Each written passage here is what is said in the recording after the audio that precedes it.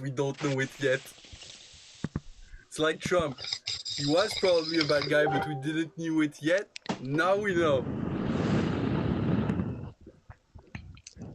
Yeah, it's pretty obvious if he's hiding the whole thing. I figured out my issue. Did you see My the... system is doing a snapshot it uses. Up my CPU, can't be rescheduled. I'm stuck for a minute. No trouble, bro. No trouble, brother. Oh, he's not gonna be able to... The PC is syncing up. It's syncing up because fucking Linux, it can't wait. It has to have a backup right now. Oh, you need your computer? I don't care. Oh, it's Linux? This can't be rescheduled. I have this planned for a year now. This can't be rescheduled. It's today, right now.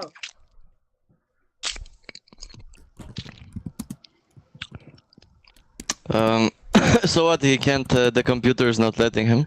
So basically he's gonna end the call, and he'll be back soon whenever that's done. That's gonna take a minute or whatever. Linux is pretty fast with that. It's just trash that they I don't know. You know, it's like when you set up the system, you can deactivate it, and I always deactivate Yeah, Linux is trash. No, Linux is great, but that feature, yeah, obviously. that I didn't even knew that was a feature, but that feature is ass. You can't really play games either, but I mean that's not the end of the world. But most games you can't really play. No, you can play. Did you see the video I sent now.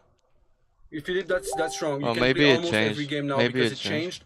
Now there is something called Odin, I believe, which is a wine equivalent in. Are we live now or what? I think so. Yeah, because we're talking English, like it's. It's rare. 156, 157. People are seeing my Facebook. They're seeing me trying to set up. I'll just listen to the output. It's gonna generate some noise, guys. Sorry. They're trying to. Yeah, so like you were saying, it's trying to set up. It's working. There's now the new feature you can play with Linux, yeah. Odin or something or something. Now the new feature you can talk to Mark Zuckerberg's mom. To schedule some one-on-one time, if you know what I mean. We're on Facebook, we need to talk shit on Mark Zuckerberg. Next week we'll be on another platform and we need to talk trash on the guy. Because we can't like the platform we're on. We need to always hate. You know, that's a constant reminder that all the services you're using are evil. There's nothing good about them. You're using YouTube, there's nothing good about It's like YouTube. they say, if it's free, you are the product. Yeah, but we're still using it, it's still a good product. Yeah, it is good. I use it often. YouTube I use every day practically. Yeah. I use Facebook every day. Facebook, YouTube. Facebook a bit less, but yeah, it's mostly Messenger. I rarely go on the Facebook. But that's Facebook. If you use Instagram, that's Facebook. So you're using Facebook every day. Yeah, I know, but I rarely use the newsfeed things. I just message. Oh yeah, I actually deactivated the newsfeed on my device because you're on laptop, you can do that, and basically, so what you're doing is you're installing what is it, uBlock. But now they're forcing you to see it. No. Like even in Messenger, in the Messenger app, you can see like newsfeed things. In the Messenger app, you didn't used to be able to. Oh yeah. Oh, in the app, on the phone. Yeah, on the phone, right? Yeah, on the phone. Yeah, okay, that's I use it only on the phone, the Facebook. Yeah, what I was describing works only on laptop. So you install uBlock Origin, and there is something called pick element. Usually, when you do that, it's only one-time deal. You like cancel an element on a web page, and it's gone till it's not gone anymore. So that's like until you refresh the page. So that's not good enough, obviously. But uBlock Origin, they have the same feature, but it remembers. So next time you go on the site, that same element you just zapped, it's still zapped. So that's awesome because you can zap the feed and you can zap the reels and you can zap the what it's called. Like it's like little the shorts, reels is daily like shorts, like your friend made a daily short. It's so addictive. Yeah. I zap that too. So what I have is only like my messenger on Facebook. I can see like my messages because that's important to me. I can see groups, and I can see marketplace, and that's it. The only thing I can scroll is marketplace. Yeah, marketplace is useful. Yeah, on Facebook. We already have one guy tuning in. Hi there. So we're doing Illégal podcast tonight. I'm sorry if you guys were expecting the radio, but radio is gonna be back. Okay. Don't worry about the radio. Are you starting to have a radio following, or how's there it is going? a radio following. There is a radio following. Everyday people tune in to listen to the radio. Yeah, because it's really good. There is 9 hours, almost 9:30 hours of content. I'm always adding and I'm always improving the system. And right now we have a play now button that shows like which song is playing now. And man, there is some banger. There is some secret banger you don't know exists that HelloListener made. And at some point, it just goes on the radio, and you're like, "What? There is this song, Intolerant." Fuck, can I play that? Can Intolerant is a highlight. Intolerant is really good. Intolerant is really good. I'm not gonna play Iron Fist for obvious legal reasons, because I don't want to get this shut down, you know. But I'll play Intolerant for sure. Intolerant is fine. It's no problem. That's good. That's good. I'll share the screen so you can listen to it just as well. And anyway, we're waiting for the guests. So, so what I was saying for the gaming thing on Linux is that gaming on Linux. So when you install Steam, there is an option now called Odin, and Odin is a clone of Wine. Wine is a kind of intercept that uses Windows product on Linux. It's a runtime thingy. Yeah. So now it's an equivalent of Wine built into Steam. So every game that's used to work only on Windows now works on Linux natively. So you just click play. It's the same Linux you're used to. You just have to click activate Odin or something like that. There's like 2 extra clicks to set it up. And then almost all the game. I'm not going to say that all the games work because I haven't tested all the games. But I have a lot of games in my Steam library and a lot of them works.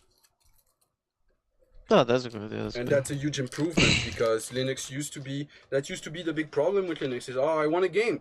Oh, you can't use Linux. That used to be the reasoning, but now that's not the case anymore. But why? Was it because it wasn't powerful enough, or what was the reason? No, it's because the architecture is totally different. Basically, on Linux, you have the same architecture than you have on Apple. So it's the same. There's no gaming on Mac, except if you have... you can game on Mac. You have to use an equivalent, something like Wine, but you have to pay for it. And then you can play the PC games on the Mac, but there is not enough Mac games. I remember I used to have a MacBook and I played anything I wanted. I had Star Wars: The Old Republic. I had. But you have to have a Mac compatible game, and that's not going to be the case of like indie games. Yeah, not everything is compatible. Yeah, no, indie game maybe not. Indie games, MMORPGs. But you can find a lot of compatible ones. Yes, there are a lot because it's a big market. There is a lot of options. Try to tap into it for sure. Hi, Jafari. How is it going? You're hello, done with your sync? I think it's okay. It's okay. We're listening to you. Yeah, you're back. I think it's okay. Can you hear me? Yes, yeah, we can hear you good. We can hear you better than before. Awesome. So I don't know enough and about I hear you guys better than before too. It's a good sign. Nice. That's good. It works great. And that's a problem with Linux, eh? The backing up thingy. I deactivated it on mine. The backing up on Linux. What did you deactivate? Yeah, I deactivated the sync. Oh yeah. Yes. Snapshot is what it's. Snapshot. I'm on that's the name. Mint. Yeah. Yeah, I don't have it set up entirely right because when I do shut my system down in the middle of the day, when I turn it back on, it'll do a fucking snapshot, right? Like, no, I've got one. Like I've got it set up proper, so like whatever it's doing when I turn the computer on and off again, off and on again, that's extra. Doesn't need to happen. But still, once it started, I already interrupted I already crashed my system once by fuck up the system snapshot. So I had to learn some new things that day. How to,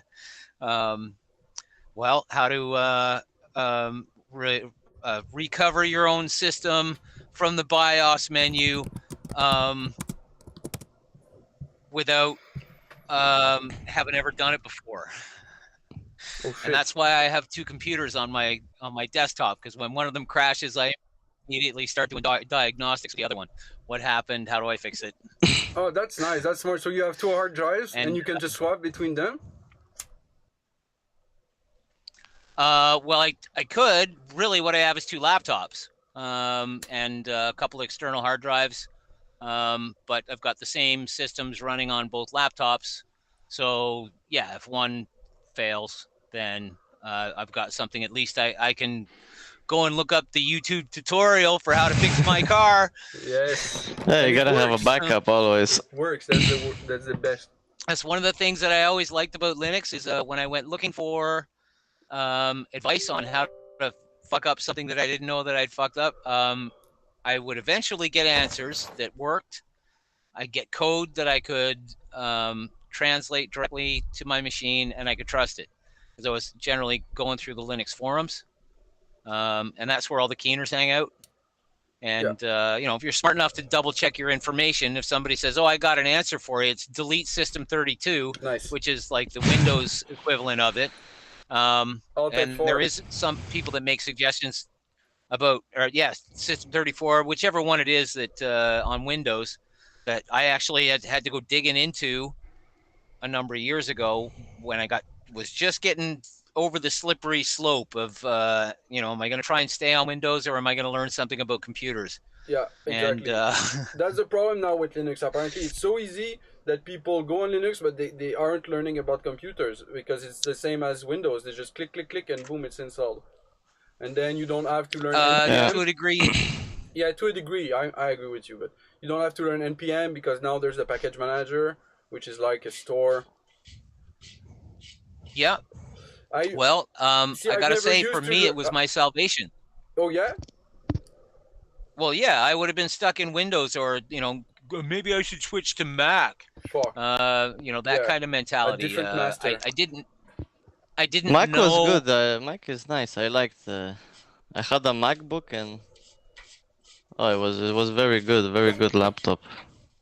I imagine so. Like what I hear from what Apple was producing a number of years ago, it was set up so that everything for you was easy. But then I started hearing from people who, for whatever reasons, might not be on Apple's good side, and their Apple products were not working easy ever. Maybe it was because of there's a vast number of workarounds that are available in the Mac and Apple and iOS, that allows other people to steal your devices and data remotely. No, they would never do that. They would never do that. No, they would not do. No, that's impossible. And so, I learned that most devices are compromised, and there's nothing that I can hide from the government with the level of technology. And even if I was like a computer nerd at the top of my field, that I still wouldn't be able to outsmart 5 guys almost as smart as me. Right, so like even if I was like a lone computer user, like the government's got all this shit wrapped up and has for an awful long time. Yeah, there's obscurity programs you can use or develop yourself, and it's even better if you develop them yourself, because it adds a layer of obscurity. They'll have to figure out the encryption thingy. I do that on Windows. I'm not like super high level yet. I had some high level ideas, like encoding files into videos. Like you just encode them in pixels and then store them in private on YouTube, and then try to get my data, and then you'd recover the TXT basically by having and also encrypted code that just like knows which system you're using to encode the data in the video, you know. But it'd be custom Yeah, made, so you have to have you have to have the key. If you have the key, then the key tells you what to look for and what patterns to look for it in. Yep. To find the information. So if you don't have the key, then basically what you get is a kaleidoscope of different random data that representations. You can't do shit about. Yeah. Different color hues, different this, that, the other thing. You know, the entirety of the picture could be random information. If you don't have the overlay that tells you which specific pieces to look at, you know, that's the first stage of figuring out the code, because after that you're still encoded 2-3 layers. But the first thing you need to figure out is like, what is the part that I have to figure out? Yeah, well, for sure. And it's fun to just switch to Linux, because there's I'm on Windows right now, you know, and I have some devices on Linux. These devices are happy with. It works best for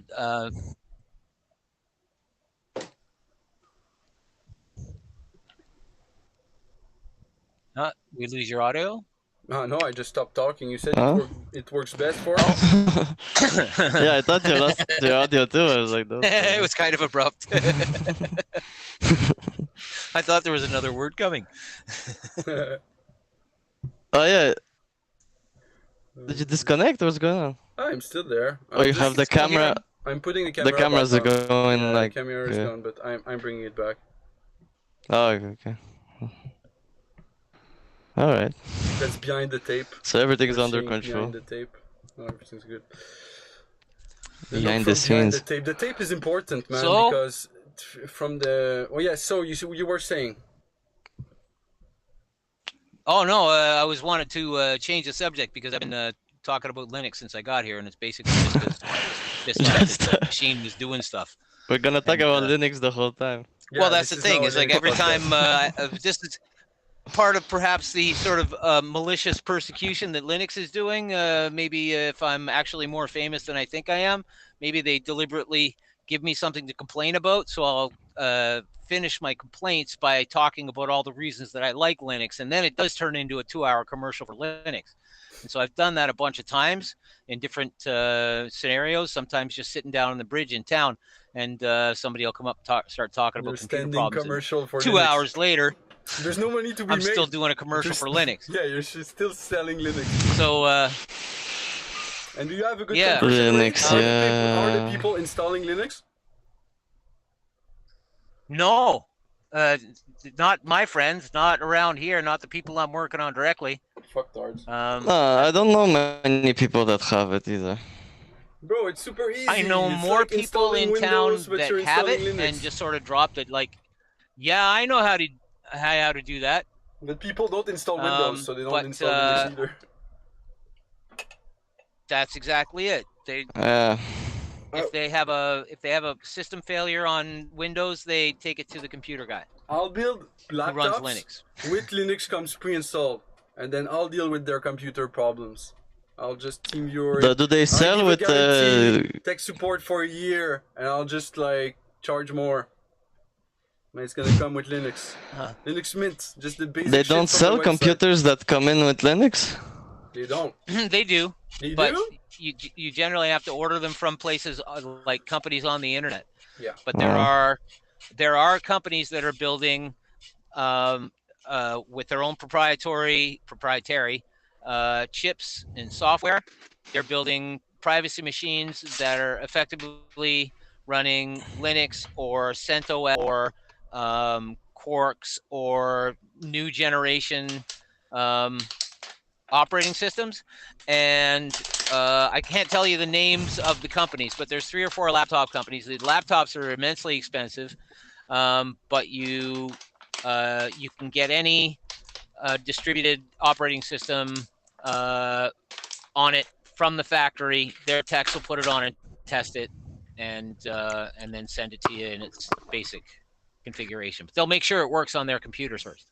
Yeah, that's smart actually. So that is a possibility. Just like there's de-Googled phones and privacy-based phones. What is it? FOSS, free open source software. Yeah, and they still Fox sell phone. these. There's a guy. I have a friend that has like one of these modern flip phones. You know, you don't Alcatel. have any applications, I nothing. got It's something just like that. calling, and it's the old way to text. You know, you just have the Yep. numbers. Yeah, and the problem for the And there's phones, like a There modern is- one that he bought recently. the problem for the phones And it's is very of a nice. different kind, because on the phones you got the SIM, which you never get in an actual desktop, and they got you by the balls with the SIM. That's the thing, is the SIM is a full computer It's in a a little different chip, thing.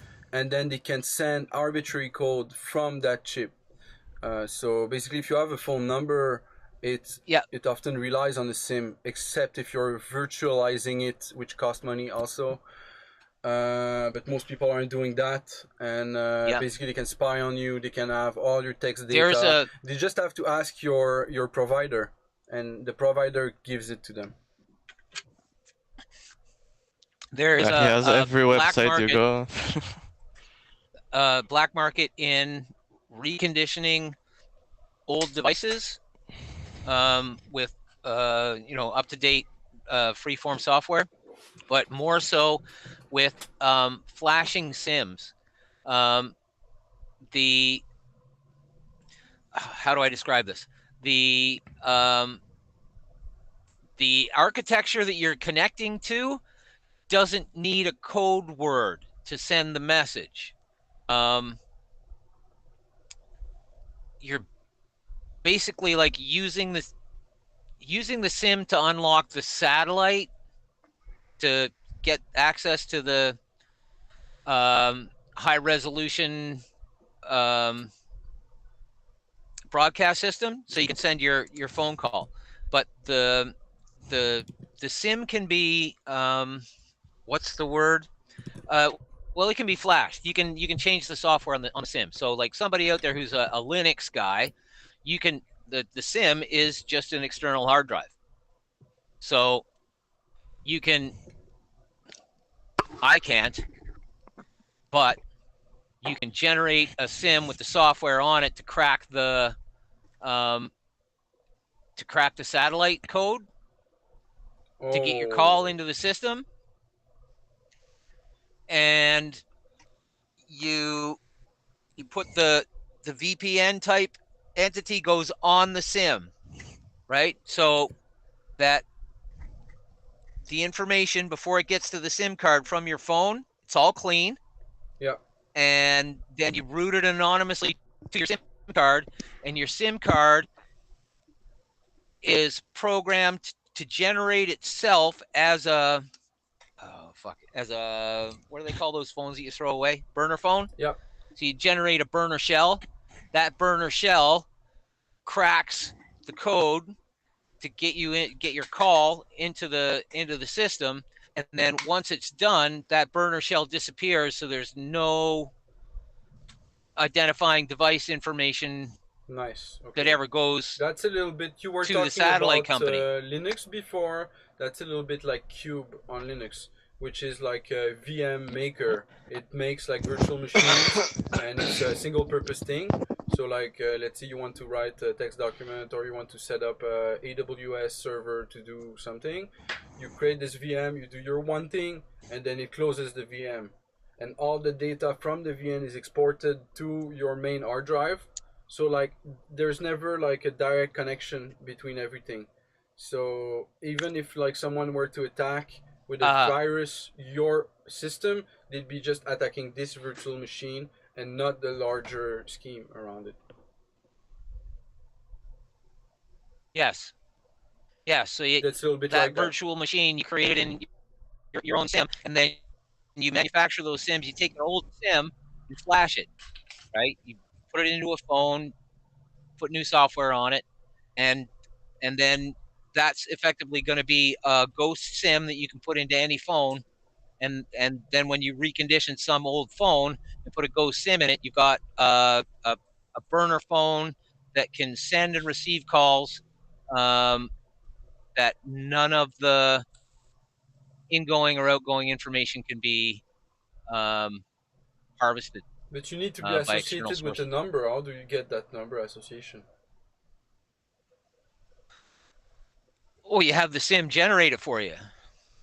It just generates a number, like you've got a real number.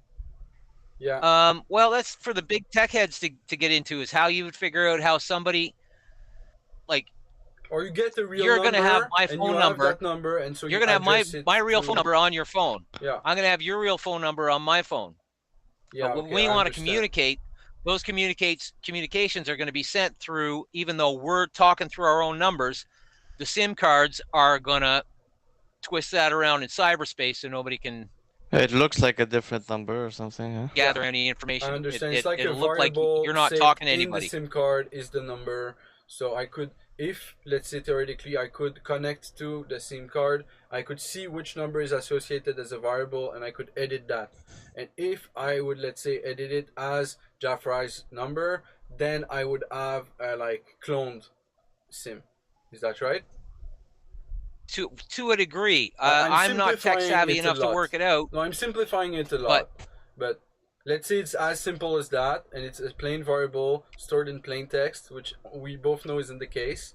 But let's say it's just that, and we can access it. The hard part is accessing it. How do you build architecture to read what's inside the thingy? And like it needs reverse engineering. I guess all those tools are already pre-built. You just have to buy them. It's $250 or something. Might be. So for $250, we can just dig deeper. Dig $250. a smidge deeper. Yeah. Always like that. Excuse me. Just need to get the right tools. I'm trying to make a Class A amplifier these days, but I'm trying to like I'm getting to the point where I think I need either to read a book or to buy an oscilloscope. Just any book or a specific book? No, just any book. Any book will do. I can write my. I can just read my a book. children's book. That's gonna do fine. Yep.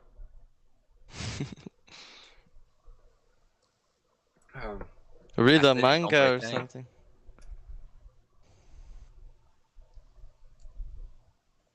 Oh, dead air. Oh shit. Dead air. It's so toxic. They're gonna breathe it. Quick! If they breathe the dead air, they die immediately. That's dangerous. That's dangerous. Very dangerous. Dead air is the most toxic substance known to man. I'm concentrated on rolling my joint. It requires a lot of. What's happening in Quebec? What's happening? What's big news in your town? Big news in Quebec. There's they're repairing a few streets. A few holes have been fixed. Yes. A few holes have been fixed in my area. The hard-earned cash. Creating employees, creating work. Yeah. So anyway, they're gonna have a new election very soon. Politically, I'm talking like political stuff. Is they spent 16 more billions than they had, which is like bad, I guess. Oh yeah. Yeah, they were already planning. But 16 billions is not that much. At least it's 16 billion is like. They were planning it's not a that deficit, bad. It's really... and the deficit was like 1/7 for something of the budget. Money of the bags earnings. here, eh? He's got the fancy camera and the clean T-shirt. Huh? Yeah, clean T-shirt. You know, that says a lot. That means I can like wash and stuff. So yeah, they were planning a 15%. Guy spending his discretionary income on laundry. Big spender. What are we talking about? But it is a big expense. I buy my clothes off the dollar rack at the thrift store, and a week later I go and spend $3 more for a new outfit. Do you reuse your clothes? Every time I wear a shirt, I just burn it. Oh yeah. And I buy a new shirt. The next day. I have to go like. Nice to have 16s of billions, huh? Yeah, it's I mean, you know. It is what it is. Crap, man. It doesn't even last a day at work. The way you're brought up. You know, your pattern. It's the culture. But yeah, it's okay because the shirt is so cheap that I can wear many of them of the synthetic crap. I change it every day, but even though I have to change it every day for 365 days, it's still cheaper than buy the real stuff.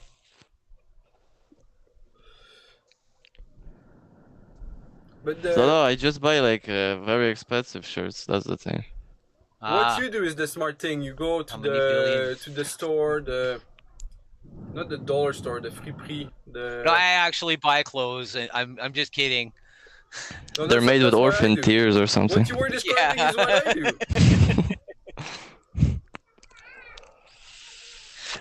I don't buy things at the thrift store. I just stare at the You steal poor them? 16-year-old working girl. I just clutch the stuff in my hands and edge closer to the door while staring at her balefully.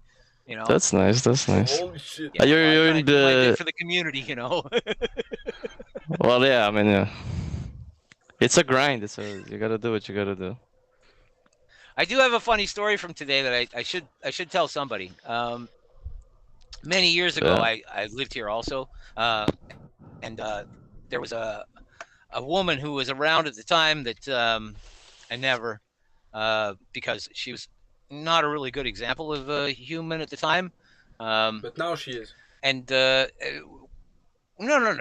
Way back then, still for isn't. some reason, me being me, I gave her some reasons to chirp her fucking nasty mouth about me, and she Classic said some Jafar. things to some people, and her dirty stories, significantly affected my life. That even to this day, there's people who only know me through the terrible stories that they've heard and never worked alongside of me, or Oh yeah, blah, blah, she's blah. like gossiping around. Yeah. Send them this podcast. 20 years ago, Send them this podcast, bro. she went away somewhere, and then last week at the grocery store, I was like, that looks like that person that I'm not shit. very fond of. And turns out it was that person that I was not very fond of. And today, when I was standing on the side of the road hitchhiking, coming back from doing my garden chores, I saved up my money. I bought myself a new hose. So I had my new hose in my backpack, and I was standing on the side of the road to get a lift, and this truck pulled over and picked me up, and she happened to be in there. And when it came time, they're like, "Hey, brother, what's your name?" I said, "This is my name." And she's like, "Oh, hey, do you know that there's another guy named the same thing that lives here?" And I was like, she didn't recognize you at all. really? Oh, really? What a coincidence. I am aware. She's like, Crazy "Yeah, I used to hang coincidence. out with that guy all the time. We go way back." And I'm like, funny that. He never told me about you. So I sat in this car while she was like still in the same state that she was 20 years ago when I found her not pleasant to hang out with, half drunk in the middle of the day, slurring her words. I don't know whether that's she's actually half drunk or she just does that out of habit now, but she still sounded like she was half drunk in the middle of the day. She was permanently drunk. And so even though there's other people in the car, and I think they sort of figured out that they knew I was the guy that I said I was. She was still sitting there chirping about how she knew this other guy. And right up until we got out of the car, I got out of the car. I was just still playing nope, I'm not exactly that person that you think I am. But I'm not the other person that you don't think I am either.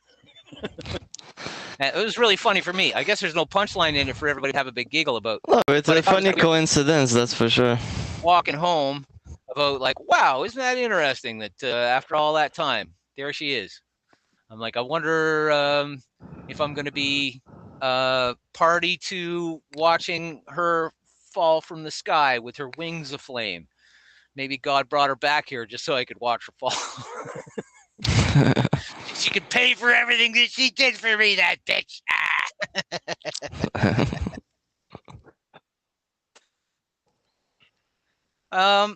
She told stories.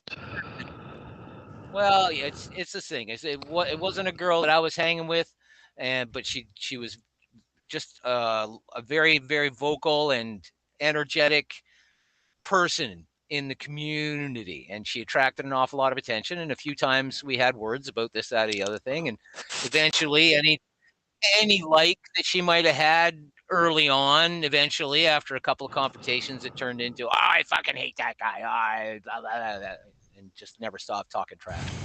But yeah, she told some pretty big stories that yeah, there are some people like that.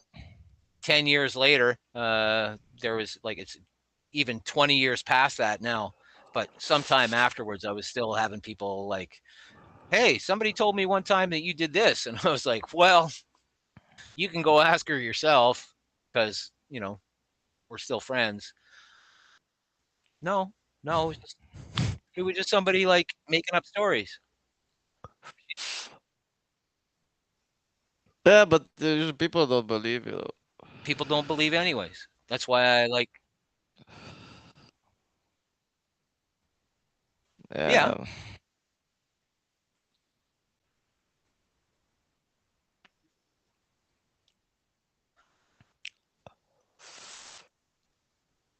Well, accuse me of something, and then if it's reasonable to just say I didn't do it, that's one way to go. But No, people go. sometimes,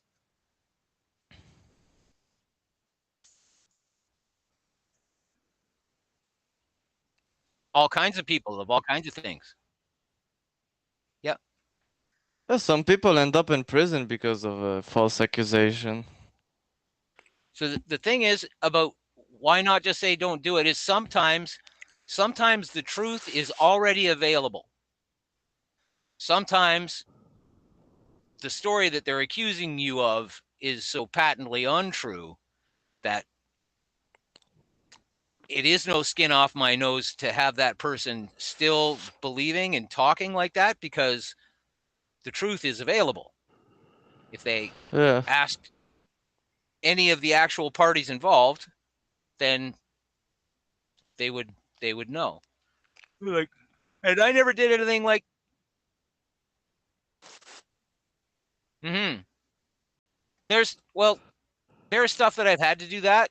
Like, there's times that there have been like, she wasn't the one who told the worst stories about me. She did tell some bad stories about me, but like, there was a time. Oh, dude, I have gotten in the face. I have gotten in the face of bullies, women bullies, when when the angry Marxist, lesbian, feminist, communists are just they're just Yeah, we need a few. you have to move to a small town.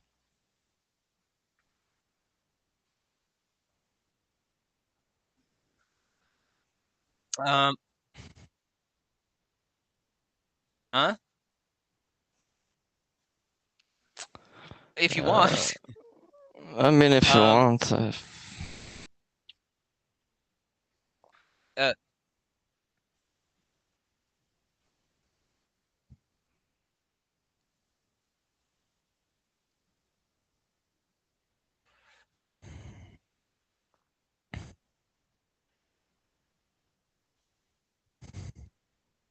oh yeah.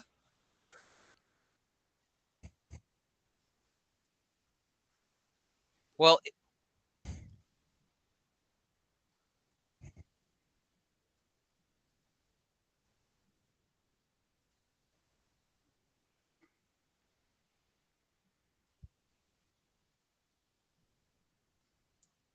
uh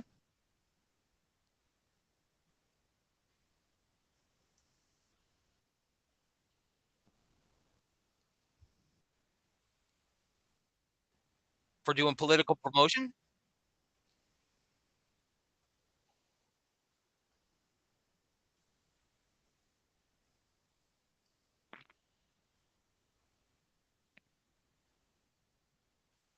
Uh-huh. Okay, so that's part of like making sure that small parties that gain reasonable representation have enough funding to participate in the electoral process. That's that's fair. As long as it's not.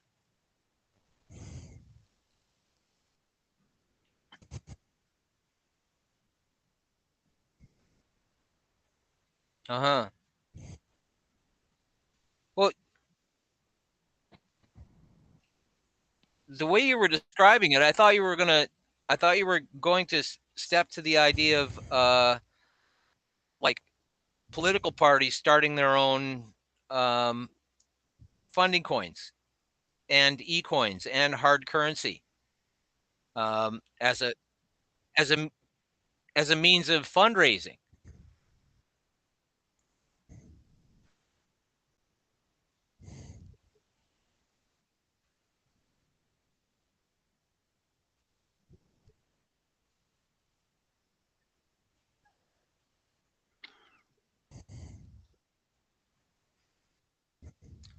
Uh-huh. So you can end up with some actual coins in your pocket that are accepted like within your own political in-group. So you could trade currency in your own group.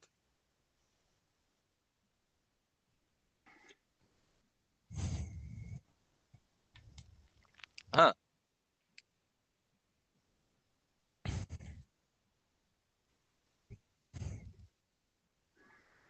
Uh-huh. But I get it. I get what you're saying. I think it's a good idea. It's like a physical Bitcoin, which is like where it should have gone before it went to Bitcoin.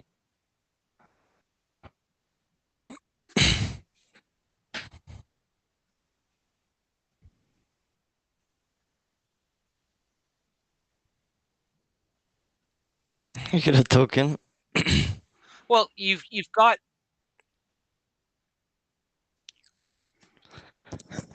maybe, but if each one of those ways of holding value is valid and stable, then like why wouldn't some people trade their physical metal for Bitcoins because they're more transferable, and then once they get them where they are, want to trade those transferable Bitcoins back to something solid. It's similar to well, it's like early banking, right? It's like if you have so much gold and you want to move it from France to Jerusalem, the hard way to do it is to hire yourself an escort of soldiers and transport it on a caravan across the desert, paying to feed and water your horses and all that shit. It's way easier just to go to the Templar's office and give them 50 pounds of hard gold and know that you're going to get 50 pounds of hard gold when you get to Jerusalem. It's the same thing. We're just coming up with different ways to like guarantee that the hard valuables are in one spot before we hand them out at another spot.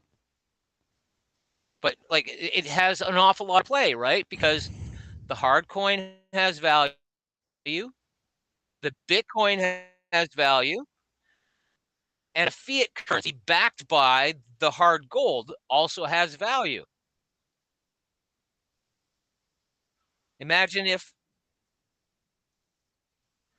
a fiat currency, like a paper currency like we have right now, you could have, let's say, your 1/10 of an ounce of gold coin could back 1/100 of an ounce paper note.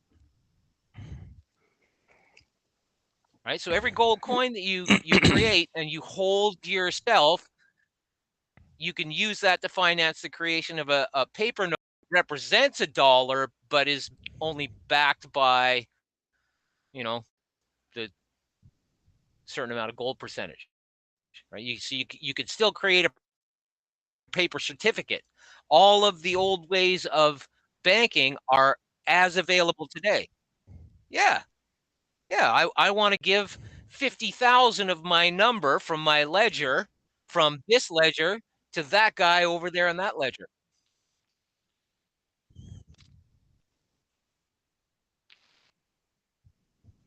Um,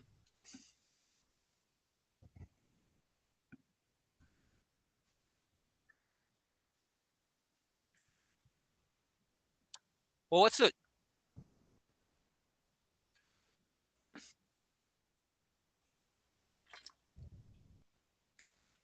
okay? Half a cent. So on the is it possible? Um, there's a pyramid of value, let's say, and the gold is the gold cap on your pyramid of value. The actual metal you buy to back all of your schemes is the most valuable part. Once you have that, however much it is that you have, then you can say, based on this lump of gold, I can create X amount of physical gold coins, right? So you do the work, you change some of that big cap of gold into it's not a lump of gold anymore. Now it's a little pyramid of coins, and the coins have not just gold in them, but they're mostly gold, and the gold is still extractable. Let's or maybe they're all gold. I might take a tangent or two while I'm brainstorming this idea, but like that has value. And so when people buy into that, the idea that you're going to make coins out of that, they're going to add value to your lump, right? And so once you've got your coins made,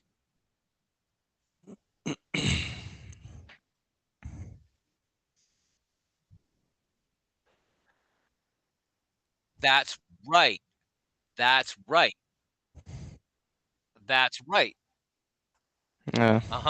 But that's well, that's the gas, right? The gas that it costs, or the labor, or the calories that it costs to feed the worker who, let's say for the sake of the argument, you've already built your factory, right? But let's go back to the point, you haven't built your factory yet.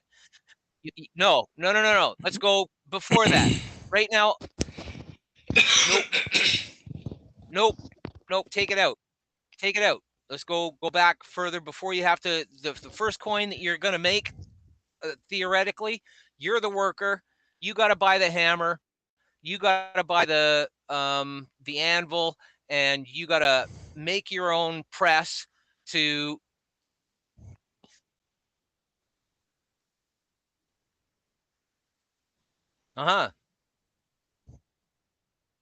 Yep.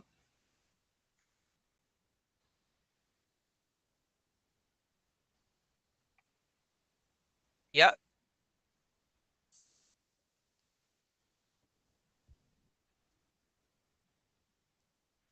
Yep. And scales.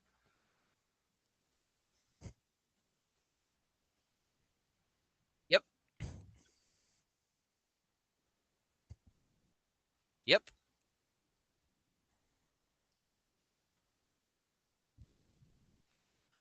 Then you're easily counterfeited. Is the early coins were basically a blob of metal with the stamp of the king's face on the blob of metal. And in not very much time, they figured out how to not waste metal by leaving a big blob. But they weren't able to refine their technique of making a circular coin until after they'd spent some time just heating up lumps of metal and sticking a thing in it. And then they lost money on the value of the metal because they crafted it. They gained money every step of the way.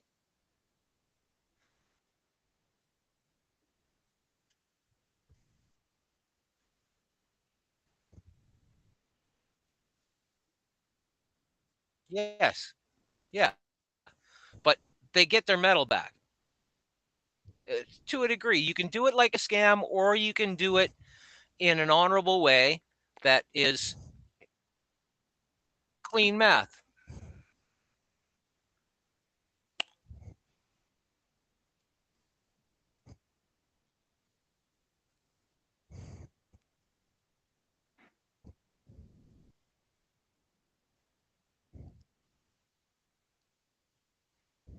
Yes.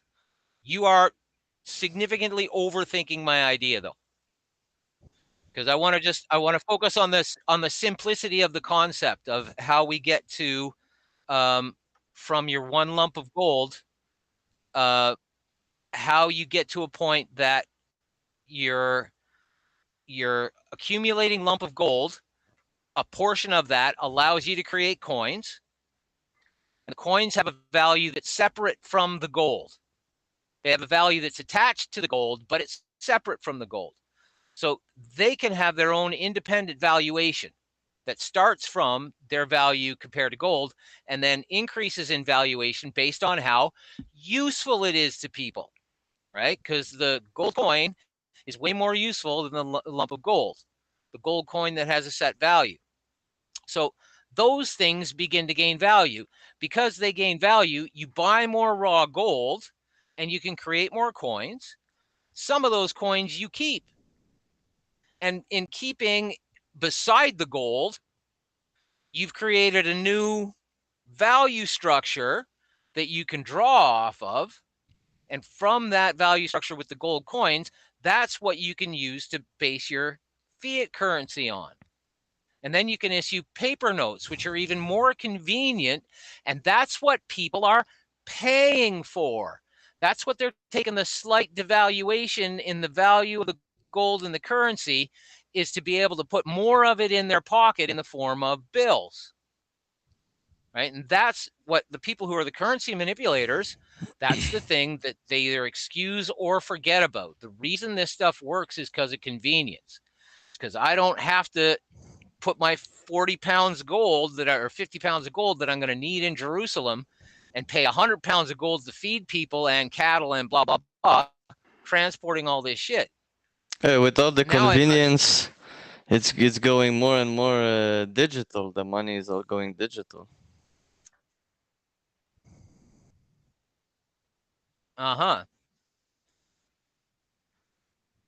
But the fiat currency still has value, right? It doesn't have the fiat currency, the paper currency still has value in your neighborhood because you need to pay the person at the shop, and the person at the shop needs to go to the grocery store. And at this point, there's not yet a direct link to the grocery store where, as I think I said in our last conversation, it's one of my talking points these days about Bitcoin and stuff like that, is I can't hire myself out for Bitcoin because there's nowhere I can spend it. If I'm a dirty hippie and I'm not looking for $4 billion so I can finance a state. I'm just looking for $40 so I can eat tonight. I can't sell my labor. Yeah, for crypto is $40 not like for everyday crypto. people. It's more for like people that are into like gambling or something, or they want to do some big money. But like I have no points to have it. If I had crypto bucks,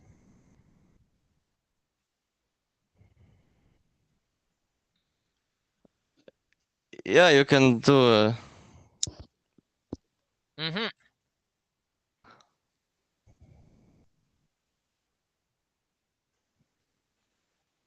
Fiat which or is why different the cars. other forms of currency are still right. Is that like people might talk like Bitcoin digital currency is going to replace all currency, but it won't. It's only going to replace all currency up there at those top levels where people need billions. Down in the place where people need thousands or hundreds.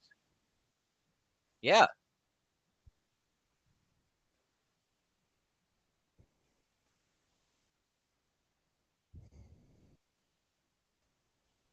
Mm-hmm.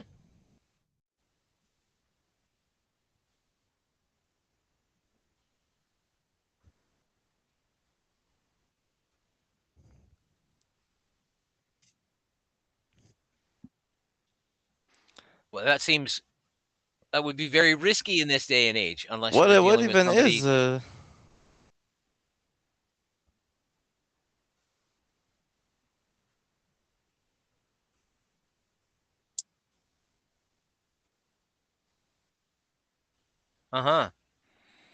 Well, that's the thing. Trust is still huge, right? Without trust, all your transactions are compromised.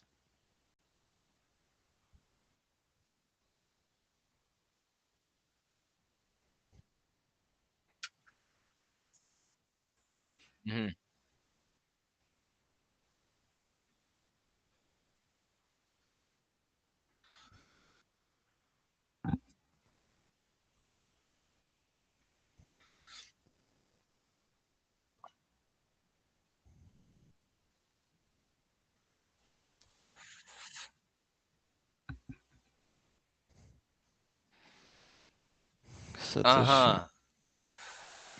There's that idea that half of the Bitcoin availability is hidden in a black market, being used to facilitate criminal transactions. A lot of illegal, yeah.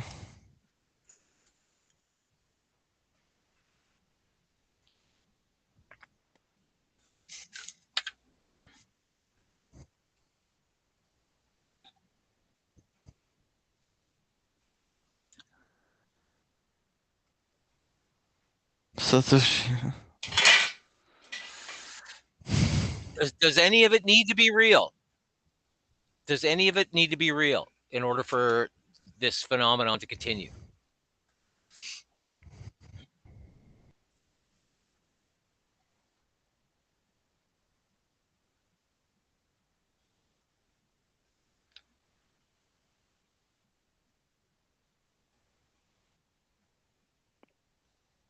Yep.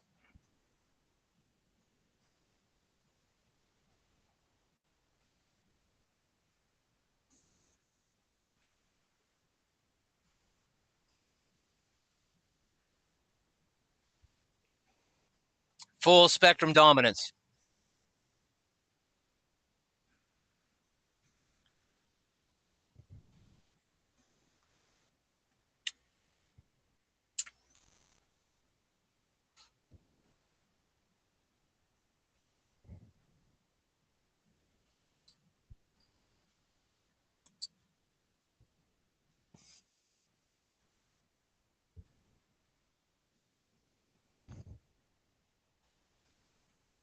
Uh-huh. They could have a switch for it.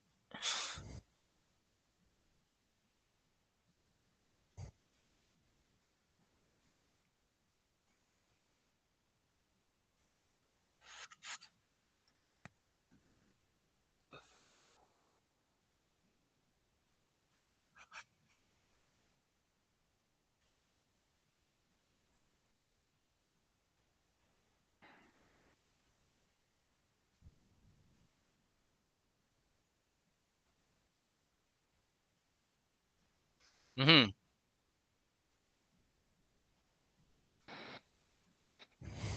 2030, it was 2020 before. Yep.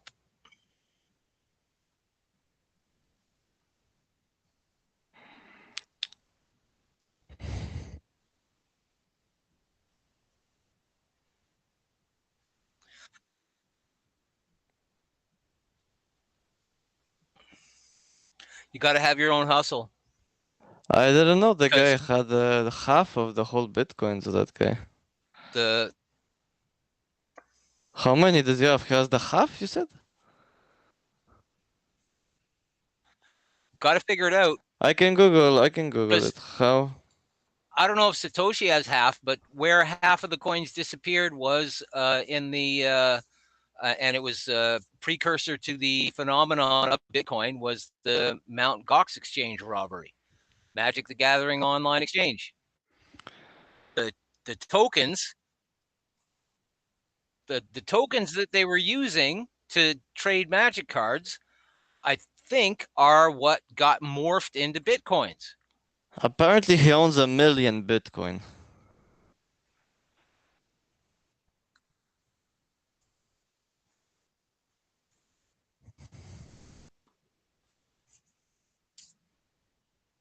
Oh.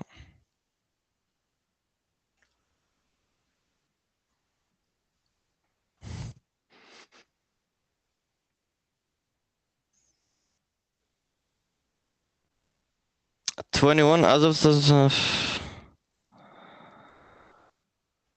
It's 3 sevens.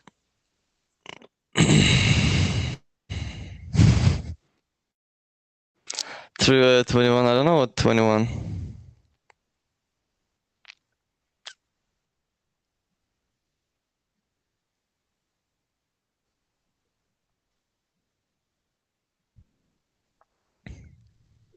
How many? 3.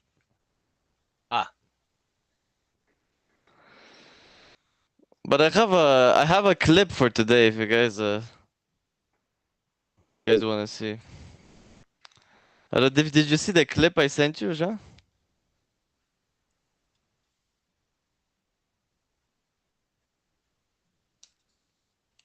Oh, because recently, everybody was talking about the whole Epstein list that the guy said that it never existed, that no, nothing happened, the guy just died, why do we care, Bill Gates. And there's a video. That Donald Trump is saying that that the Epstein list doesn't exist and everything, and there's a video of this reporter, Stephen A. Smith, And he's like saying, why do people even care? You know, it doesn't matter. You know, it's like Friday night. You know, just go hang out. Like, who cares? It's like the stuff in there apparently, like, it was crazy stuff happening. What you mean? Why does anybody care? You know, it's crazy. All of a sudden, why does everybody care? Yeah, he's like, why does anybody even care? Like, but that's the thing that helped even them win the election. They were saying we have all the files on the list. We're gonna expose the list as soon as we're elected. And now it's like, oh, it doesn't exist. The guy just was doing it alone. He wasn't involved with anybody. Nothing happened. It's like, doesn't matter, you know. Ghislaine Maxwell's still in jail. Yeah, she's still in jail. That's what's crazy. For not trafficking anybody to anybody. No, she didn't do. But I don't know. But apparently she's willing to talk about something. So that's. But she didn't do anything. What she got to talk about? Yeah, I don't know. Maybe she's gonna talk about the weather or something. I don't know. Maybe that's what's gonna happen. Is like they're just not gonna pay any attention to her. She's gonna be like standing there screaming the names out loud, and all the reporters are gonna turn their faces away and just be like, "Oh, we don't hear anything." The only people who pay attention to her is the truthers.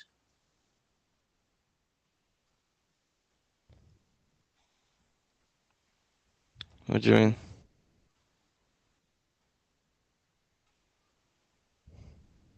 Why did we mention 21? Oh, 21 million Bitcoin.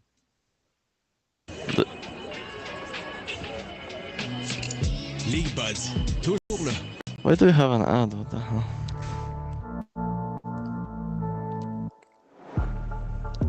Is the answer. Okay?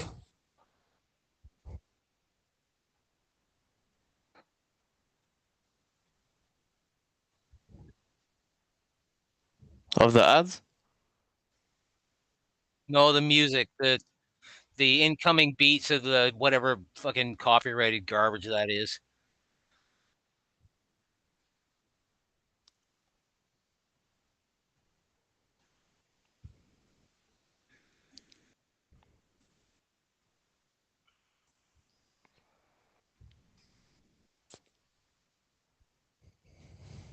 Well, now the whole world is fucking copyrighted by advertisers. They're going crazy over it.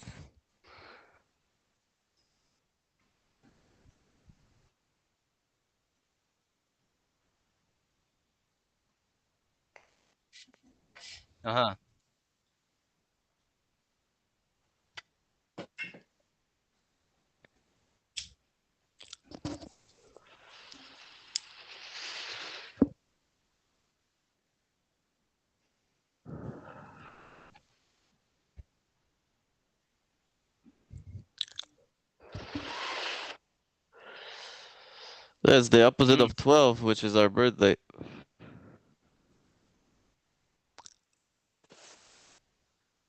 You guys have the same birthday? Yeah. Same day, same year. Oh, yeah? Yeah. What year? Or what day? I mean, first. 12th of June. A happy belated birthday. Oh, thank you, thank you. So June 97. I'm not telling you what month, but I will tell you what year. 1969. 69. It's a good year, yeah. I didn't choose it. Not my fault, bro. It was like that when I got here.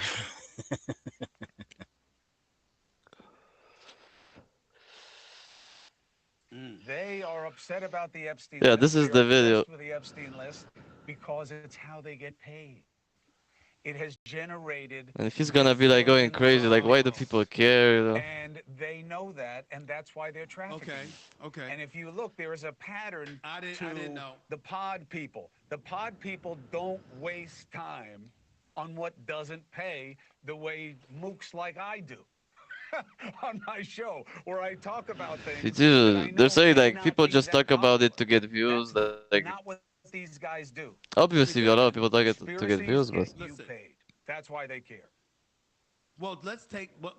Let's take. Is that Chris Cuomo? As brothers. I think so. Yeah. Respectfully, let's take a page and just. They're going front. But you know what? Your pride, your integrity. what you stand on, what you stand for matters. You know, represent yourself, represent your name, your family, you know, whomever, you know, who your employer, etc. It all comes with it. And so if that's the answer, and I didn't think about that, Chris, to be quite honest with you, but if that's the answer, it's pretty damn sad. It's pretty damn sad that that's what it has come to, because I'm just looking at if you're a Republican, if you're the GOP, I mean, the big, beautiful bill was just passed. Even though the deficit is going to escalate from 3.3 trillion over 5 trillion, assuming you believe the Congressional Budget Office and all of this other stuff. I mean, with all of these things that's going on, with the 2017 tax cuts reserved, with so much stuff that's going on that the left didn't want to happen, that you on the right said you wanted to happen, with the borders being closed, supposedly that being handled, with migrants being escorted out of this country in droves. Me neither. I'm like, you're in an these guys are trapped in their own fairy tale. The Epstein list. That's all you've got.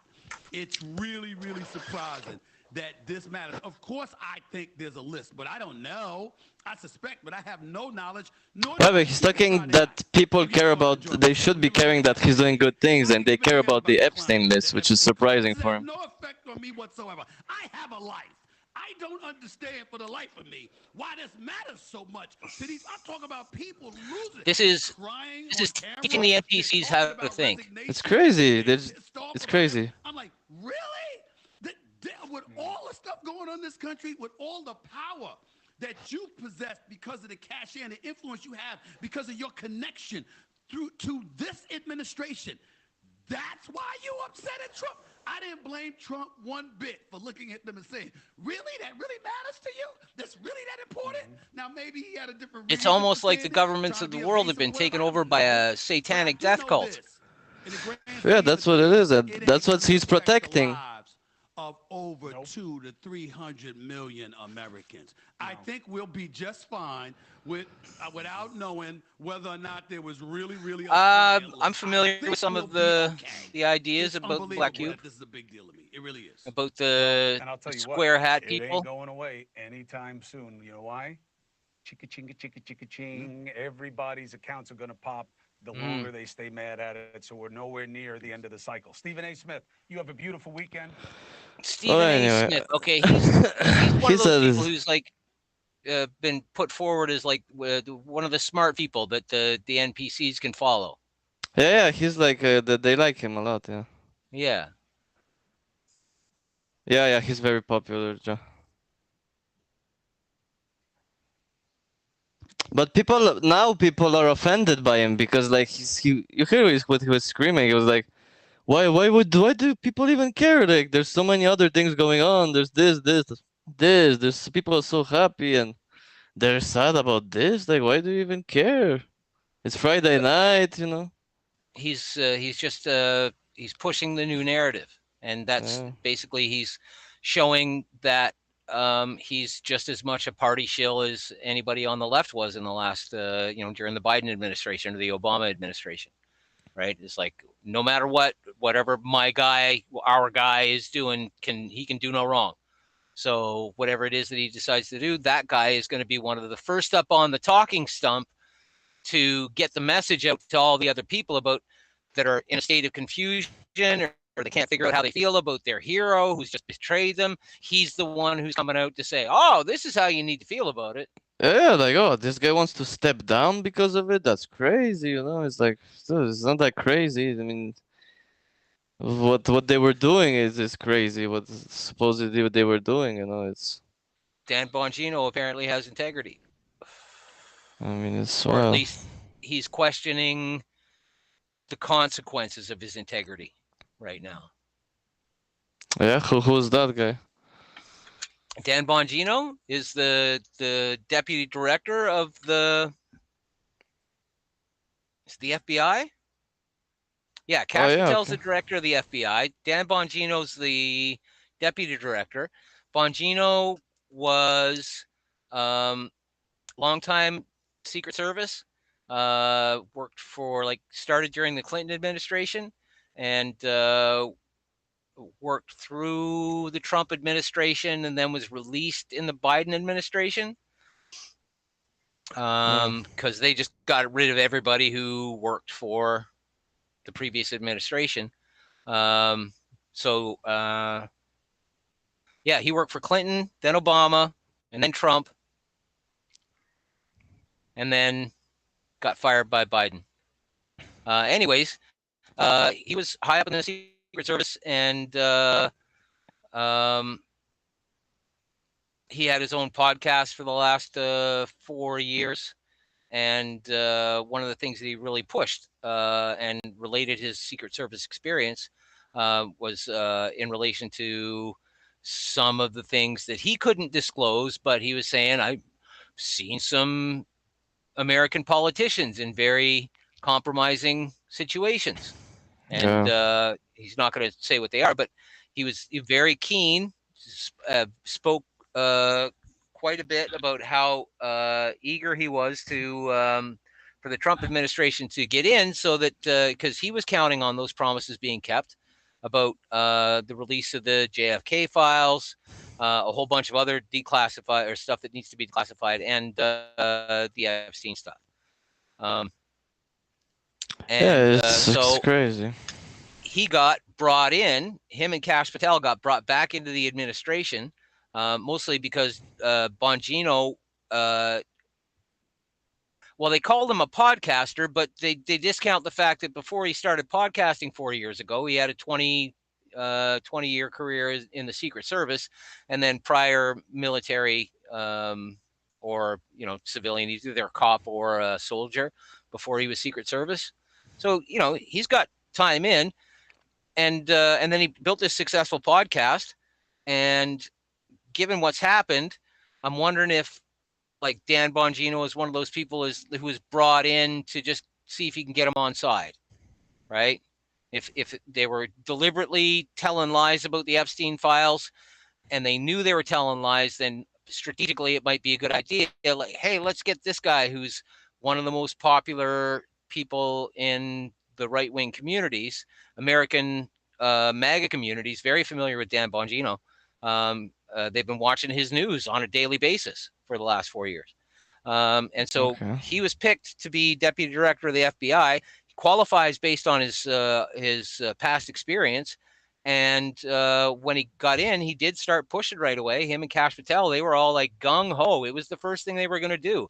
And they started getting blocks right away. And, give yourself a week, settle in here, settle in there. But like all of the keeners that are now disappointed, when they went into that administration a year ago, they were all gung-ho to get that information out as fast as possible. Is it 2 years ago now? No, just a year ago. It was January. Oh, yeah. Fuck. Not even a year ago. This year. Oh, yeah. The election. Yeah. Time flies. Yeah. Yeah.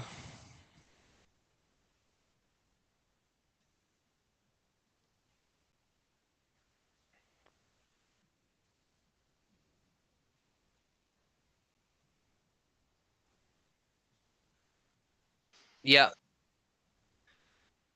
Because the boomers are like, we don't like fixed election dates. We want to have the elections when it's absolutely the most beneficial for us. And we're going to make sure it's most beneficial for us because we're going to exercise all of our political, economic, and social power before we call the election. Make people feel exactly how we need them to feel before we let them go vote.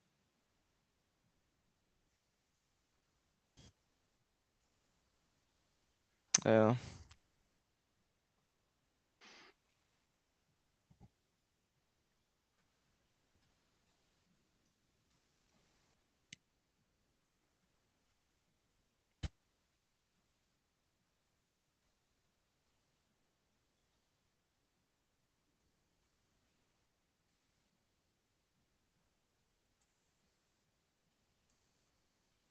Uh-huh.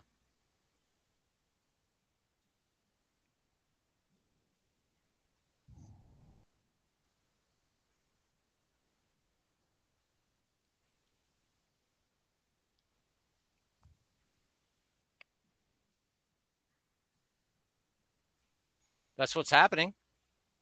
What could shut down Parliament's not meeting right now, and the government is meeting, because this is important distinction.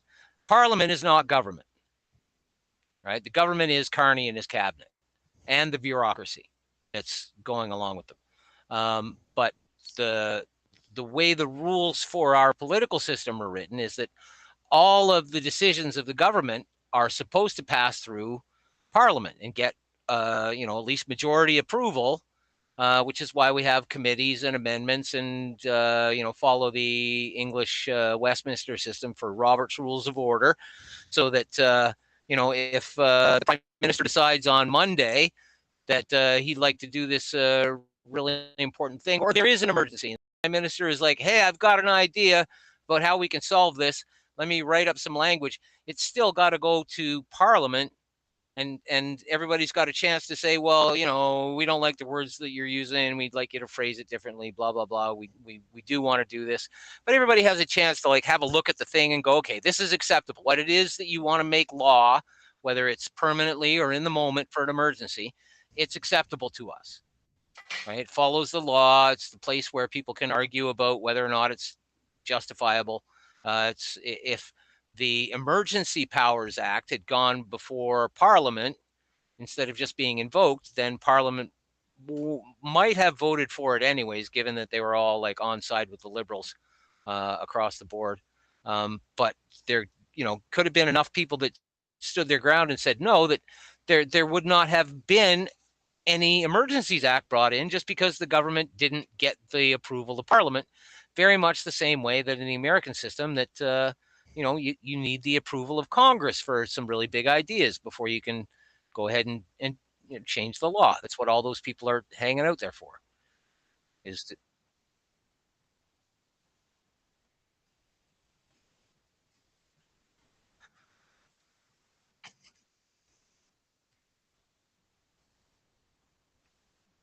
Yeah. Well, this is the call-outs don't matter anymore either.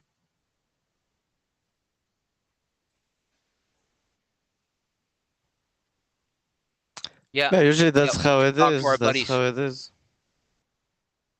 It's just like during the COVID thing they were telling everybody, oh, you got a mask and everything, but when they meet up, the elites together, nobody was wearing a mask. They were lying. They were lying, and they knew they were lying. Yeah. And that's the greatest lesson. They already bold-faced lied to everybody, and here people are still watching the same show and going, oh, I can't believe what's happening now. Like, what? More fear, more terror, more be afraid of the future, count the days.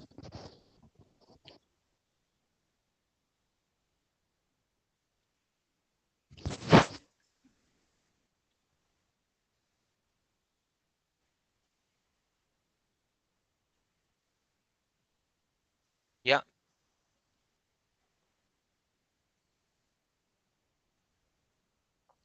And I thought Conservatives passed the motion in Parliament. I thought the Conservatives got motion passed in Parliament to force the Liberals to table a budget before the summer holiday.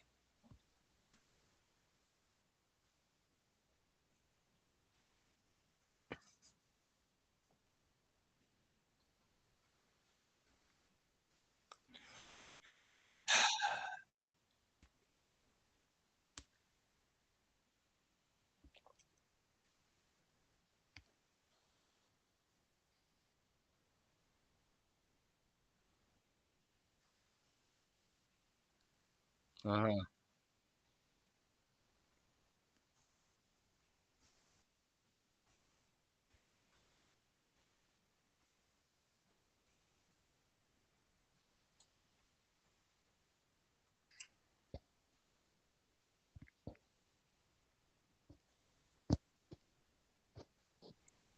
Mm-hmm.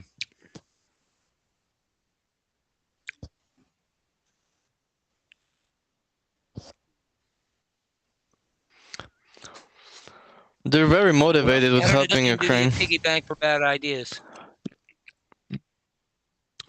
Do you think they care more about the Ukraine or Canadians right now?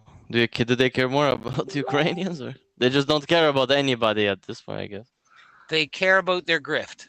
They care about their wallets. They care about what's making the money right now. Yeah, that's the main thing. Yeah. The reason they pretend to care about Ukraine is because that's where their gang headquarters are right now. Yeah, what's going on with the whole Ukraine, huh? That's pretty crazy.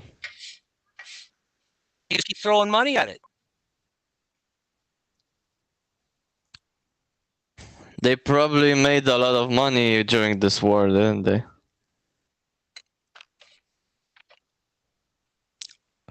People are supporting. People put flags of Ukraine on their cars, on their house.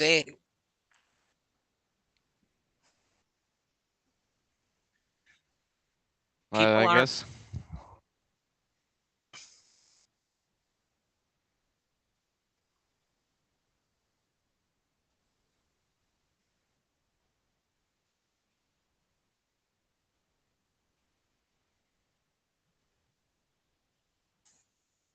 Oh yeah.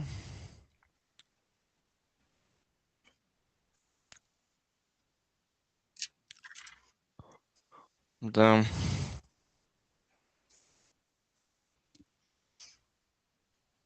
I didn't vote last this election. I didn't vote. It's all your fault. I didn't. I don't know.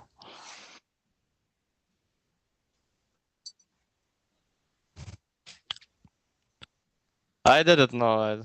Yeah.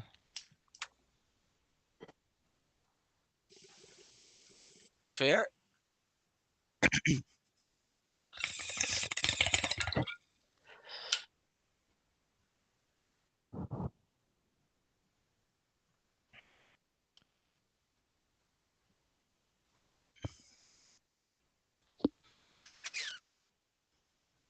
There's money in starting your own local political party.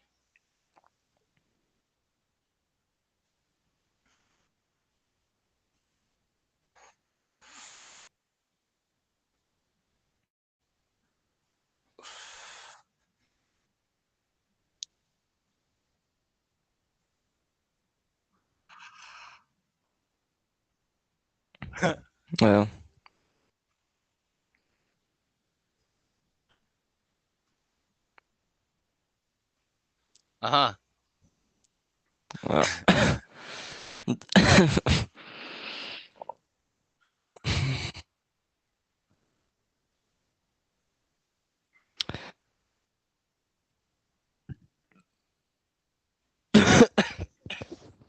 Yeah, maybe the Well, reason people you're not vote like guys, you know. Like I already said, I think this on the podcast, but I remember when I worked at a store and there was the election with Trudeau a few years ago, and I remember this guy was saying that he's voting for Trudeau because he's so handsome and everything, and I was like, okay, I mean, it was like obviously. Oh, he was obviously gay, the guy, like an older gay guy. Nothing against it, but just obviously that's what it was, and he was like, "Oh, he's so handsome," you know. I was like, "Okay." So I'm voting for him. I was like, "Okay." I mean, you do you. I mean, what am I gonna? Is that the beginning of the argument about why we should take votes away from homosexuals? No, they're going to vote for who they want to sleep with instead of like for political policy. I mean, it's like everybody. Some people.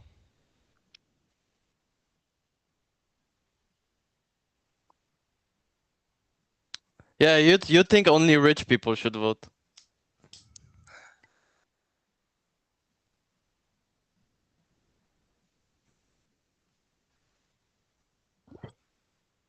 Should poor people be allowed to vote? I got one for you.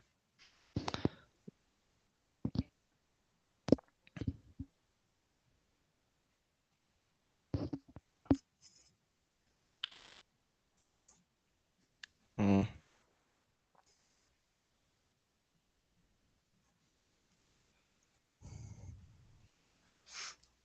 Yeah.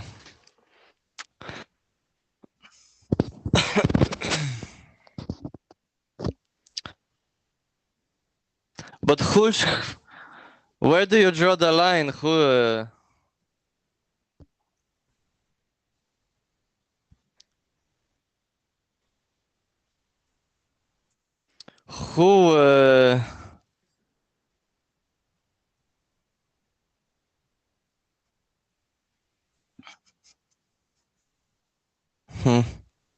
It's just random, any citizen. Just a random citizen is chosen and just a random dude or a lady. Yeah.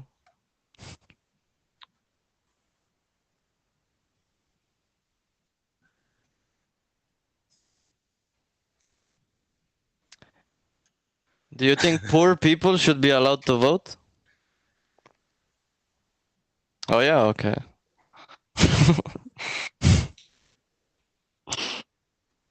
Only property owners? That would be kind of crazy. That would be crazy. I would get a vote.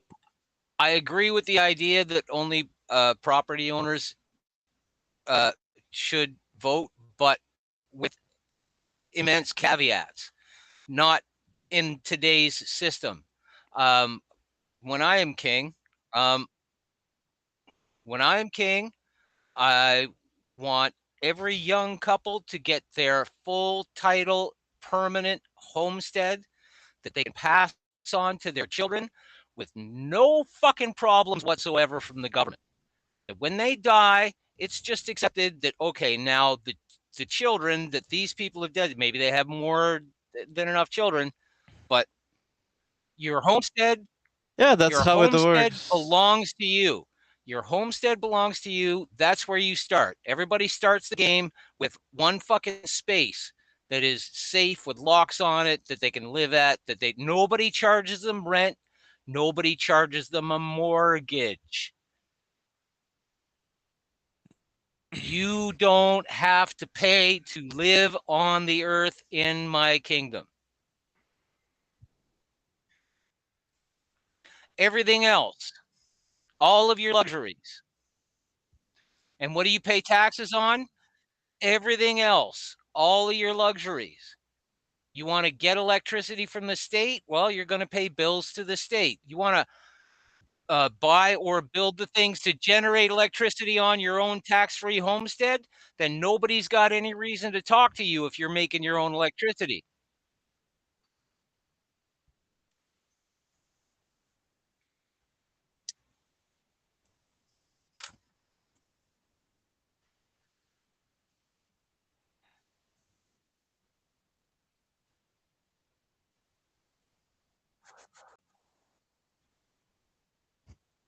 Yeah.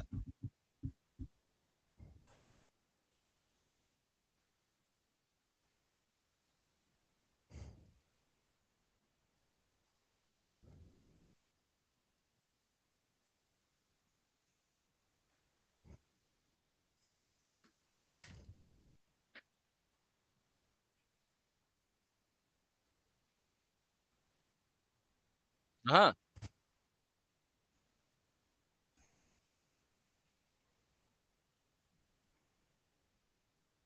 But why should your neighbor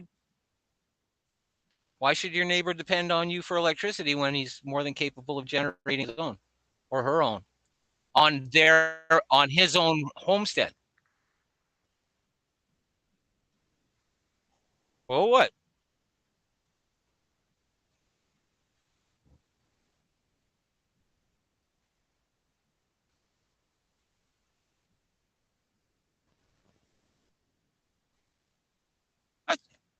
That's reasonable. Just like there's one farm in the community, like even in a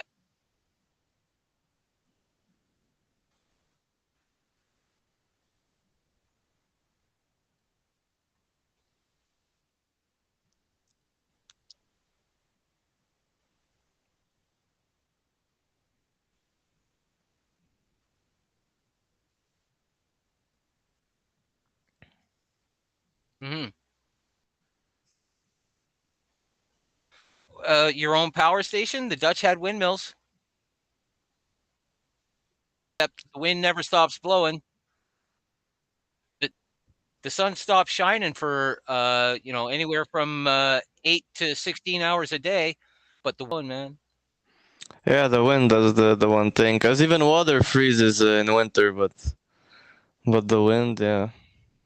Wind keeps moving, and if you have a Dutch windmill, then with a power takeoff, like you would have the windmills that they have of everywhere in Dutchland, in Denmark, Netherlands, in the Netherlands, and elsewhere. Yeah, they have big.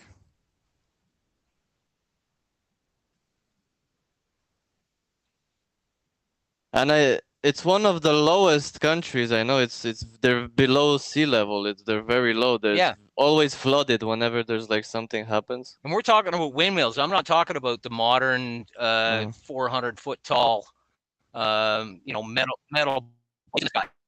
I'm talking about the old. You got you have it in Skyrim or even RuneScape. A 3-story house that basically you need it to be 3 stories because the center of the windmill has to be a certain height above the ground, right? So that's the thing. It's a blade that turns in the wind, that catches the wind from any direction, and it turns it into power, into usable power. Now, on the back of your tractor, your modern tractor, you've got a thing that's a power. You can do anything with that. You could run an air compressor. You could put air into an air compressor with that kind of a windmill mechanism, and then with your stored air in your air compressor, you've got power for hydraulic tools or air power tools. Just like you can store water for hydraulics, you don't necessarily need to have electricity, but you could have electricity and air power and hydraulic all passively created on your land.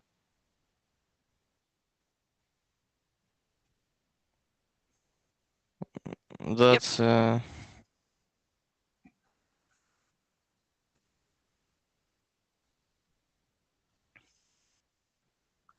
Kinda.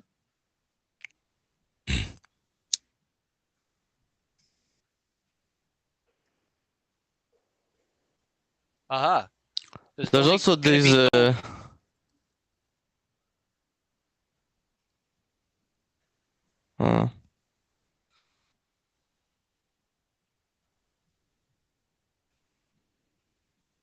Yep.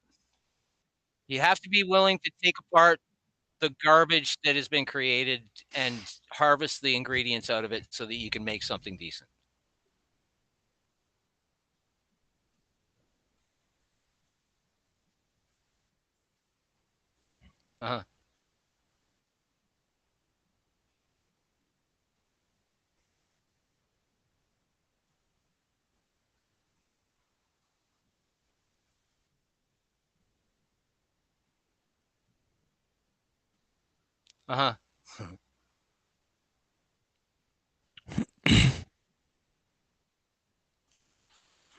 You don't have them. Yeah, you're poor, man.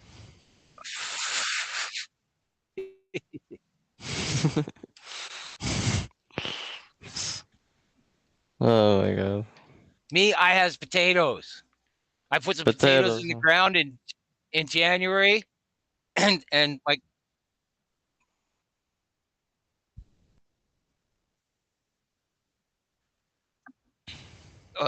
Yeah, that happens anyway. My potatoes, my several varieties of potatoes are breeding me a strong family of Irish grandchildren. The potato cherries, yeah, we've got a couple. I've got some. So some of them crossed. Some of them haven't. Some of the potatoes are coming out, exactly what they look like when how they should. I put small ones in the ground. I got bigger ones out. I'm happy. That's crazy. And it seems like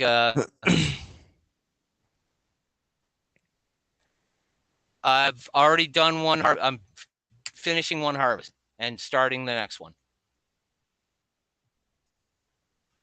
I put the potatoes in the soil in February. So February, March, April, May, June, and we're July now. So they had 6 months. Yeah, that's first couple of months were slow growing. And now I'm as I'm taking the potatoes out of the ground that are finished, because I'm growing my crop, I'm getting an awful lot more small potatoes.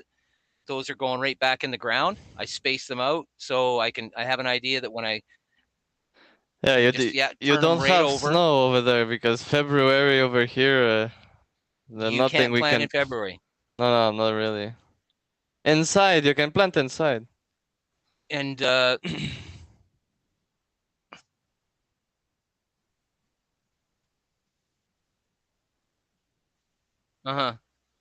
be able to go out in December and harvest the last of my potatoes.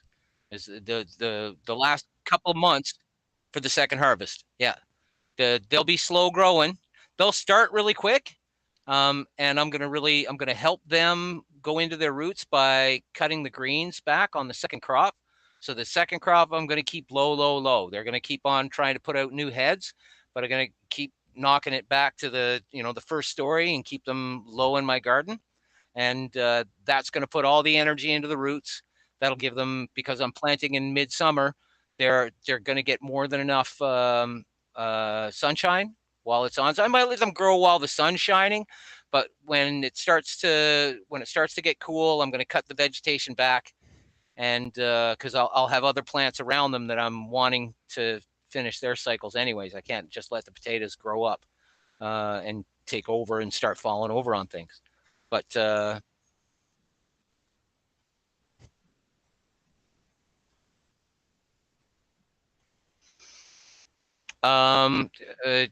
some of the beds that I've turned over, I have scraped them back down to the hard pan and put my good dirt in my pots back into the garden bed, and then put that dirt that's my neighbor's, my landlord's dirt, effectively. I pack that back around, throw some ameliorations in it, and then throw the potatoes in the same loose pattern that I put them the first time. I'm getting I'm getting a significant volume back. Right, I get way more out of the ground than the weight of the potatoes that I put in for seed. So I'm getting like a 5-pound bag of potatoes for a cubic foot of earth, and I won't ever get that. But the harvests are a little bit not that great. There's not like an abundance of potatoes everywhere, but I am getting enough to eat, and some big potatoes, and the seed potatoes, they are going to go back in pretty much the same spacing as they were before. So some of them have tomato pots and pepper pots and strawberry plants and nettles and dandelions and other stuff that are growing in the garden bed that are occupying the space above them now, because they've transplanted stuff back into those beds. So I completely took it apart. There was stuff in it. There was stuff growing in it. Took it completely apart, and then put the stuff back into it, and after harvesting out the potatoes, and then transplant it into it, so that at the end of the day, even that entire bed has gone from being full of potatoes and hardly anything be able to be seen, to completely cleaned out, to completely reset, to having all the dirt back in, and a whole bunch of new plants growing in above where the potatoes are going to grow into. Right? So the potatoes are scattered around the pots, and there's stuff growing, and the potatoes are going to emerge in I don't know, a week or two, or maybe a week or two in this weather. Then another garden bed, I cleaned that right out to the bottom and took all the dirt out of the garden so it wouldn't be in the way. And then I used that to receive all of the potato greens that I've been harvesting from inside my garden. So one bed is, yeah, so that all went into a pile that it was evenly distributed throughout the bed. And then I threw a bunch of that dirt that I took out, threw a bunch of that on top, soaked it threw another batch of potatoes down on it. And then before I threw the potatoes down on it, I took a look around my garden. I'm like, I have nothing that I need to transplant into this spot. So this is going to be just a compost / potato bed. So then I scattered the potatoes. There's more potatoes on that bed than there is in the other beds that I've put stuff back into. And I don't know, we'll see how it goes. But that bed's finished, and it's, you know, I'll know in December whether I did a good job. And the whole point of putting that compost in there is that when it does get to the cold months, like that stuff's still going to be in there composting, and it's going to be keeping my potatoes warm in the wintertime, in cold weather. So they're going to be able to keep growing. And so I've got 4 potato beds on the other side of my driveway, which is outside of my garden, and there's no fence around it. The deer don't care for potatoes at all, so it's okay to grow them out. They're not gonna eat it outside the garden fence.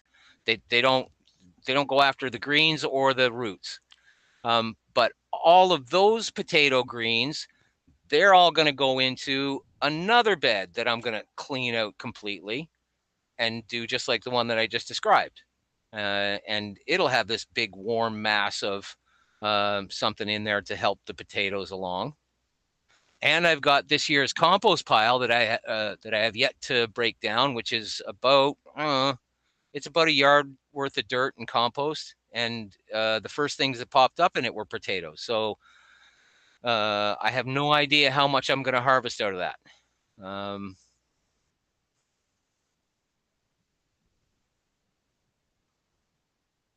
Nice. Oh, that's good.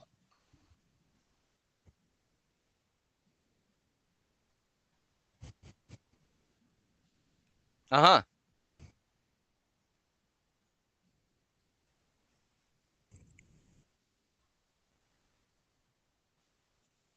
Mm-hmm.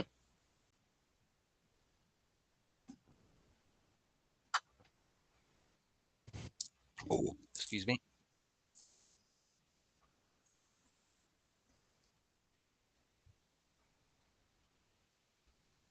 Uh-huh. Mm-hmm.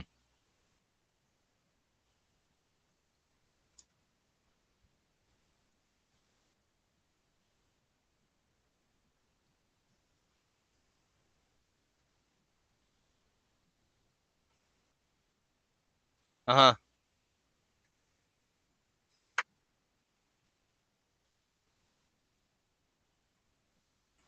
Uh-huh. Oh, that's good.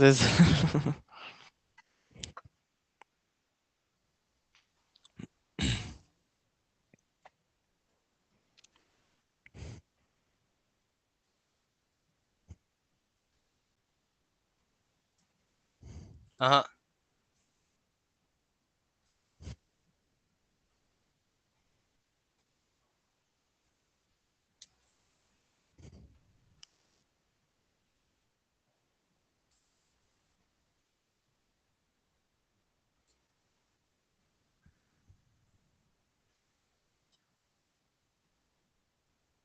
Yep. Some seed you gave me actually started this. It grew. It's getting pretty big. I'm not really sure what it is. It's some kind of maybe pumpkin or some kind of squash or I don't really know what it is. For now, I would have to send you a picture of the. But there's some kind of flower coming out of it, a yellow flower. Like trumpet? Something like that, like one of those trumpets, weird things, and there's kind of some fuzzy balls growing. Yeah, sounds like a squash.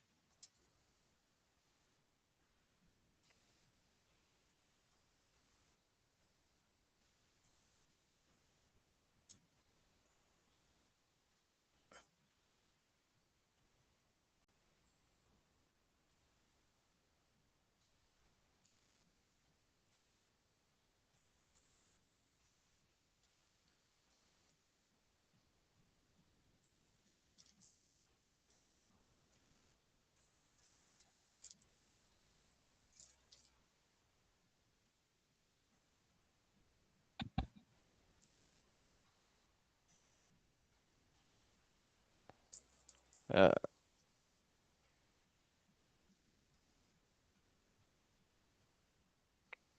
also have a broccoli starting and a big sunflower and Some yeah, they're pretty growing pretty big. I'm gonna have to take a picture. I'll send you tomorrow.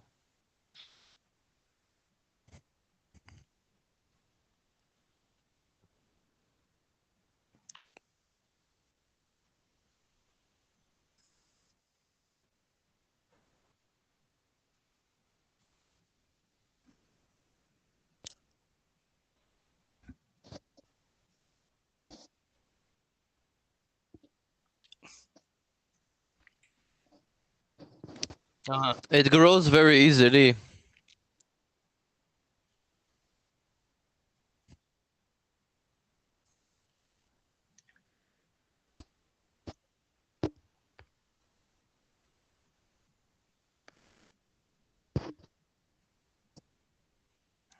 Oh.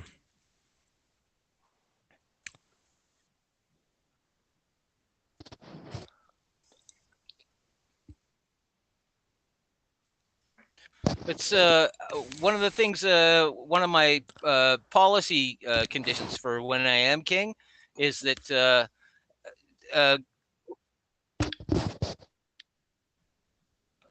yeah, but it's still unrecognized. I'm not. You can't vote for kings. They have to be. No, kings are not elected. Ordained by God.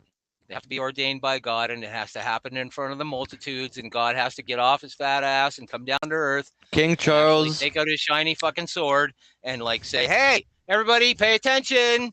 Pay attention! It's me, or is God. it King Philip or King Charles? I'm making a new king. This is the only king I'm making for this next 1,000 years. This is the one you get. Tough shit. Here's your king." And then he taps you on the shoulder. No, that's the only way it works.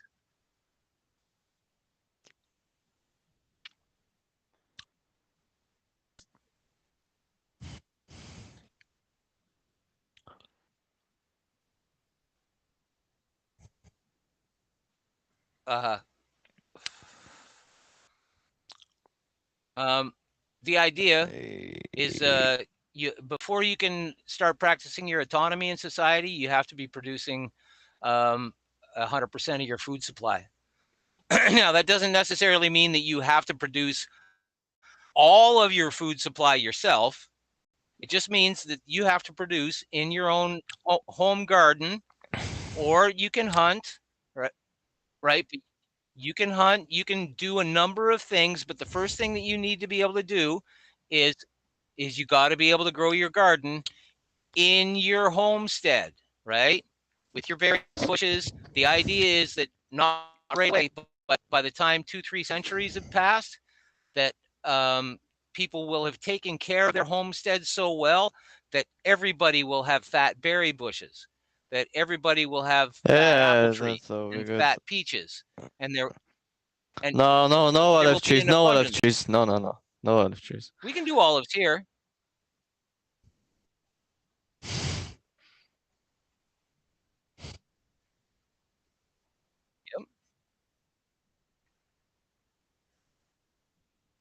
Mm-hmm. Oh yeah, that's possible. Wait, which kind of fruits? How is that possible? That's crazy.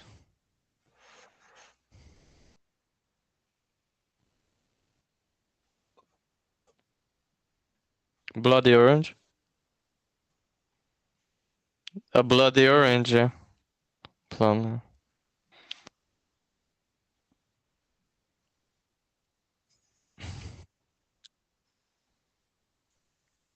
It's like a hybrid of the two. Yeah.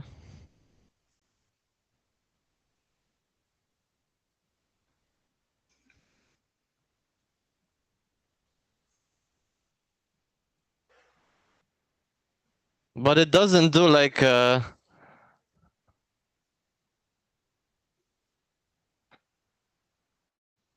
But it's crazy. It doesn't make like a half pear, half apple. It makes a pear and an apple.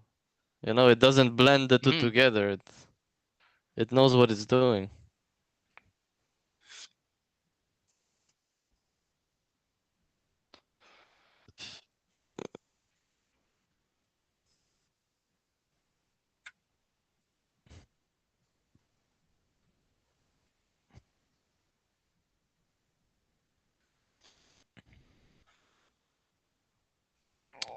Yeah, fruit tree would be nice. I would like to get one. Yeah. This is not my long time acquired knowledge. It's recently You can been buy given to a me, so big one already. it's not that it's new information to me. That's what I was important to say. The ginkgo tree, the ginkgo biloba tree, is apparently like one of the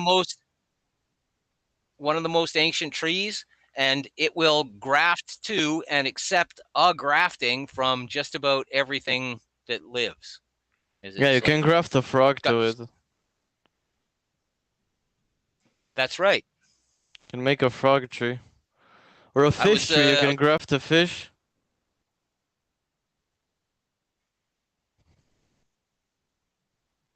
Could you make a fish tree? You can like grow salmon on it or something? Probably not. You could grow acorns though. I want a salmon tree, that would be perfect. Or a sushi tree, the tree that just grows sushi. Oh, you wouldn't want to be around that when the season was over, eh? If you didn't pick them all. What? Stinks. Oh, it's just this tree.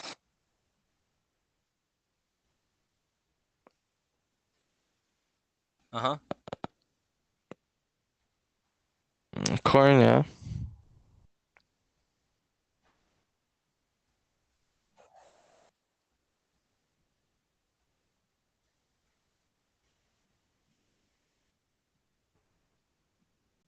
Uh-huh. But corn. Yeah, I planted like a lot of random things together, and then they're growing, and nothing is happening. Yeah. Corn works best when it grows in a field, though, right? It's a hard. Have you got? I mean, like in acres by field, because the way corn You don't works, have acres. the way corn works is the corn on the outside of the field never performs as well as the corn on the inside of the field, right? There's a 10%, no, that's too much. Like a 5% border all around the cornfield where your corn is going to be diminished. It's the stuff that's in the middle. And so the bigger that you can make the middle of your cornfield and reduce that percentage of stuff that's on the outside, you could make your own corn syrup. Getting a successful corn harvest. But if you just try and grow like a few ears of corn for the sake of growing a few ears of corn, they're not going to have the structure of the field of corn that's moving in the wind together. They're not going to have the pollen passing back and forth. You're just going to be, you've already got it growing. You can give them lots of care, but I think it's a good idea to like shake a your single corn is not the same.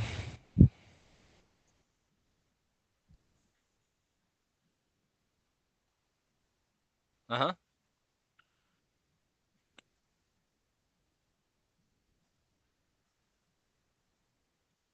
Uh-huh.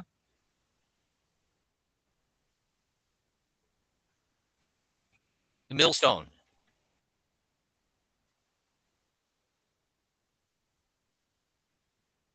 Uh-huh.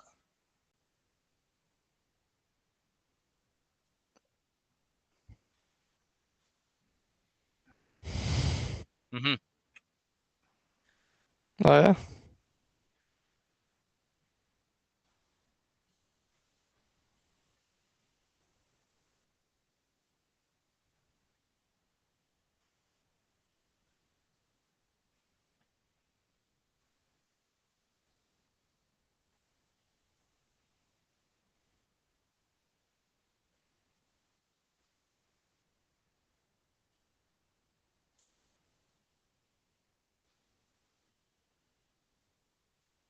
Uh-huh.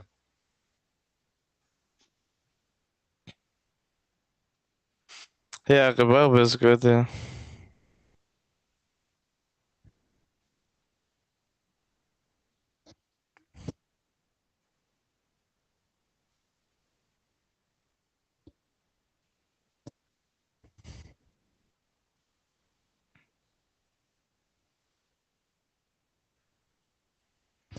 Mm-hmm.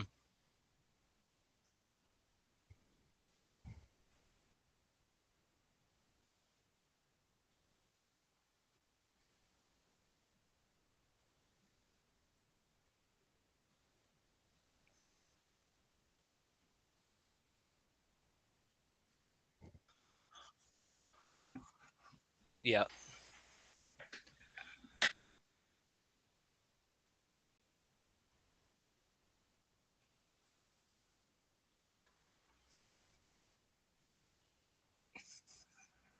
Yeah, peas are good. I'll give you a.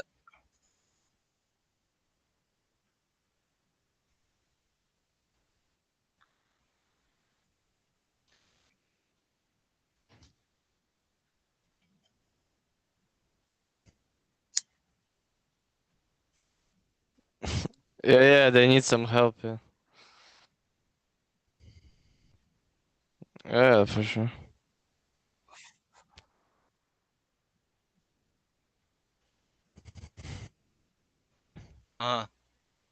Those volunteers are a good sign. Eh? It means that they like your soil,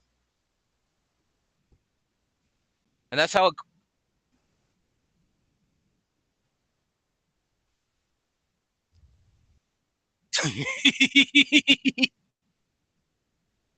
Uh-huh. Yeah.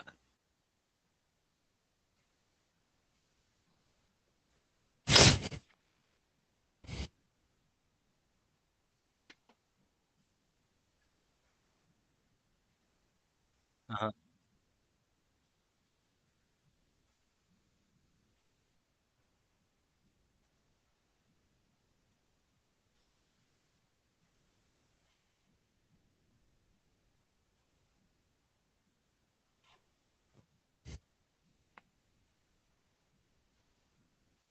Uh-huh.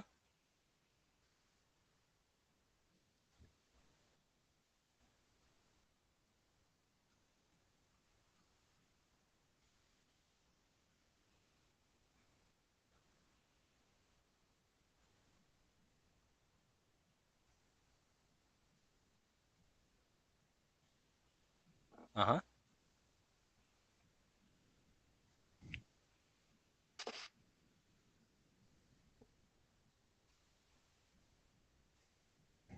Uh-huh.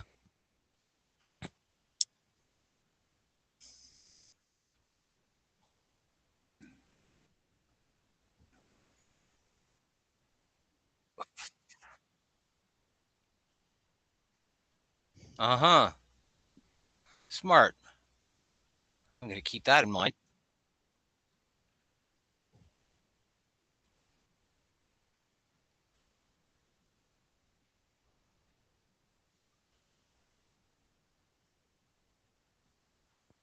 Mm-hmm.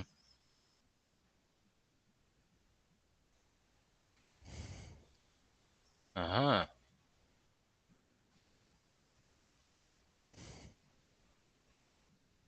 Yeah, it's a popular thing. Ways for tomatoes to go rotten, yeah. Tomatoes got all kinds of ways to go bad.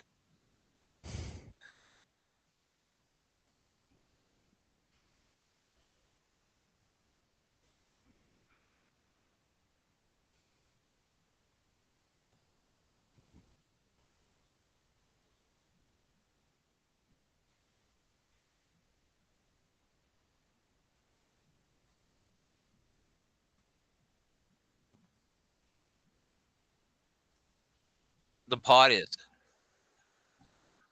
ants. No, Is it probably ants? not. Because ants will get into a pot and they'll start farming mold because it's in their food supply and it's on their diet. Wireworms, you mean? Like not wormworms.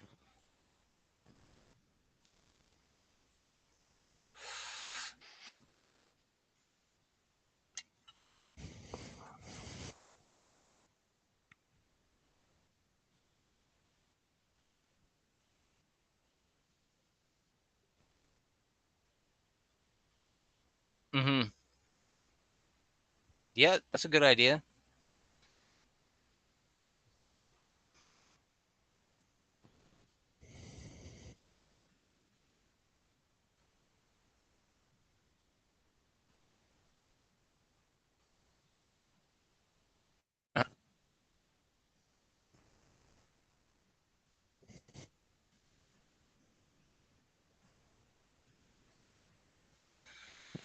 Yes.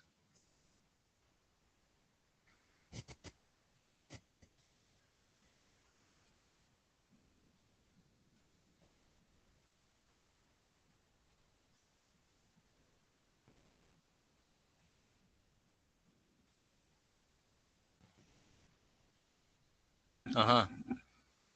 Mm-hmm.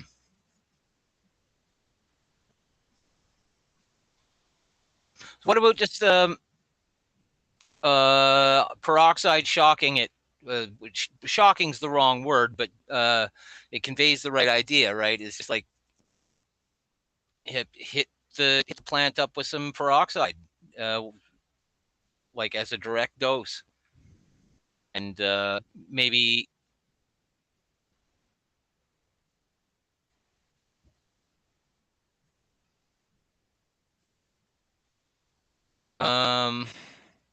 yeah.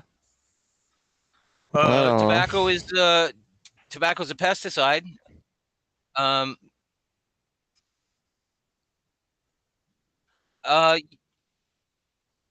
I think that your pharmacy available 3% peroxide.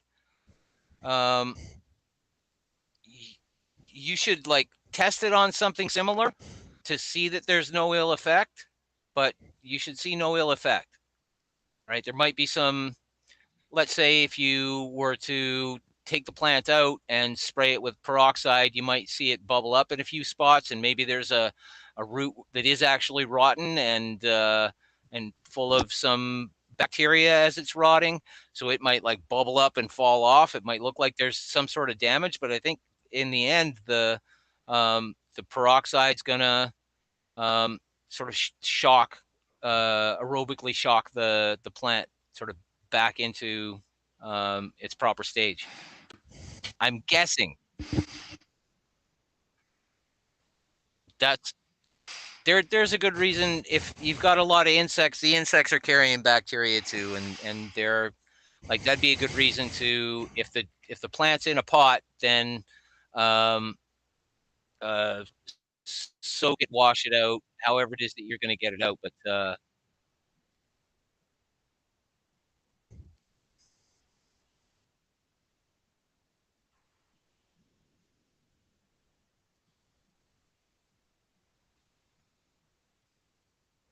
mm-hmm.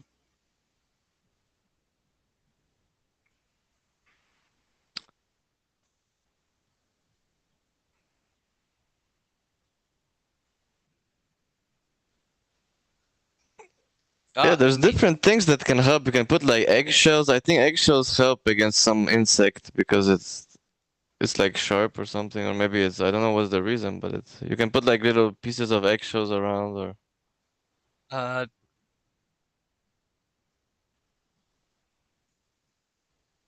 hmm.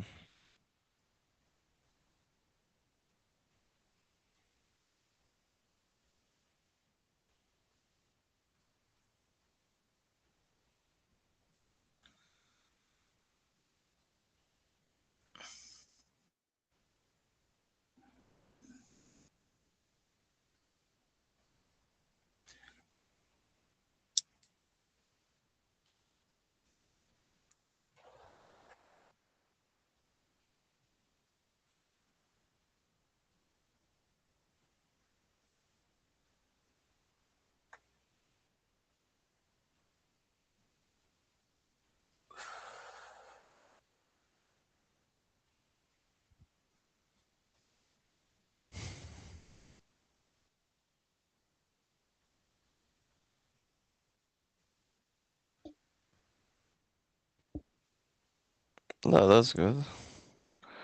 I'd like to plant the some tobacco, you know, because you're allowed to plant and make like your own tobacco in Canada. I think up to 15 kilogram or something.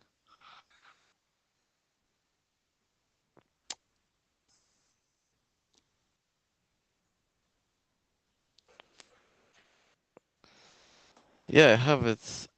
I must have it. If you gave it, I must have it. But it's just mixed up with all the seeds because I didn't label all of them, you know, because it's just a lot of difference.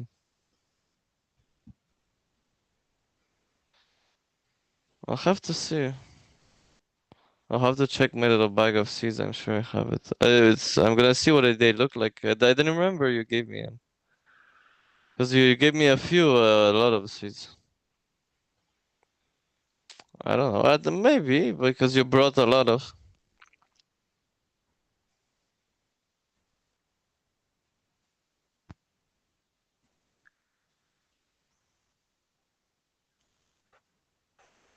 Oh, that would be.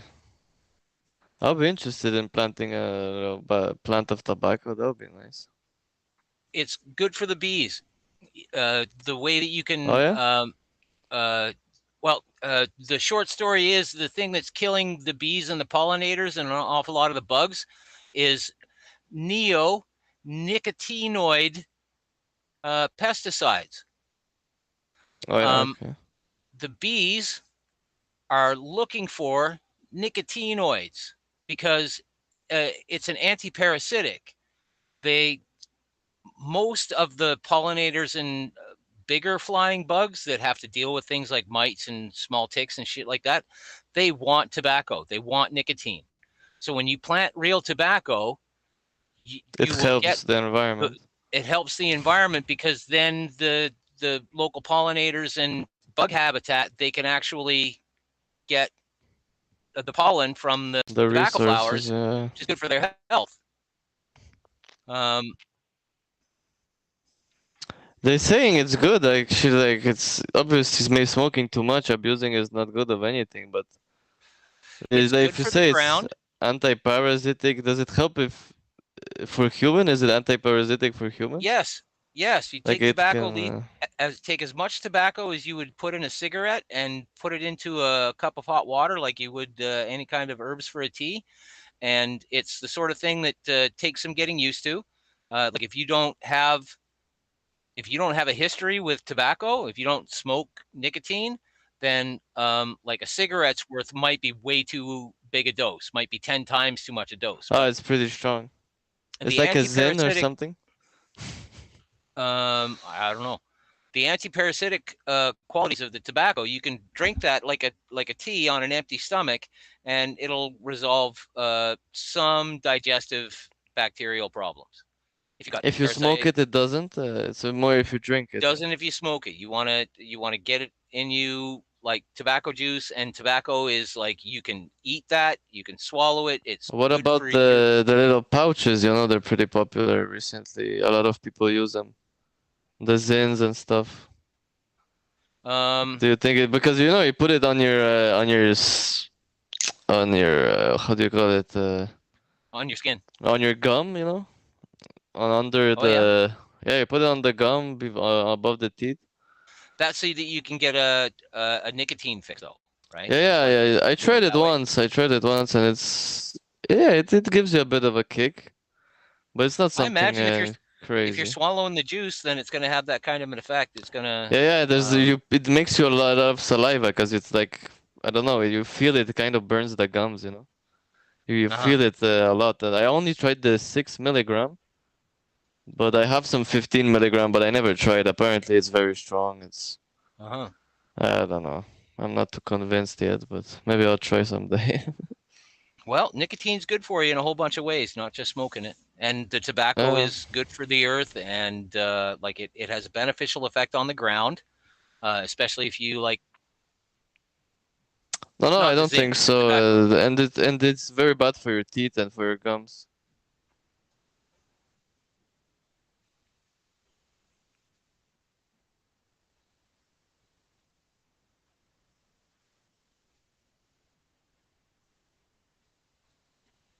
It's a cash crop.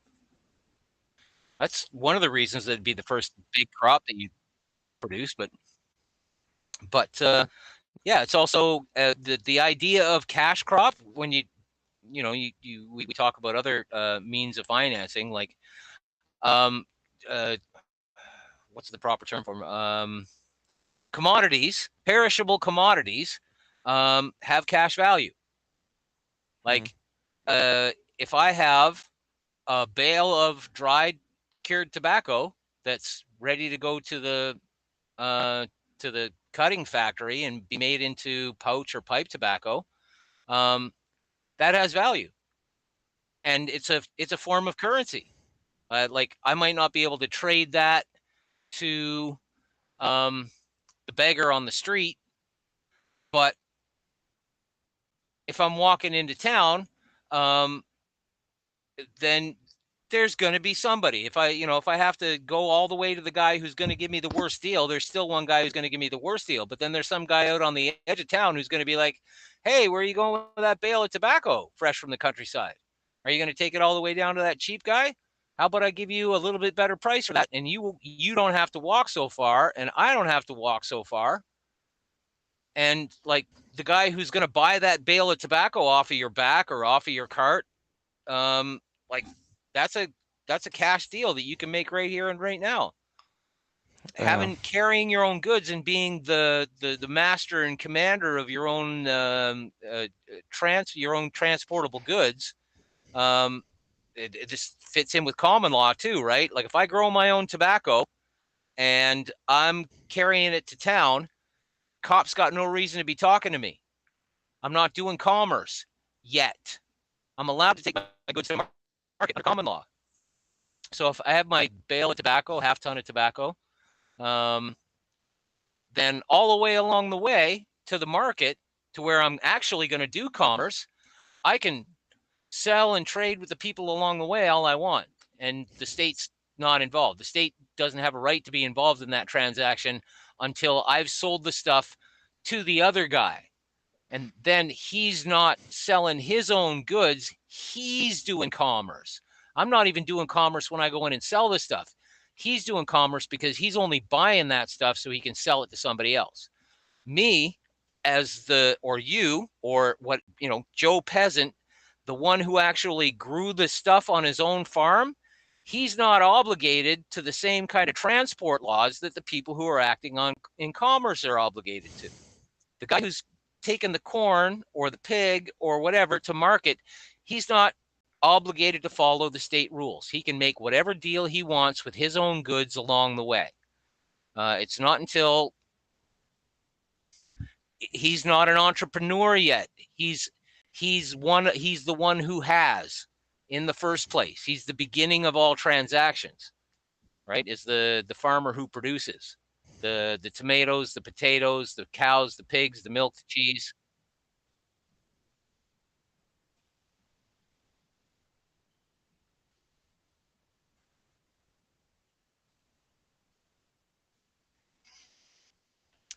Those are things that you have to do because there's other people involved. That people who are in commerce, entities that are in commerce that want to get involved in your real activities. And the best place that you can keep them is off of your farm, out of the farm stand. You want to buy something? Here you go. Oh, you want to buy 5 tons of it? Okay, well, come on back tomorrow. I'll be putting another 10 pounds out at the same price. Oh, you want me to convert my entire farm so I can produce 10,000 pounds of this stuff a day? No, I don't feel like it.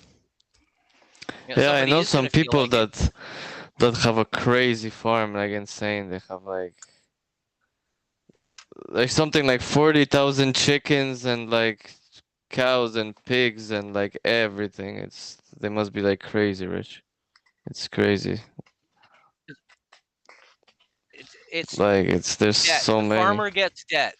This is the thing, is that the people who buy the cheese, the people who are in commerce, who are between the takers, right? Between the person who creates the stuff and the person who wants the stuff, that whole entrepreneur part, those are the people that have legislated it. So they're the only ones making money, right? They've taken the profit from the creator and the profit and the benefit from the consumer.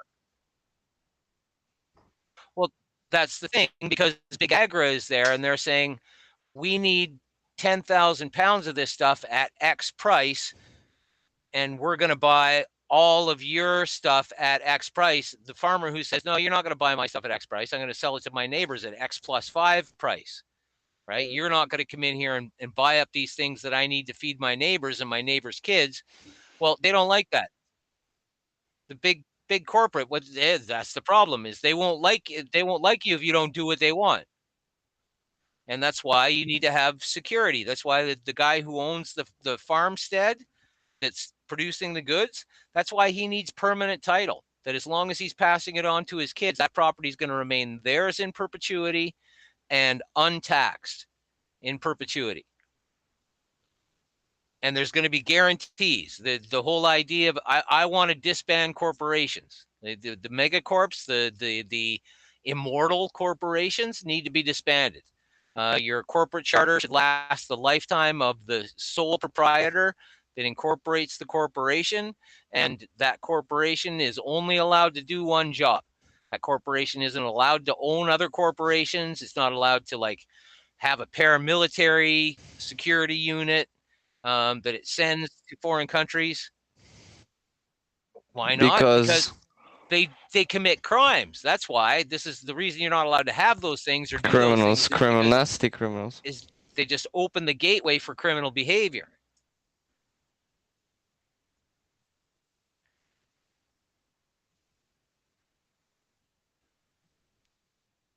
They don't need weapons to clean trash. Just in case what? Just in case a garbage cleanup corporation wants to have a gang war for your turf, then whoever's in the gang war gets arrested. I need my AK-47 to take out the trash. I can't do it.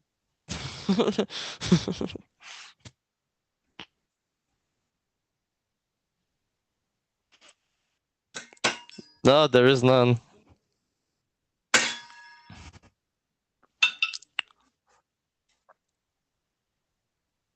No, we're very safe here. It's very, very safe. There's nowhere safe in Vancouver. It's very safe and we're very safe. No, the crack suits them out. It mellows them out. They're very...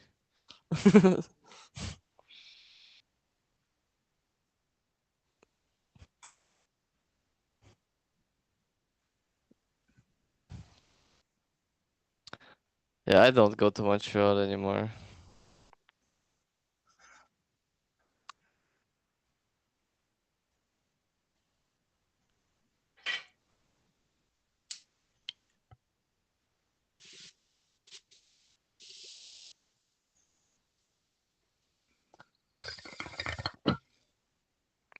Yep.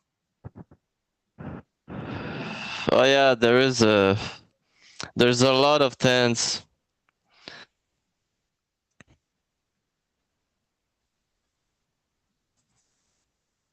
And there's like fires. I saw a video of like a fire. It's like it gets crazy.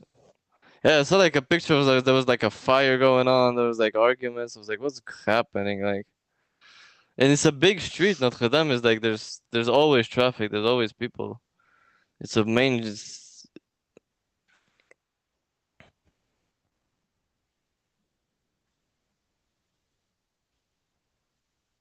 We should arm them. Yeah, we should arm them.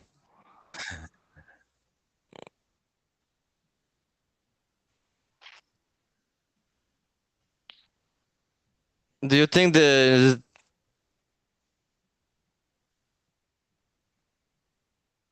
yeah,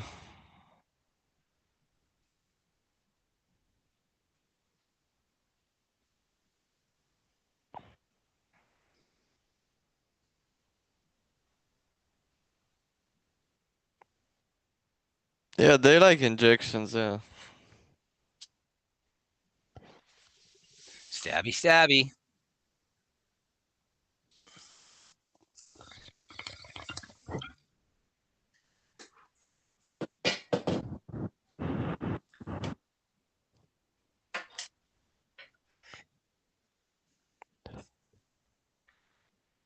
It has a name. It's called a captive client class. It's a group of people that are dependent on you for their drug supply. So they're going to stay where you need them to stay and do what you need to do in order to get their drugs.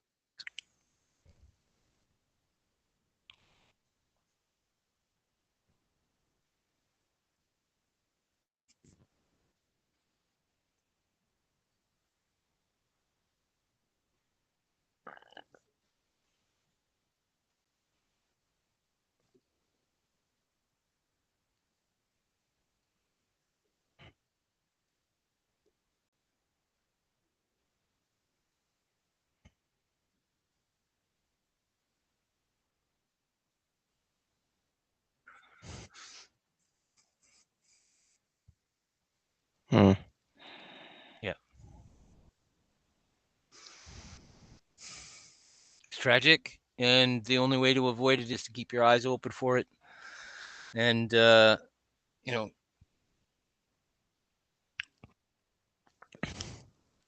yep, they'll do whatever you want. It applies just about everywhere. The homeless are a captive client class. The new arrivals are a captive client class. The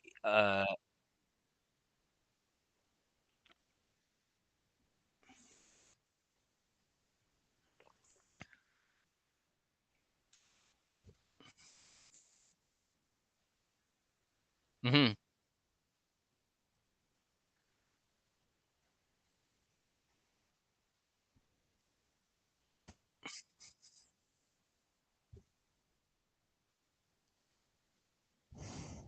Mm-hmm.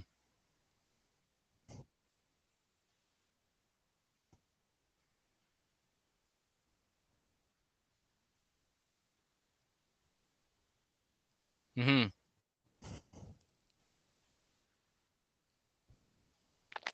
Well, if they start dialing in their neighbors, yeah.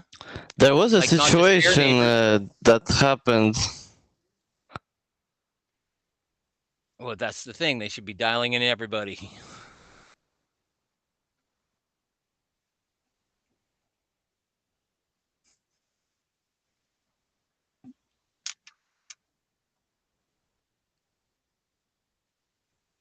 Uh-huh.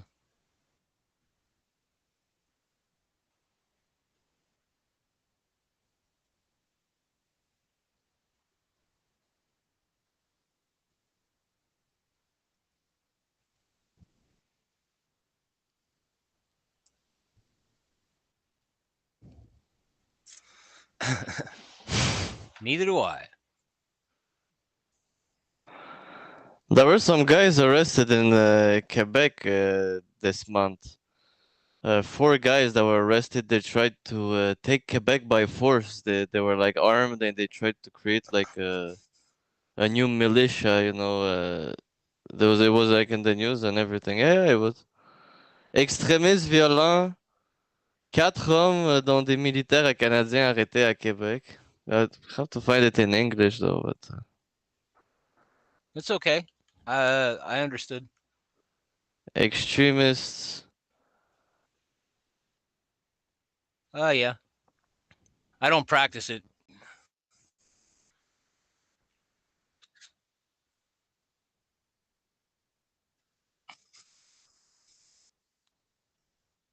They don't like?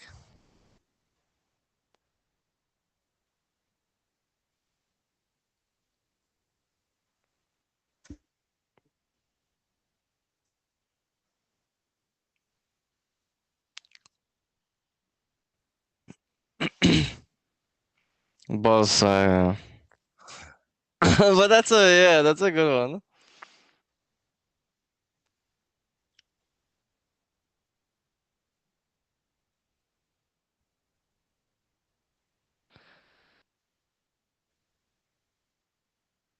I mean, apparently they were intending to forcibly take possession of land in Quebec City area, like with guns and everything. That is pretty crazy. These 4 that are charged, they're likely the ringleaders. Did they have like a few other people they were planning on committing this armed military uprising with? It's Marc Aurel Chabot, 24, Simon Angers Audet, 24. It's all young guys. Raphaël Legacy, 25. But it's only the 4 guys are mentioned. I don't know if there was other guys. Are they all French? Yeah, it's all from Quebec. Yeah. All Québécois. Marc Aurel Chabot, Simon Angers Audet, Raphaël Legacy. The only 3 names. A 4th individual, Matthew Forbes. Oh, in English? Charged including possession of firearms, prohibited device and explosives, and possession of controlled items. That's fair.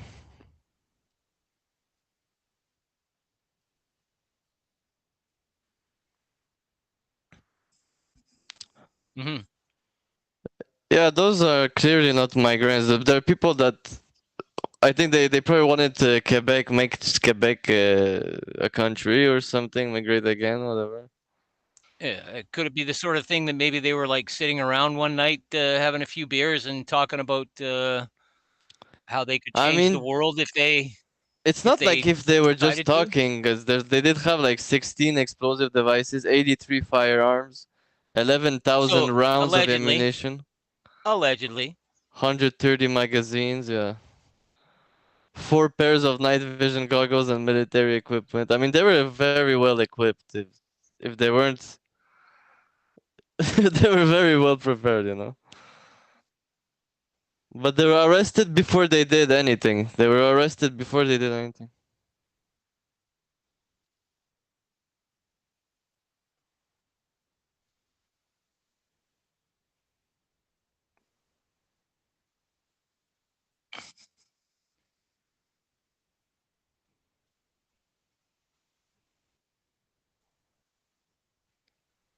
Yeah. Yeah, now you can just buy it on Amazon or something.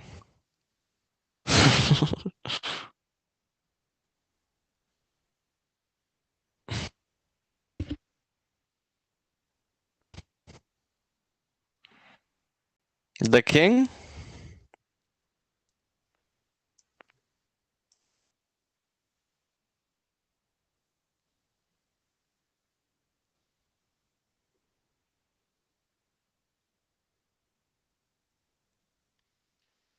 Uh-huh.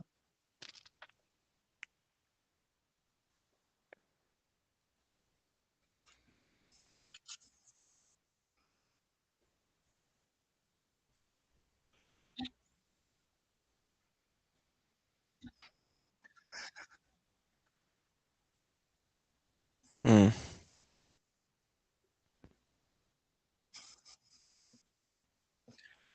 Uh-huh. So anybody who is smart about this would have been running their Tor on a virtual machine anyways for the last couple of years.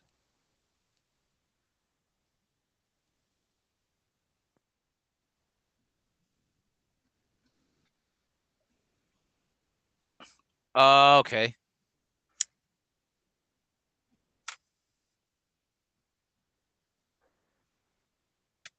Well, what if you use Windows 7?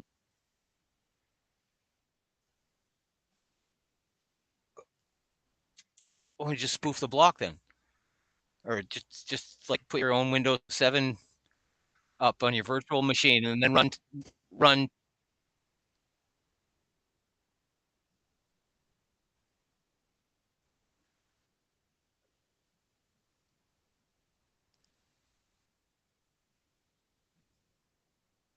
Well, unless, it goes out there like a good idea.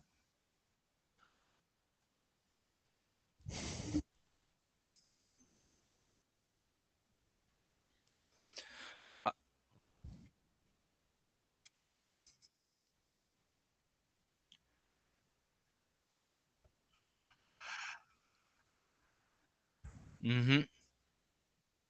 Hmm.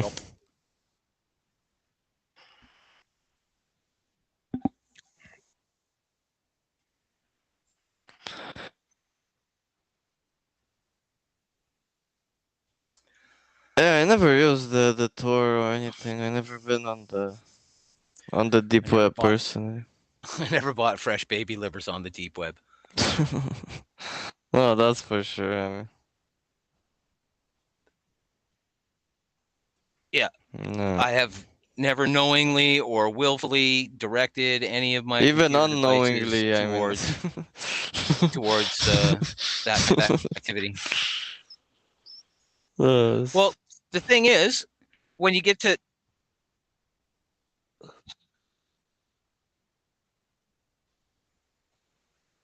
that's exactly what am I gonna do with it? We live in a condition where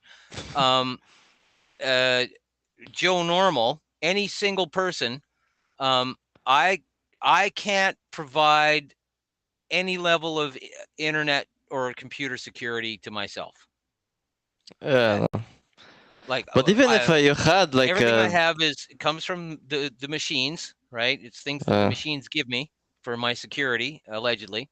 But all of that can be cracked. It's all got backdoors that we've, if you've been paying attention to internet security over the last 20 years, like the everything is cracked from the beginning. The system is set up so that it requires these addresses that identify you when all of your queries could happen effectively anonymously, in that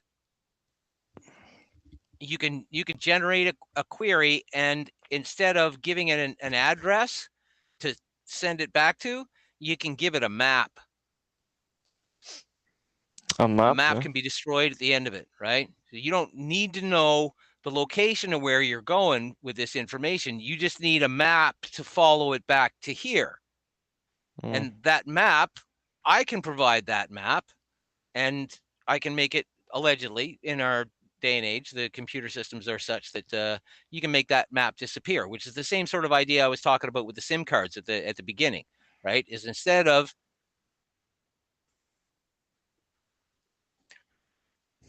sure.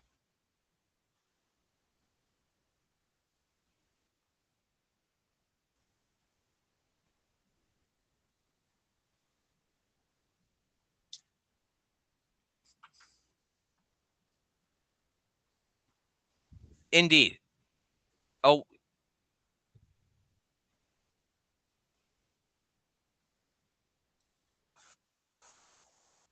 yeah. Yeah, that is the only way. Is that like this message will self-destruct in 45 seconds, right? Is that so it's like whoever it is that you're sending your query to, they're going to have an address. Every corporate site, everything like that, they're going to have an address that you need. But like, they don't necessarily need to know who you are and where you are all the time. And that's one of the big problems with internet security in the first place, is that there's all this identifying information about you that's attached to everything you do that's all exposed. And because it's recorded, then it can be captured. But if you weren't recording the information, it wouldn't be there to be stolen. It wouldn't be available to the data harvesters to turn into advertising. I think there was like maybe some fundamental errors that were made early on in the internet age, that there's sort of bad habits that we're still doing, that we just leave ourselves too fully exposed. I think the idea of setting up a virtual phone booth that for a time being has a location on the web. It does have an address that stuff can be sent back to, but like once things arrive at that address, like there's no other connection to you. So that, like the idea of creating a virtual burner phone that you do your all your business through, like you said, once you've got the data extracted to the burner phone device, the virtual burner phone, then you can move that data however you choose to a new spot without any interconnecting information. I think that's how it should have been set up in the first place. You should just, like, if you want to make a phone call or an email, that there's some sort of a shell. I think fucking, what's his name? Bill Gates, like, absolutely fucked us. He's a legend. Yeah. By taking the shell parameters of Linux, where everything sort of nothing multitasks, right? In the early stages of Linux, if you had a process running, that was the only thing your computer could do in that moment. But the whole idea of like, being able to play your game and then just click a button and go over and check your email and then go watch a video for a while and then go back to your movie and then go back to your video game, and like this whole idea of like being able to just do everything all at the same time meant that like all of your data had to be constant, like everything had to have this fucking wide open view in the Windows network, right? Everything, like nothing was compartmentalized. All of the machine had access to all of the means of data to a point that, like, if you wanted to optimize your windows, you'd have to go into the machinery and start turning things off. It's gotten better, and it's like.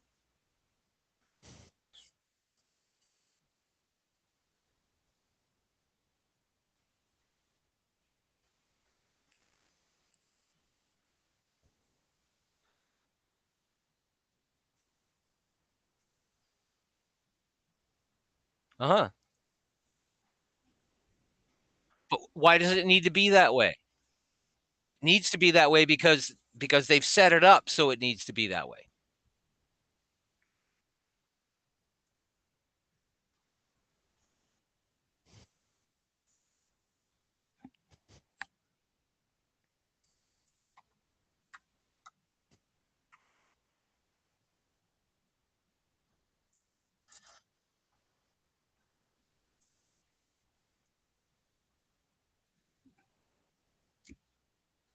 Got my hand up for that, I confess. Yeah, but that's what the computer is for at the end of the day. I mean.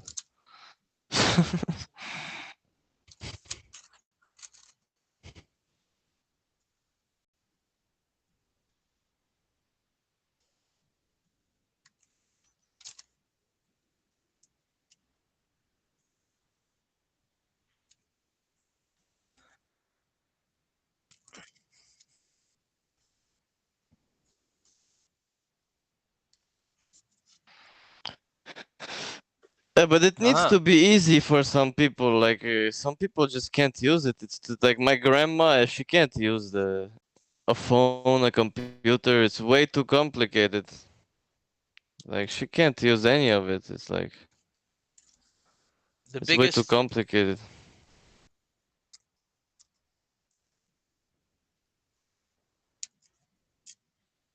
Yeah, focus. She's focusing on trying to stay alive right now. Focusing on hand tools is a different thing, you know. Focusing on hand tools.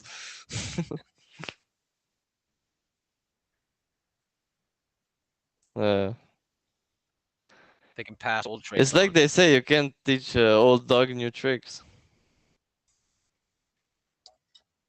You can teach a new dog an old trick. You can teach new dog old trick. Yeah. You can teach a new dog an old trick. Yeah, that's good.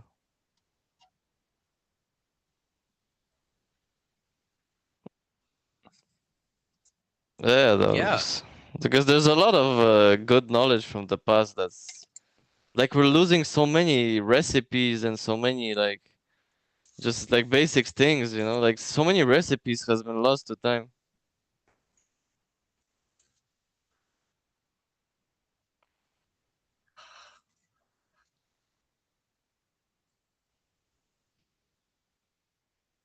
And broccoli you can eat all of it. The thing on the broccoli, you can eat the leaves, you can eat the stems, you can eat the fruit.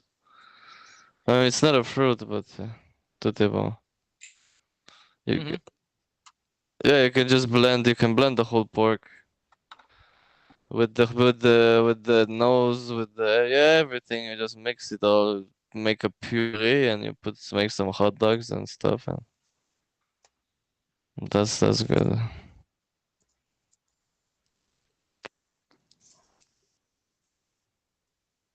It's like with American cheese. It has to be 51% cheese so it can be called cheese. It's probably the same with the pork.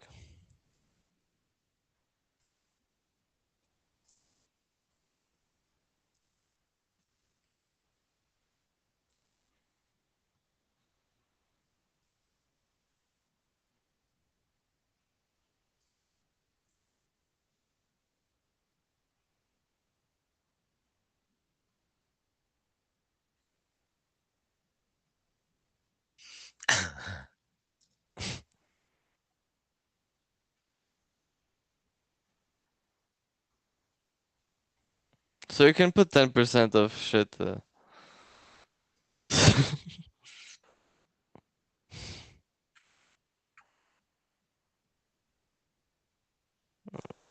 Yeah, you can put some things. Yeah, but that's good. That's good for you. That's good for you. But it starts with a B. It starts with a B. It's good. Yeah, it's good. Berries are Batteries? good. Are batteries Barbados. Good? Barbados. Yeah. Bubonic plague. Brazil.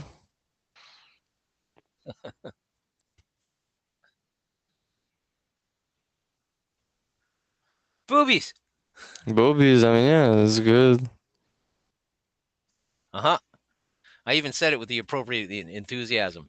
Yeah, you were very happy about it. You were very happy about it. I was glad I could finally say it in an excited way, and it was culturally appropriate. No, I say it to myself a lot, happy. you know. We were happy boobies. to. We were happy to even think about it and imagine it. You know. It was a good. It was a good way to. Yeah, there's a meme happy. there. It's like, you know, what's one word that can cheer up an entire room? Boobies. Boobies. They'll start laughing once they see all the men smile.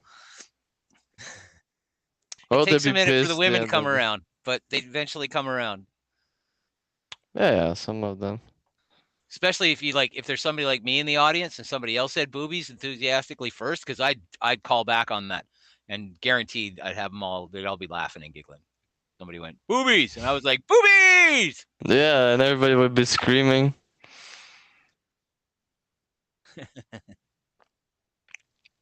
Yeah, I wanted to try it back in the days, but I never did.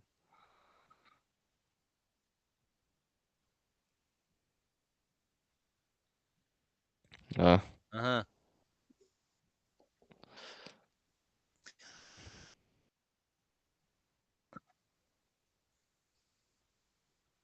as long as they're funny.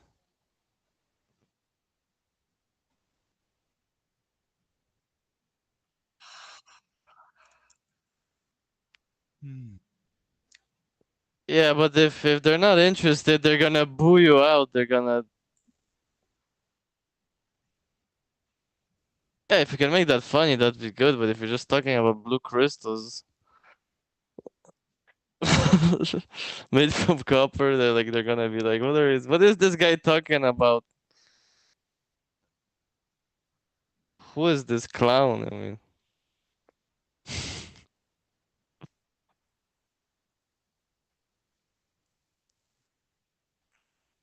Copper sulfate? Is that what you're talking about?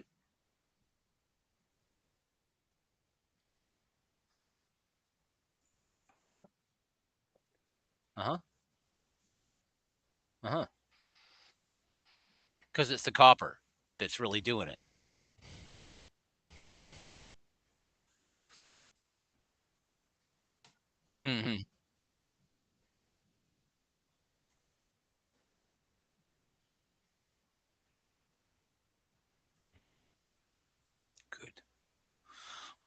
Good.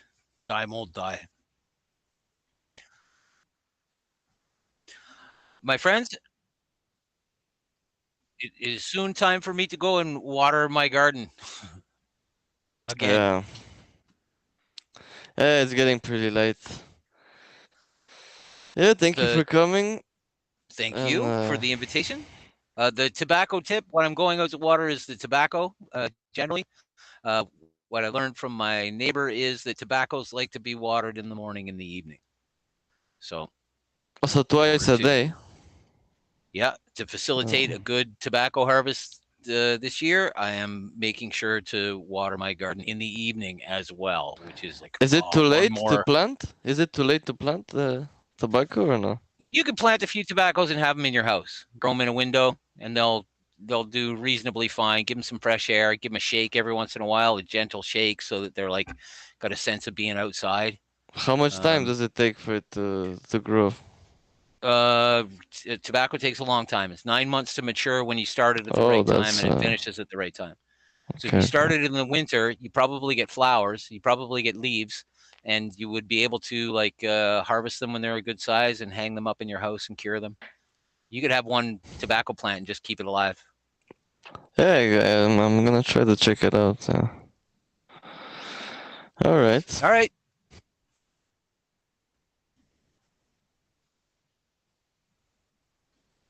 That's a big problem in Quebec. Yeah, it's very.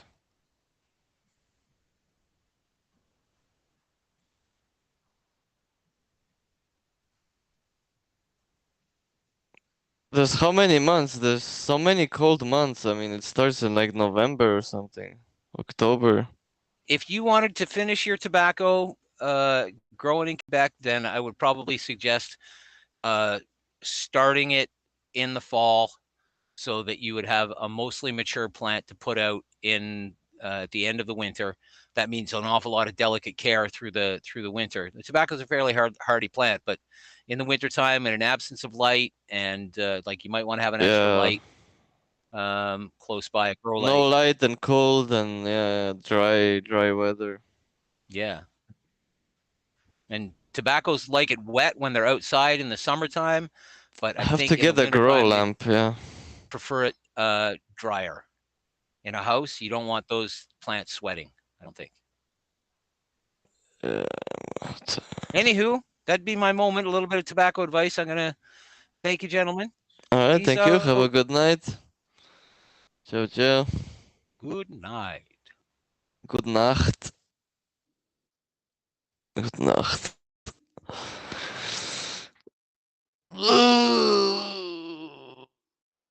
It was good. It was good. I mean, I guess. Do you have any other subjects you wanted to approach?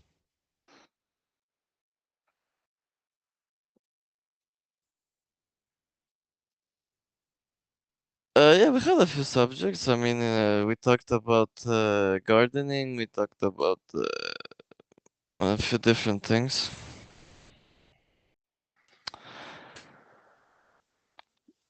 But yeah, how much we have? We have already what, like 3 hours? We started at 7 or something. Yeah, we can get to 3 last 15 minutes.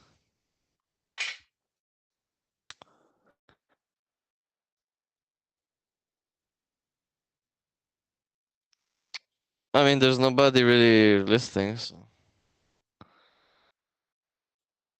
Is there anybody even watching? Or? No, we don't have.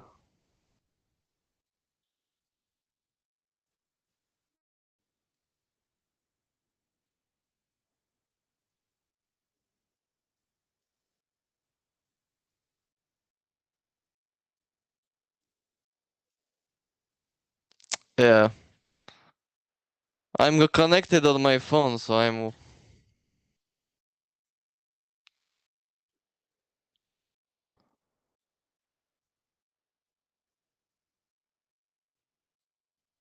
I mean, is it better than what we... It's pretty much what we usually get.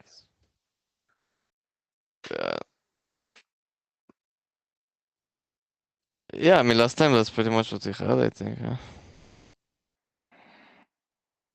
But now it's up to 35, so...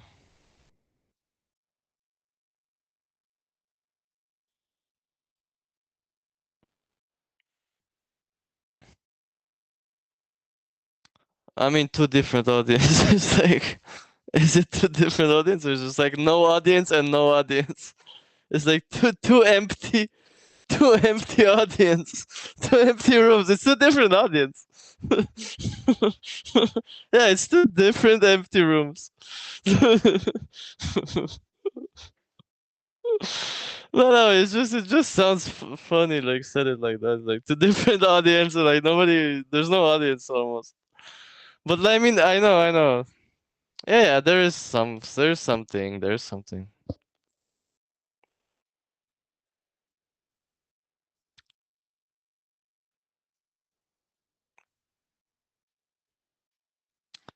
I bumped it out with I was connected on the phone for for a bit.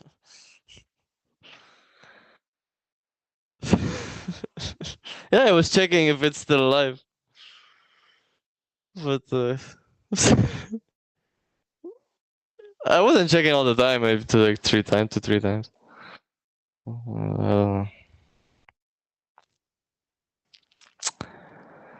But yeah, it's always like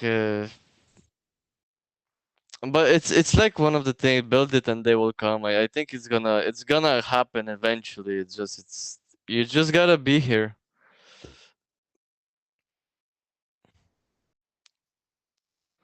We can short it up a little bit. Because since we didn't do it on the channel, we missed out on a few views. So we have to make a few shorts to compensate.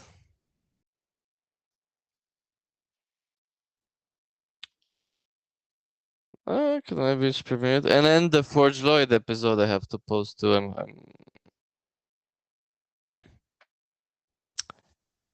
Yeah. First I post the Forge Lloyd.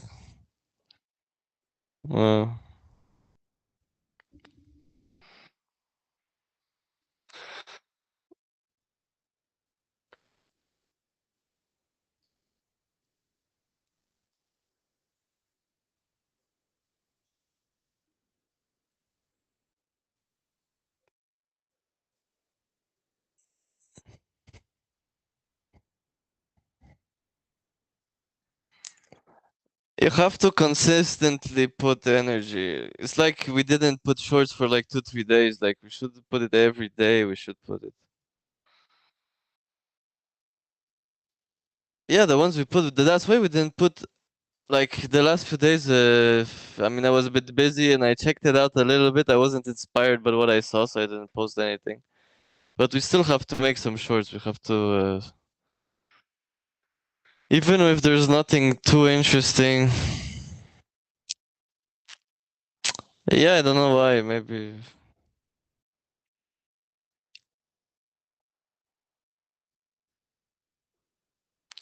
Was there some kind of click thing you didn't put in? Didn't you put in the title? Did you put in all the informations? Then that is weird, yeah. Because it's it's usually like grayed out until you put all the options and then it's like blue or something. But I don't know.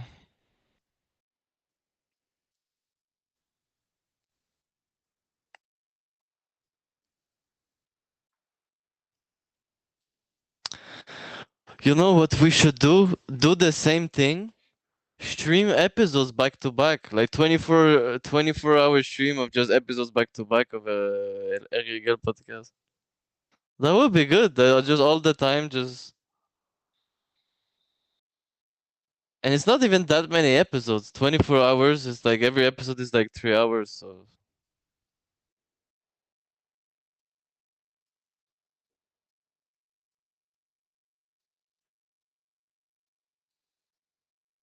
it'd be like 7 episodes or something.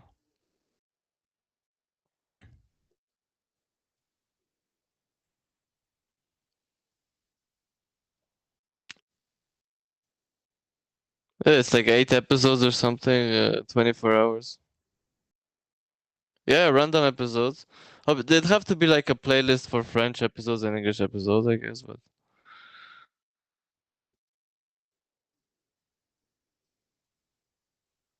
well, some kind of animation or whatever. Yeah. Because I saw recently, I clicked accidentally on TikTok. I never go on it, but like somehow I clicked on it, and so I watched a few streams, and I saw that there was a reel, popular reels that it's like old radio shows, and it's like part 1, part 2, part 3, part 4, part 5, and it's like these long reels, and it's just like segments of radio shows, and it's like a few channels are like this. There are things like that, yeah. It's 7 reels. 7 reels.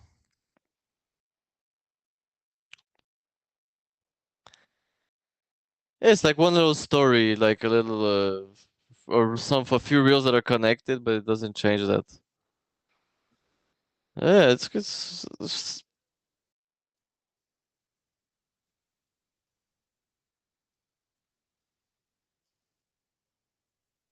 here. What Is he streaming today or?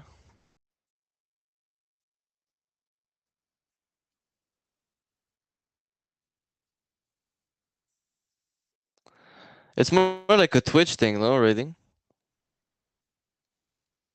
Or it happens on YouTube too?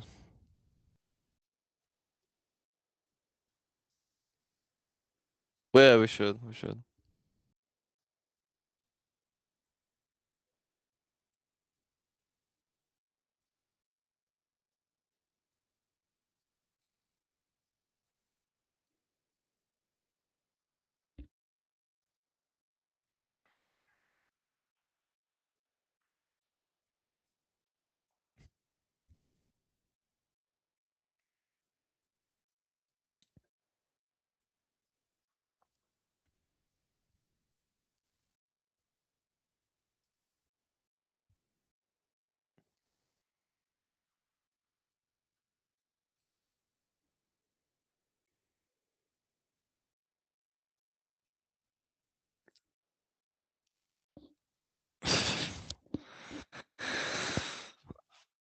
Yeah.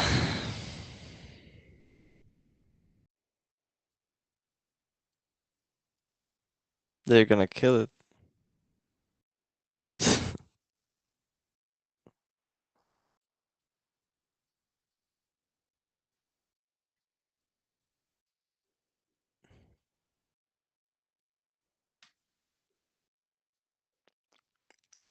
Ah, it's his job.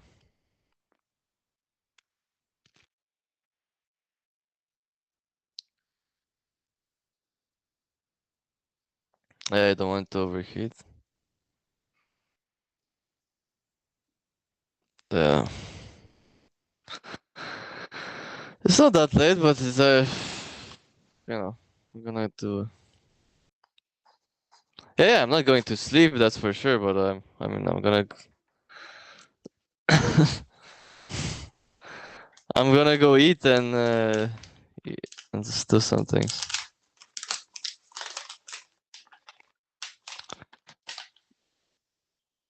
I ate like one grilled cheese the whole day. I mean, the whole day I just ate a grilled cheese.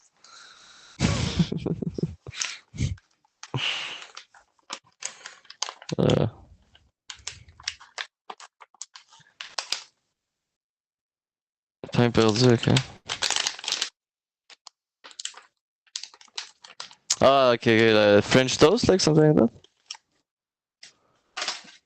that. Yeah, that's very good. Yeah,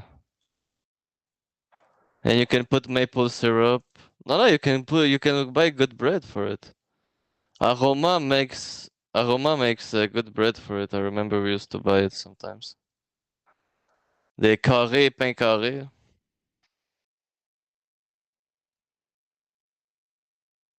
Gaming would be nice.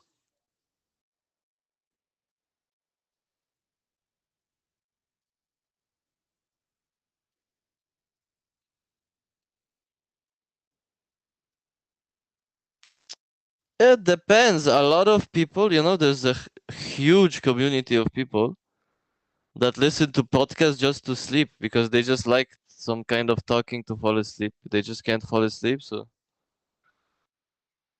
there's a big community just for that. People that just like to have somebody talking in the background. They just don't like silence or whatever. I mean, I enjoy silence sometimes, but sometimes I do like it. Yeah.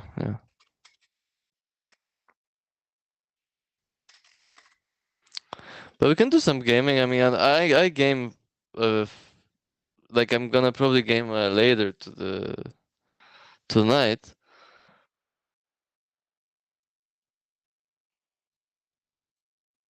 Though I like to game occasionally. I don't game, like, I feel when I work, on the days I work, I almost don't game at all because I'm not just like I have 10-hour shifts. So just I have to just live life a little bit during during the day. I game a little bit before I fall asleep, like one little match or something. But yeah, at the end of the day.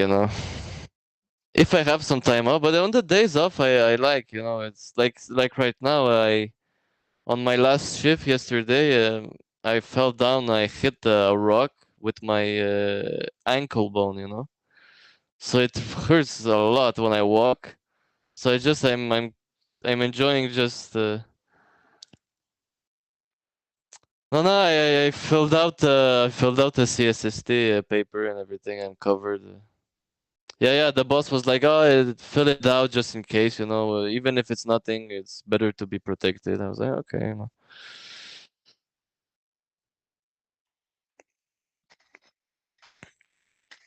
No. Here he's. I work at a place where I can honestly say that people care. They actually care for the employees, and they're actually good people. You know, you can feel it. You can feel the love, and like he actually, like when he talks to me, he's like, yeah, obviously we talk about job, but he always asks me about my personal life, how I'm feeling, if I'm happy in my heart, if you know, it's yeah, he's curious what I'm doing. He's always asked about the podcast also, if like we're still doing it. Like yeah, he's still taking interest in people's lives. That would be interesting, but yeah, but I don't know. We'd see. We'll see. That would be interesting. Yeah, that would be interesting. Because I think honestly, he's he's a person that honestly I have a lot of respect for. Like I've never seen somebody like this. Like a manager of a place that actually cares and does it so well. And like he has just this aura. Like you know, it's you want to do a good job for him. You know. And that's how it is. That's how a manager should be. Because some places you work and it's like you don't care about the place.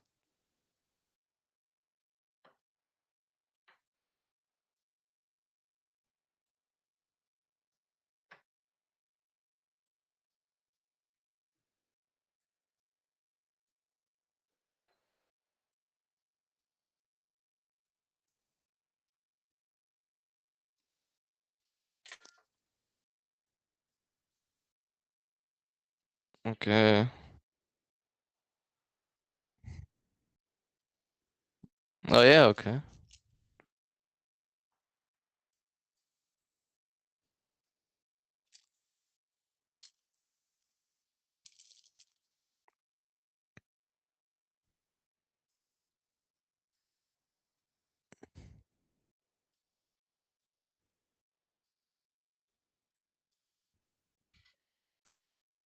Uh.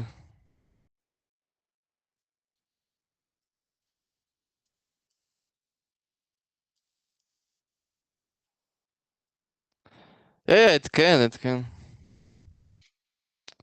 No, I don't have the right equipment for.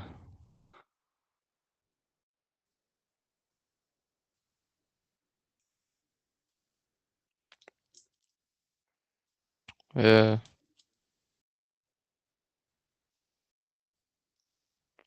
Yeah. No, I see what you're talking.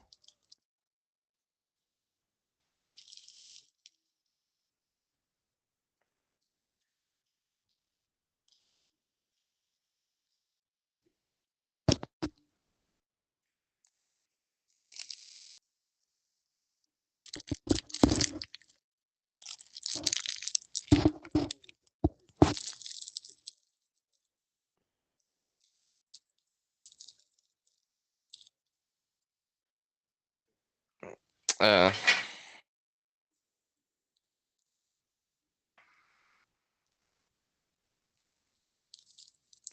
Yeah. I have to fix that one I had was nice. That two-handed one. You know, like two-person one. That was a good one. Yeah, it broke when we were cutting something. I probably do. Yeah, I probably do.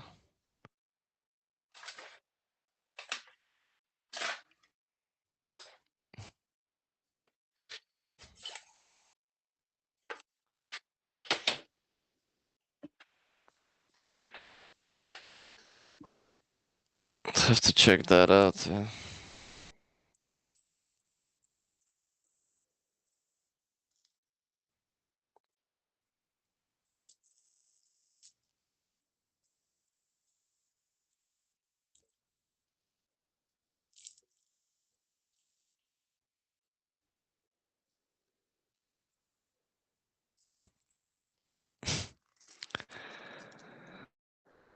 I have. I think I had a few subjects, but we'll save them for next time. We can. I just rolled a joint if you want a little. Because recently we did a few like stories from the past, a bit mythologies. You know, we had the Piper, we had the Black Cube of different different things. Do I have it here? And there's a story. You know, there's a lot of people talking about in the past there used to be, you know, like giants and stuff like that, you know. And there's a story about the red-haired giant of Kandahar. During it's like a popular urban legend, you know, that when the American military were in Afghanistan, you know, apparently in some kind of cave, there was a huge giant that came out with red hair and attacked them. Yeah. It's not even like a, you know, but I mean mythology was like a modern mythology because, you know, U.S. military was kind of recent. When the story, it generally describes a creature around 12 to 15 feet tall with red hair, 6 fingers, and even double rows of teeth. Version claim it attacked the soldiers and was eventually killed, while others suggest it was a creature from ancient times, possibly a fallen angel or Sasquatch. Nobody really knows what it is. There's no like, yeah, there's a few varying. Yeah, obviously, yeah,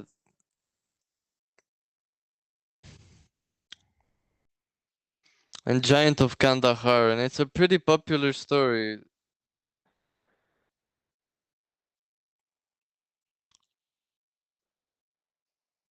Yeah, there's a lot of different stories.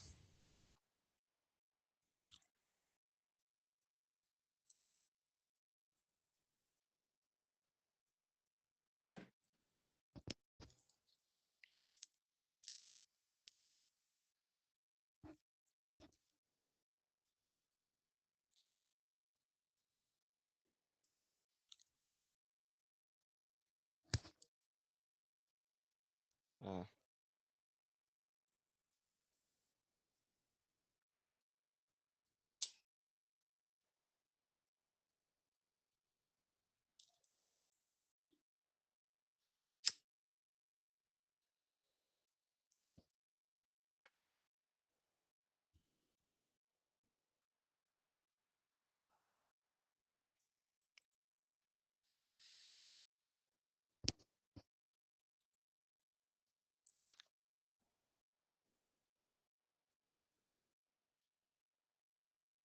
yeah.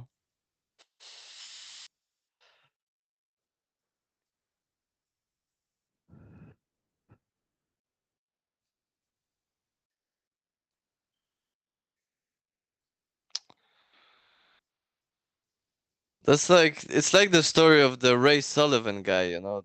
He's this also probably mythology because there's his hats in a museum and everything, but the stories sound too crazy. 7 times by lightning. So I read that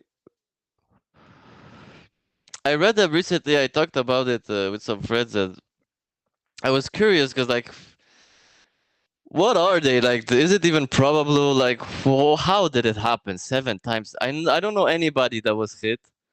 The post probably even once.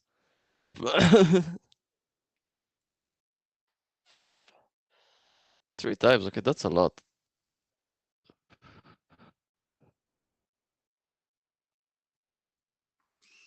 3 times is a lot. That is kind of surprising.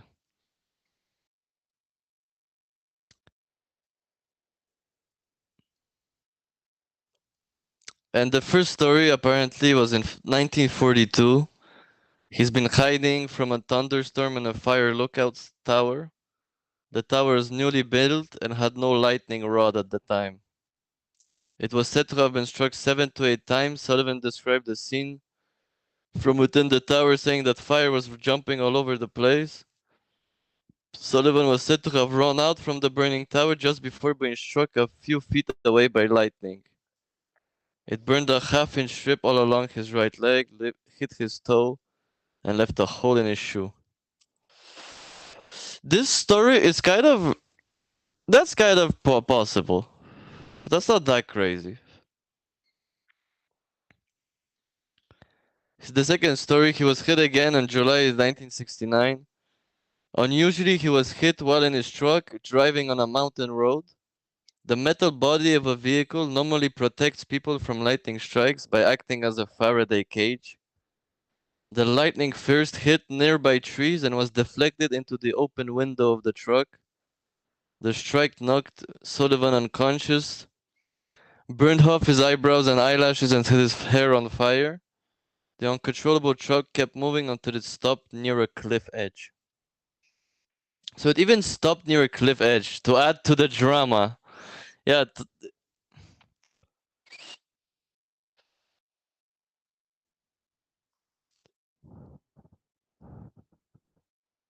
And they add these little in. But sometimes people also add a lot of details because they just talk a lot sometimes. The third story in the 70. I mean, I don't know. That's why I'm telling you, I'm not convinced. Third story, Sullivan was struck while in his front yard. The lightning hit a nearby power transformer and then there jumped to his left shoulder, searing it. Again, jumped. Third story jumped again.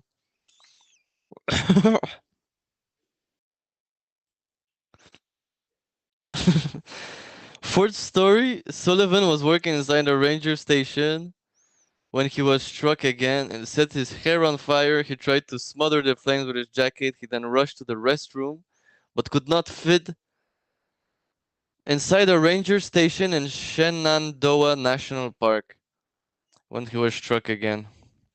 It set his hair on fire. He tried to smother the flames with his jacket. He then rushed to the restroom but could not fit under the water tap and so used a wet towel instead. Although he was never a feel for man, after the fourth strike he began to believe that some force was trying to destroy him, and he acquired a fear of death. Yeah, for months whenever he was caught in a storm he would just pull over.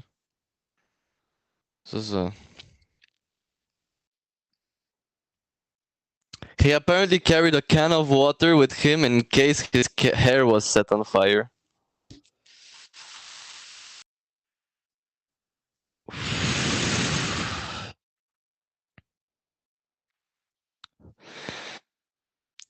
Fifth time, while he was out on patrol in the park, Sullivan saw a storm cloud forming and drove away quickly. But the cloud, he said later, seemed to be following him. The cloud was following him. When he finally thought he had outrun it, he decided it was safe to leave his truck. Soon after, he was struck by a lightning bolt. Poor guy. He thought he escaped from the cloud.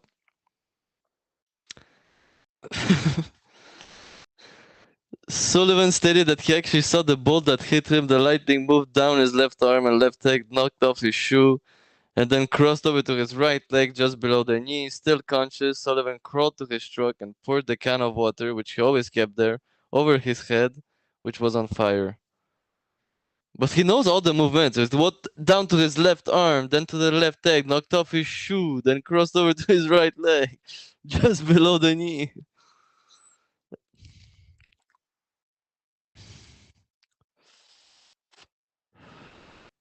That was the fifth time, yeah.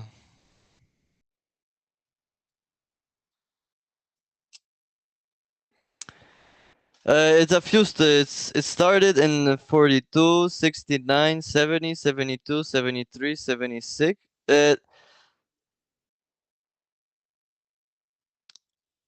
Fourth and fifth, yeah. 72, 73, 76, 77. The last four are very frequent. And the fifth one we already read.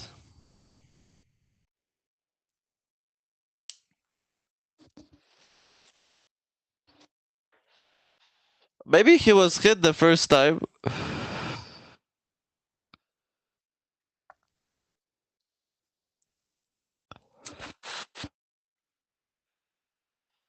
But the last two are the best ones.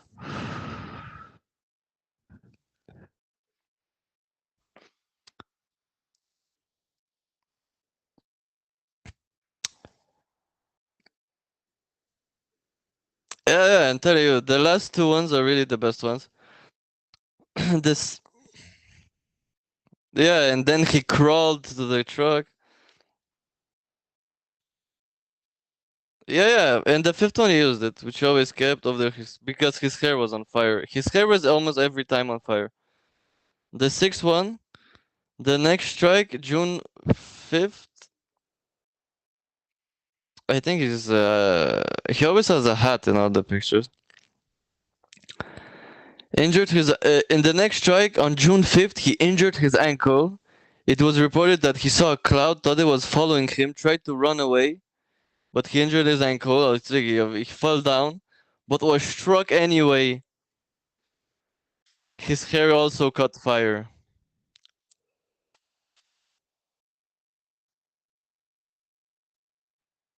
The sixth time the cat of water is not bad shit though.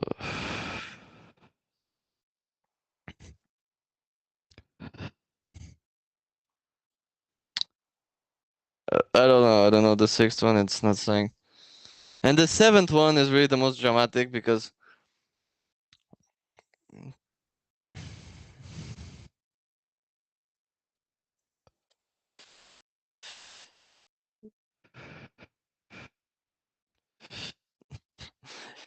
yeah, she was running away from a cloud. He tripped. He injured his ankle and was struck. Like that. That just sounds like a cartoon.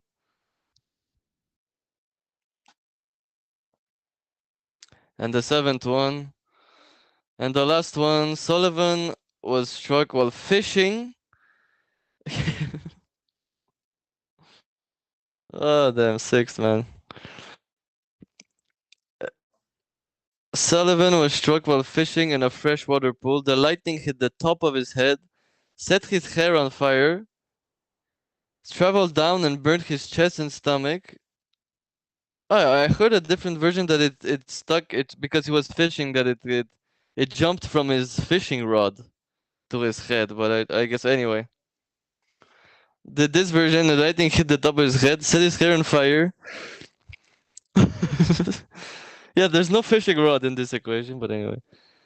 Set his hair on fire,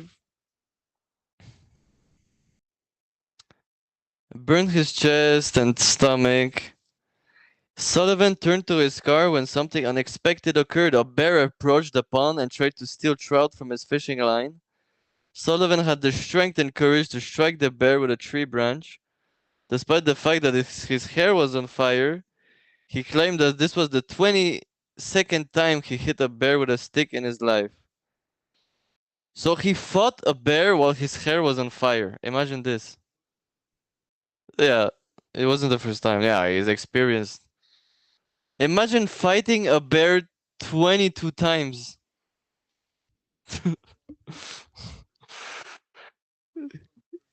He fought a bear 22 times in his life, got struck by lightning 7 times. And he didn't even die. He died by suicide. Nothing could kill him. He died. Yeah.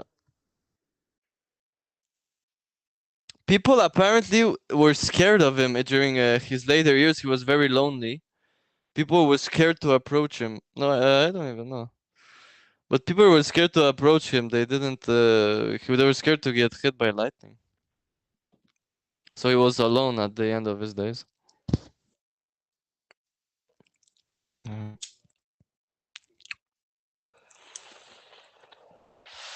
People usually like good liars, but he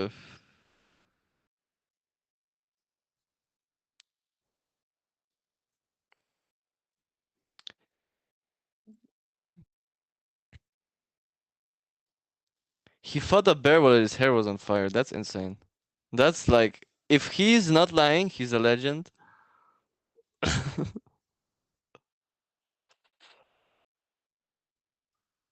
Yeah, but I mean, I can't do anything with my hair on fire. How can you do anything with your hair on fire? I mean, it's with a stick. With a stick, even he said every time it was he hit a bear with a stick 22 times.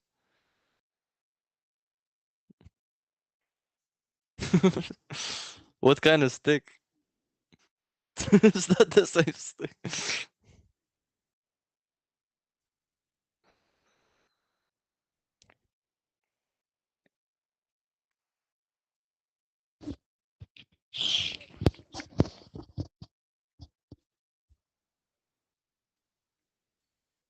Um,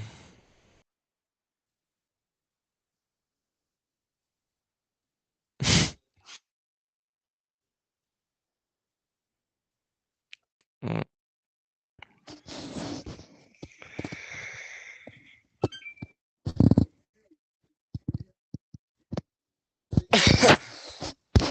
Yeah, it sounds too crazy to be true. It sounds too crazy.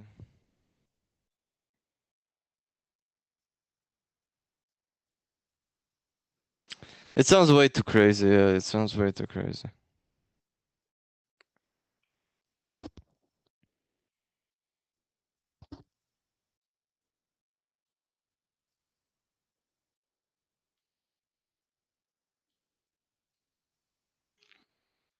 A soundboard would be good. Yeah, a soundboard would be good.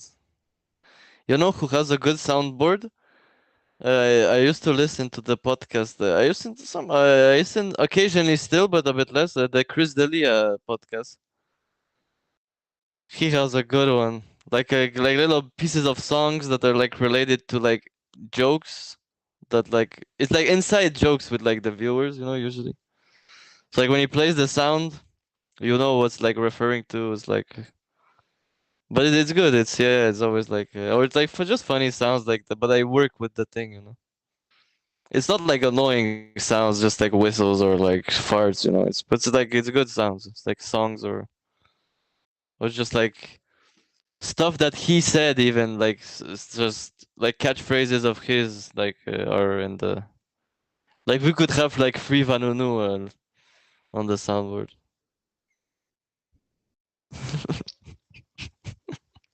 Or like those kind of things, like or inside jokes with the podcast or.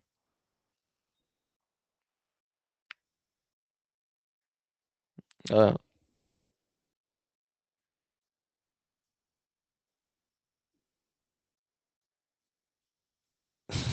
yeah.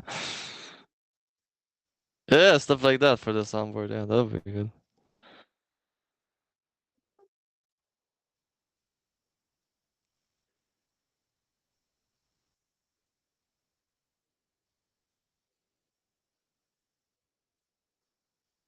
Oh yeah, but birds. I mean, yeah, a little bit of birds would be good, but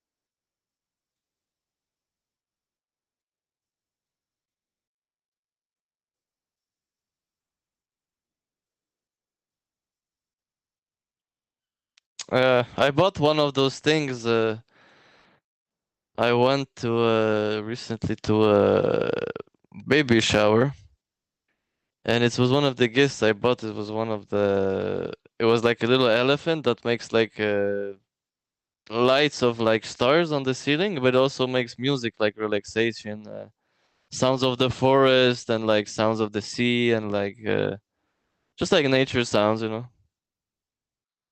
And like a few songs like kids songs like but like anyway. There's options, yeah. Yeah.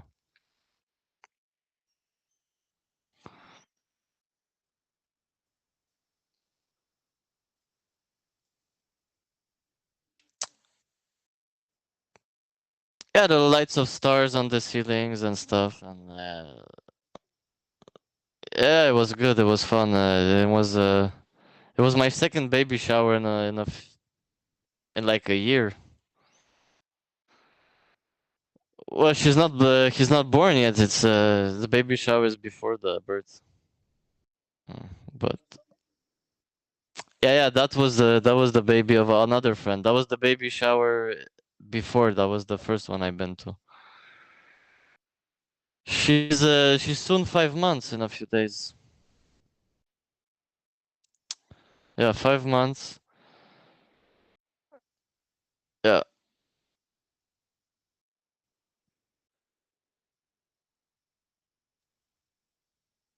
Yeah, yeah. They'll meet up at some point when they're kids, maybe.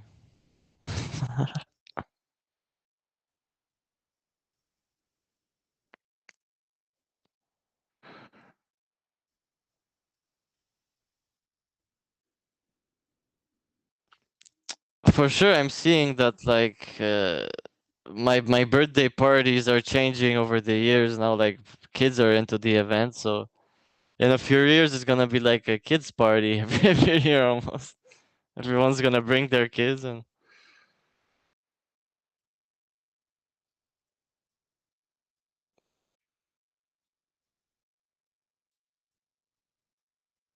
Yeah, we can hang out, and she likes just basic things, just opening, closing the door, and things just like that. You know.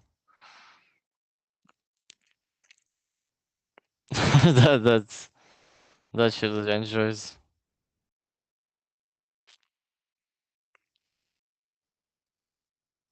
Yeah.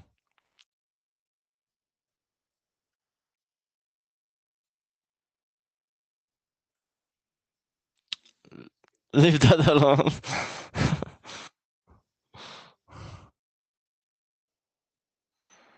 Yeah, don't break the things in the store. You know.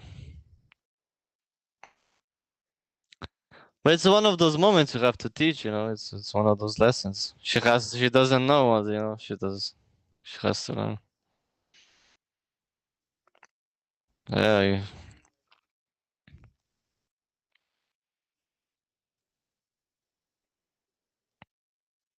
I mean that doesn't. It's not true, but yeah. Okay. Yeah, but some things can just be broken. Yeah.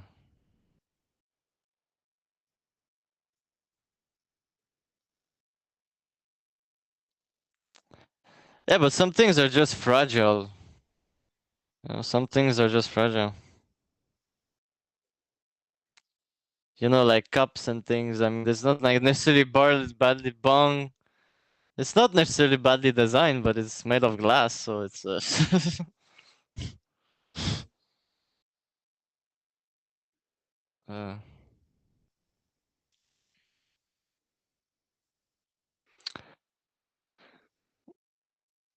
I mean, anyways.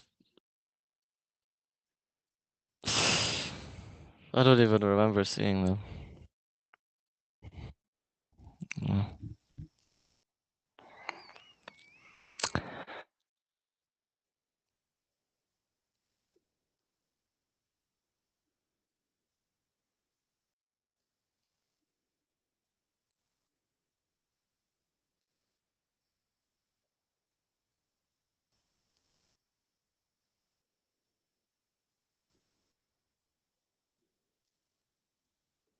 I mean, cups. You can buy cups in Dollarama. They cost like $1. It's cheap. It's cheap.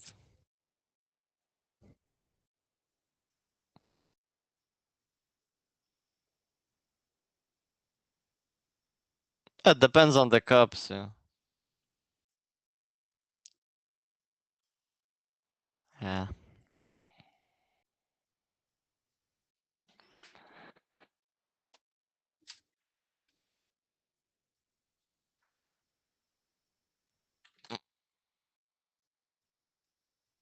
No, I mean, you know, I took pills of like zinc and things and these metals, you know. I took it a few times, yeah. It's not something I take regularly, but it's good for the immune system and in general. It's just good. It's good for you. Yeah.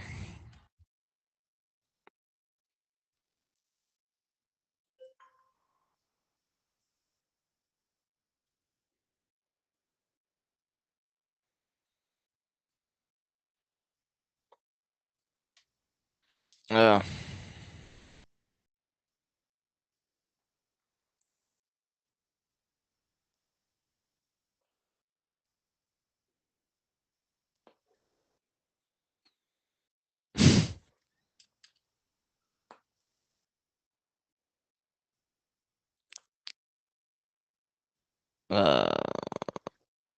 Outset. Just say it in Polish. Outset. No, you can just say it in Polish. I mean, we smoked. We just smoked on screen, so we can't. Talking about outset. No, we can't do this.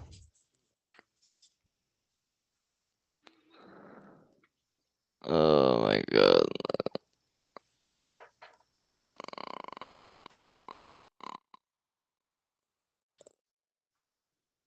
No, no, no, no.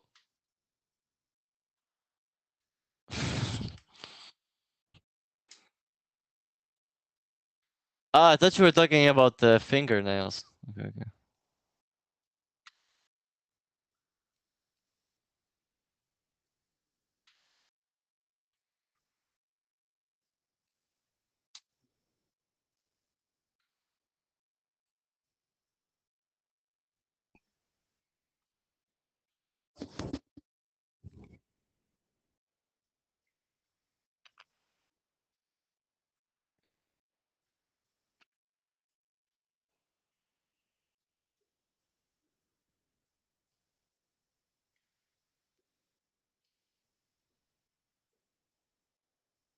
That is good, huh?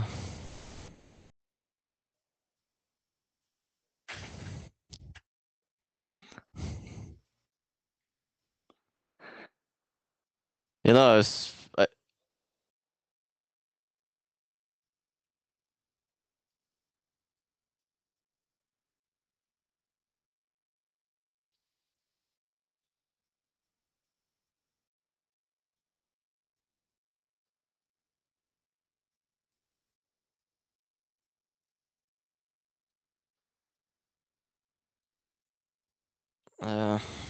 you're becoming a scrapper.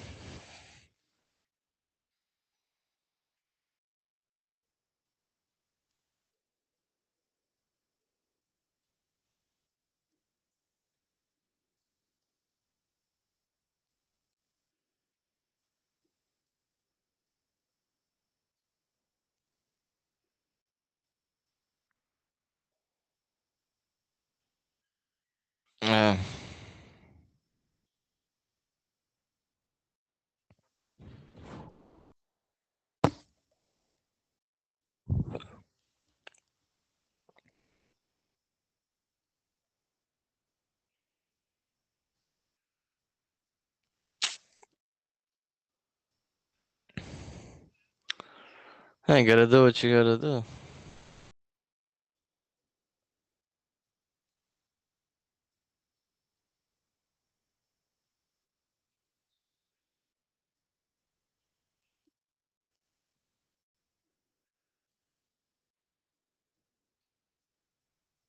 Who? Who's a bit in it?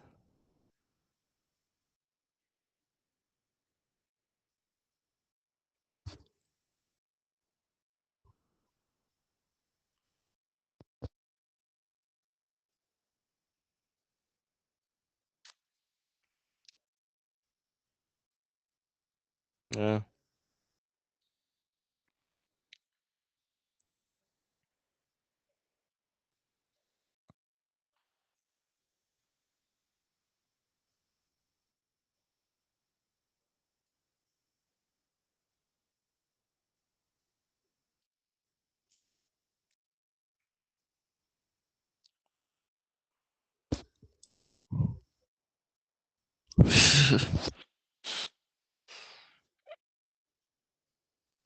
On there?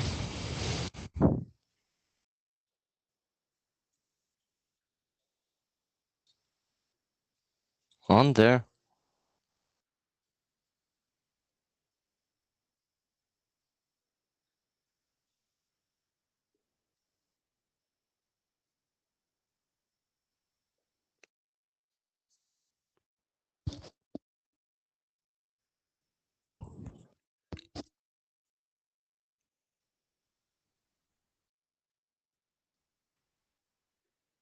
Oh, she took it even.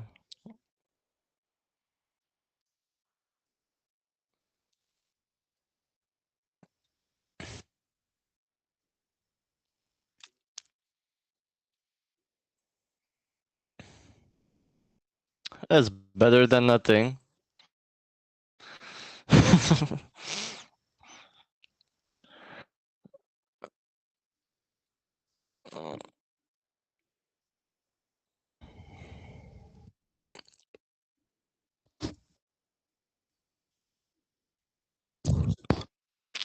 Yeah, it's just you're not gonna live long enough to pay it out. Well, I mean, 29 years.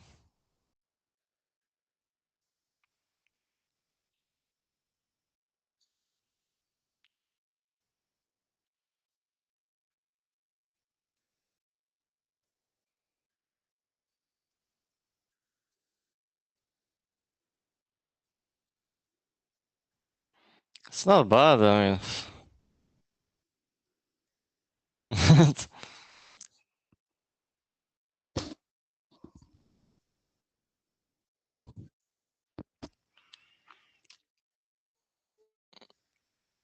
That's a long.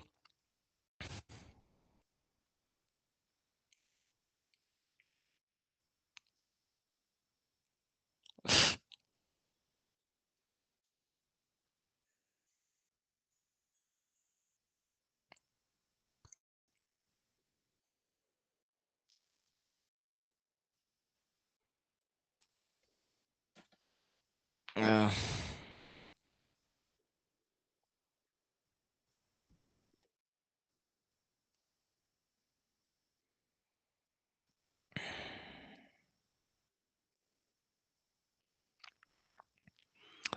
Yeah, they know how it works.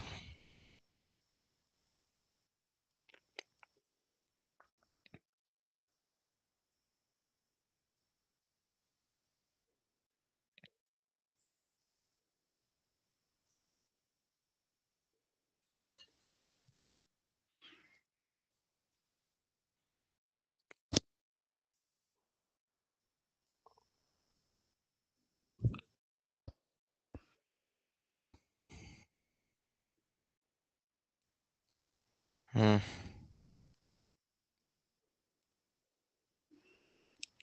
Yeah, it's always so much money going out. As soon as it goes in, it goes out.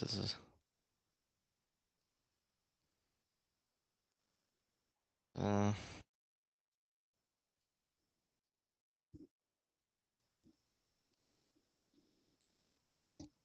uh,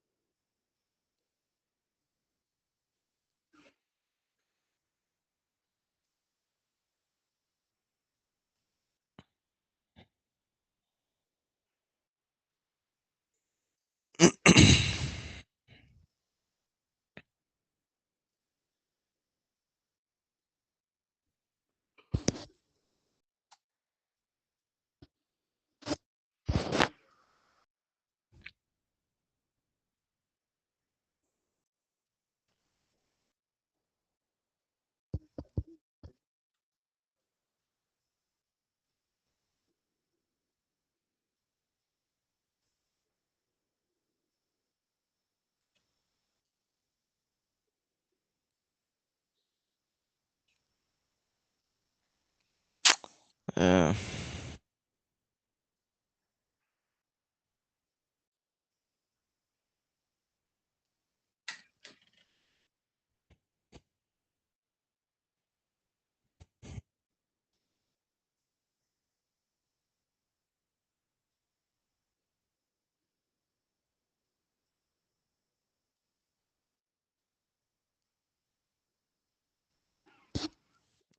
Yeah, that's crazy. Why that expires?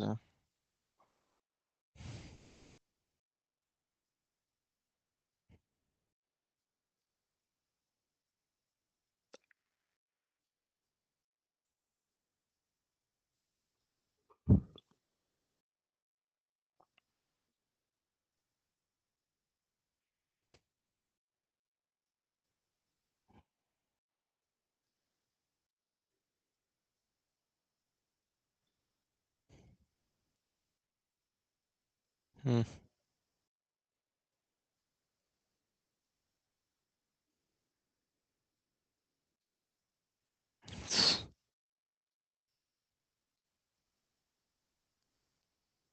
Wow, that's crazy.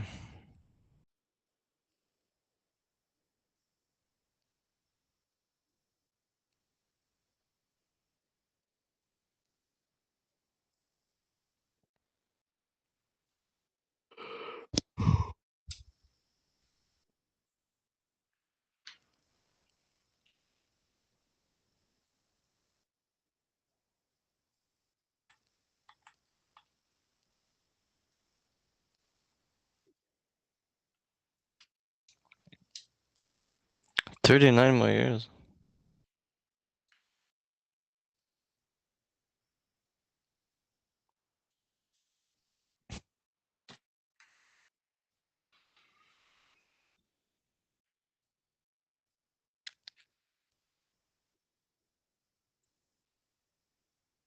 What G-word?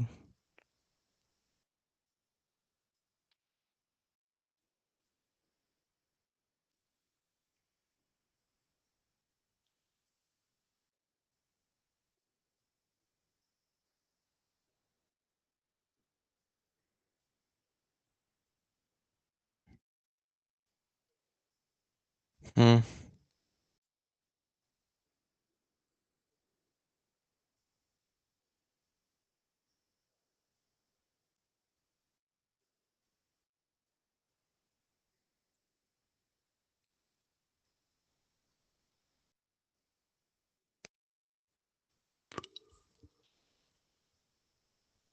Okay.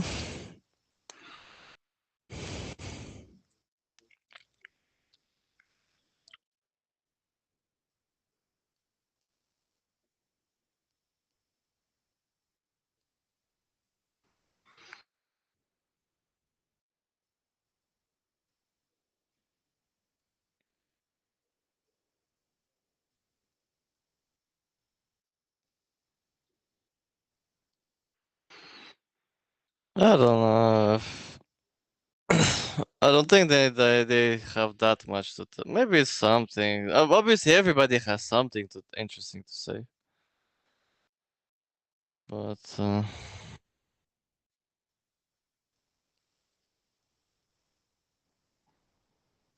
there's much more interesting people to listen to.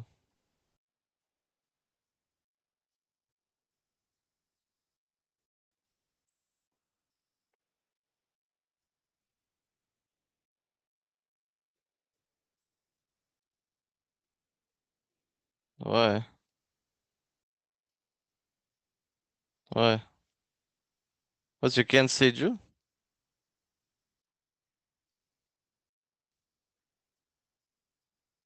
Oh no, you can say Judas. No, nobody cares if.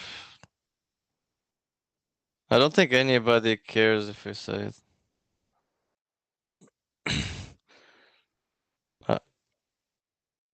They're probably talking this bullshit, yeah.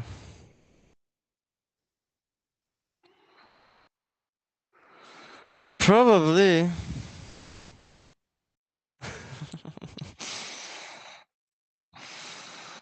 Yeah, we're gonna talk to them. I mean, that I don't have an issue with talking to them. But I'm not. I don't have the same belief system they have for sure. I don't believe in it.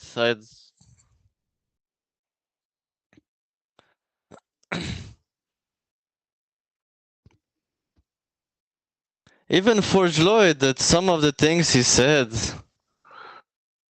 like even Forge Lloyd, some of the things he said, I was like, I don't know what's the point. Why are we even talking? Like she's saying that like some people just because they have a different skin color and they're subhuman because they're black. I mean, like, what are you talking about?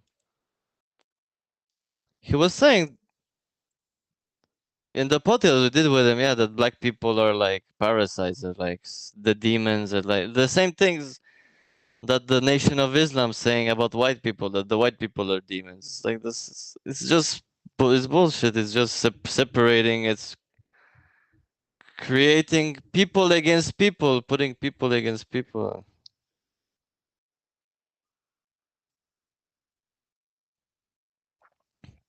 I mean,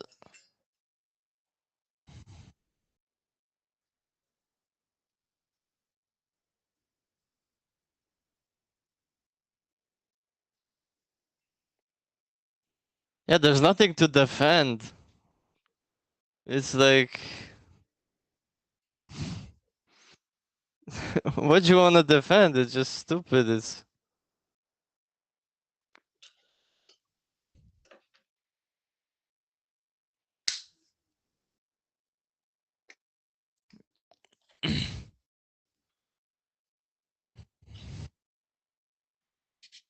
I mean, for me, when somebody starts sounding racist and stuff, for me, it is. No, because I know you're not racist. I know you're not racist. Because I know I've known you for years.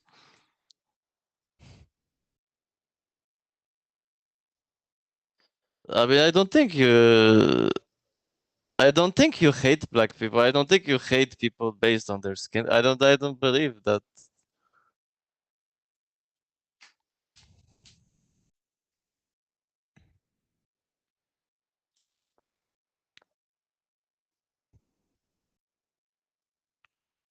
I mean, that's the thing. It's like, even if it's like you say the N word, I know you're not racist. If I say it, I'm not.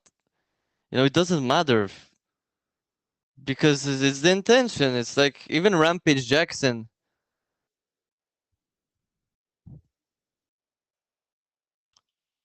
And there's a lot of black people that are completely with it, like Rampage Jackson.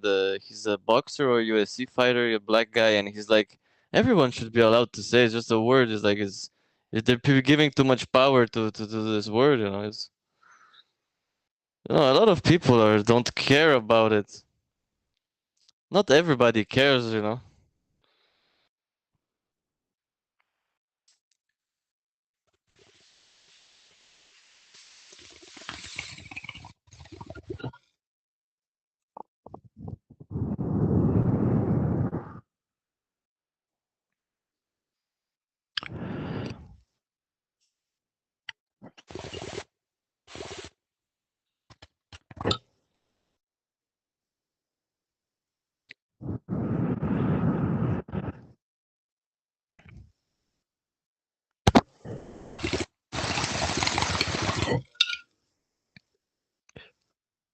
Are you speaking to me or the audience?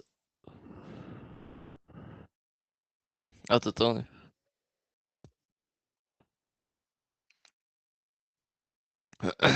Oh.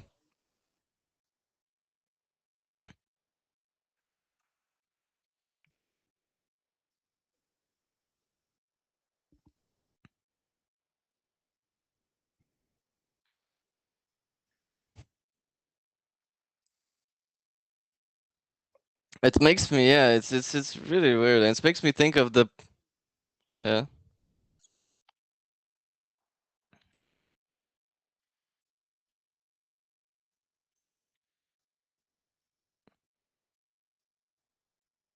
Okay.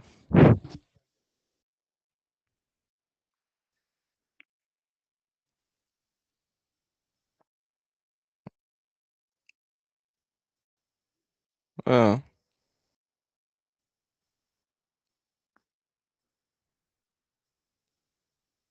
Okay. It's changing lives.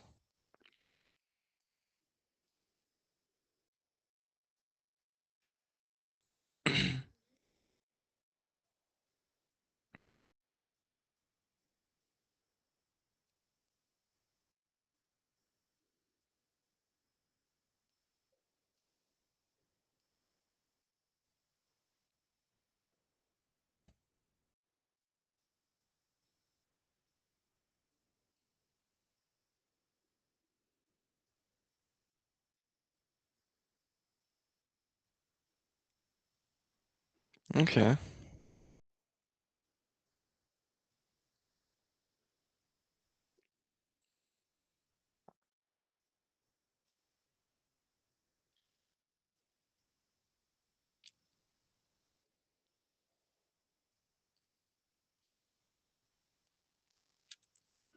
Uh,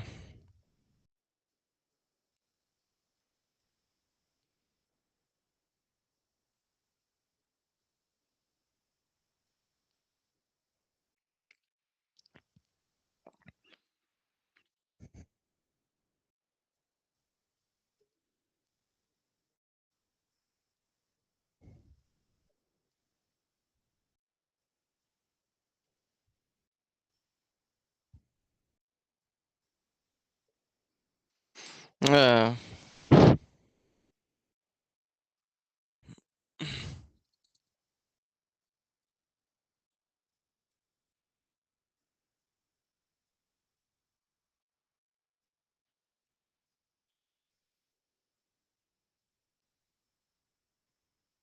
Hmm.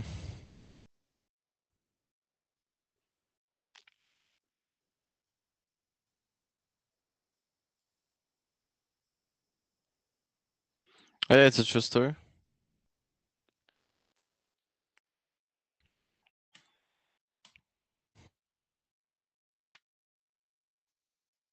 Ah, okay. It's possibly a true story.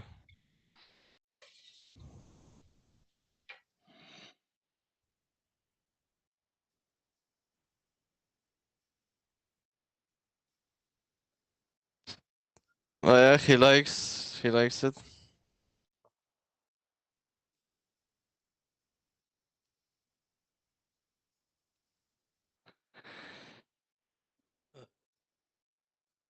Yeah, if you like it, some people don't want that kind of things in their energy field. They're like, I don't want to think about raping people, as I don't want to listen to music like that. Yeah, I don't mind it. I'm just saying.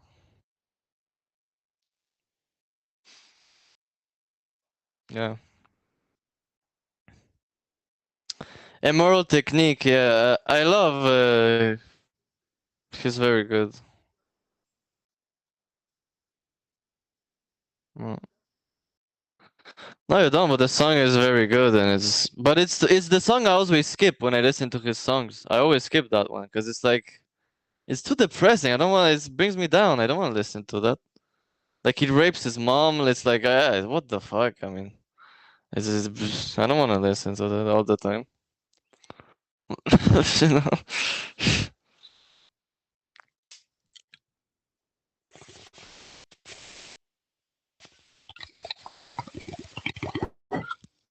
Yeah, I don't know. I didn't listen to it really.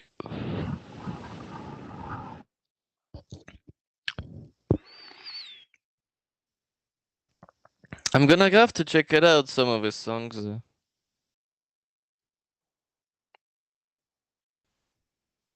What is someone asking? Was someone for the radio or what?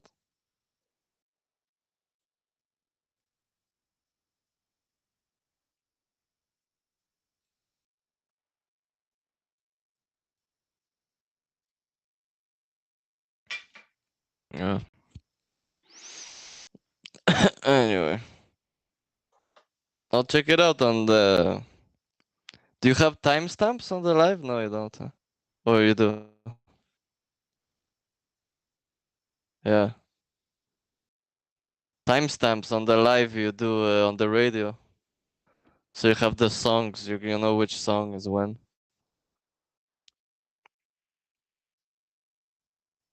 Oh, okay. Oh, that's good, yeah. Oh, so I'll check it out.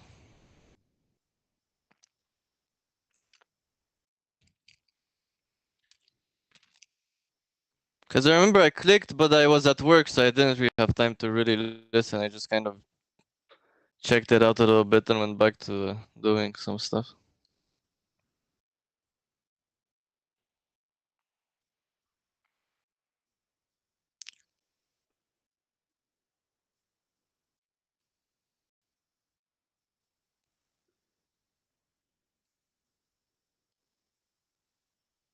Yeah.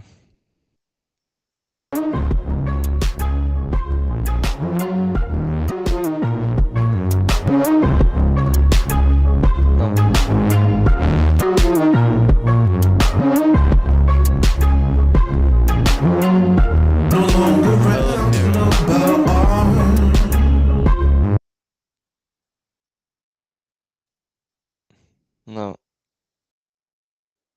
Non, j'entends rien.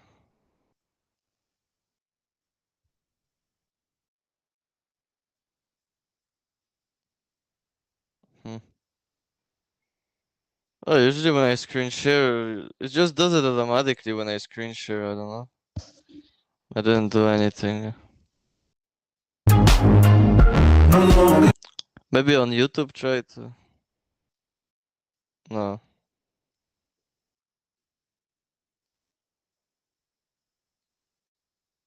Maybe from YouTube, I don't know. Maybe. But I don't know. Maybe there's some kind of option on the live you'd have to click. I'm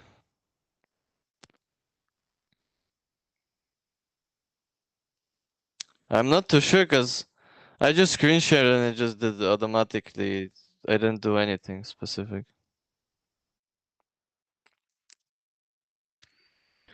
It should just automatically.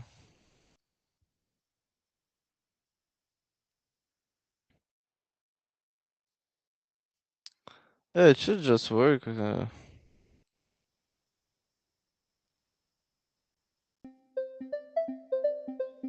I hear some kind of knocking in the background, I think, but I don't hear anything.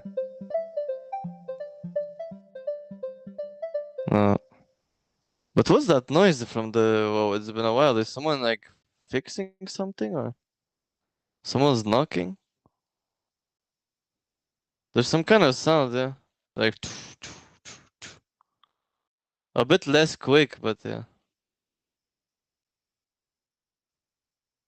No, not the keyboard.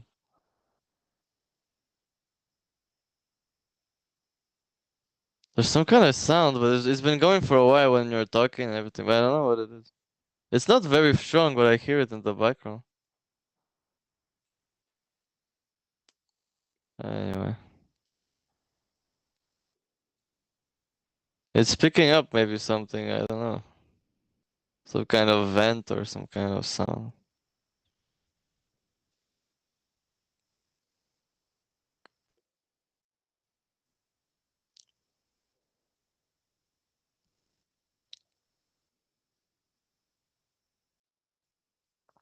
I mean, I hear you.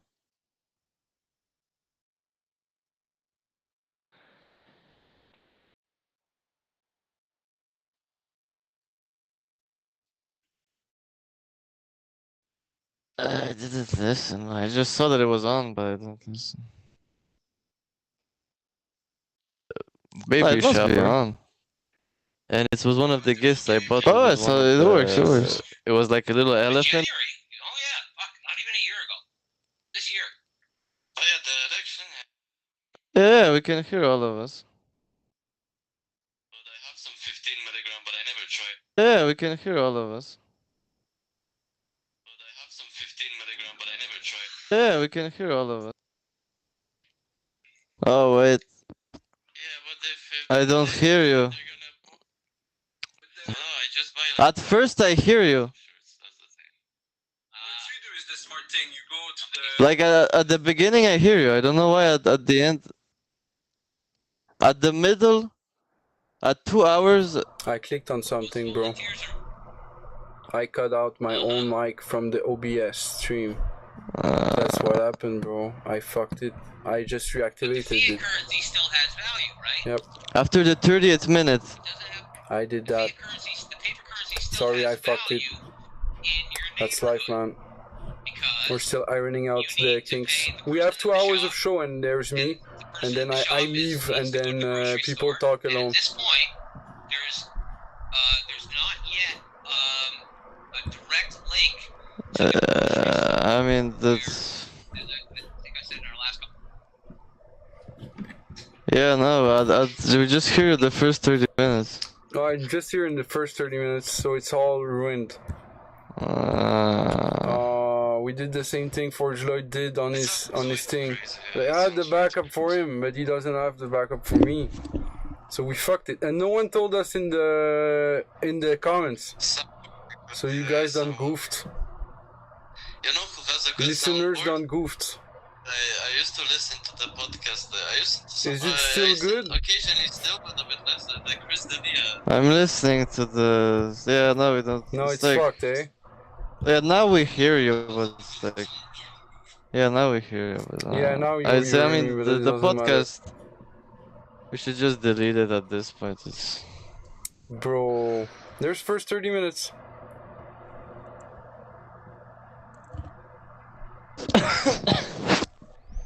I mean, there was, but you know, there's a lot of moments where it's like, it's you and Jafarai like interacting. So it's like, Yep. It's just Jafarai talking by himself. We can clip form Jafarai, but that's it. Jafarai talking alone. That's crazy, man. And we didn't even check on it.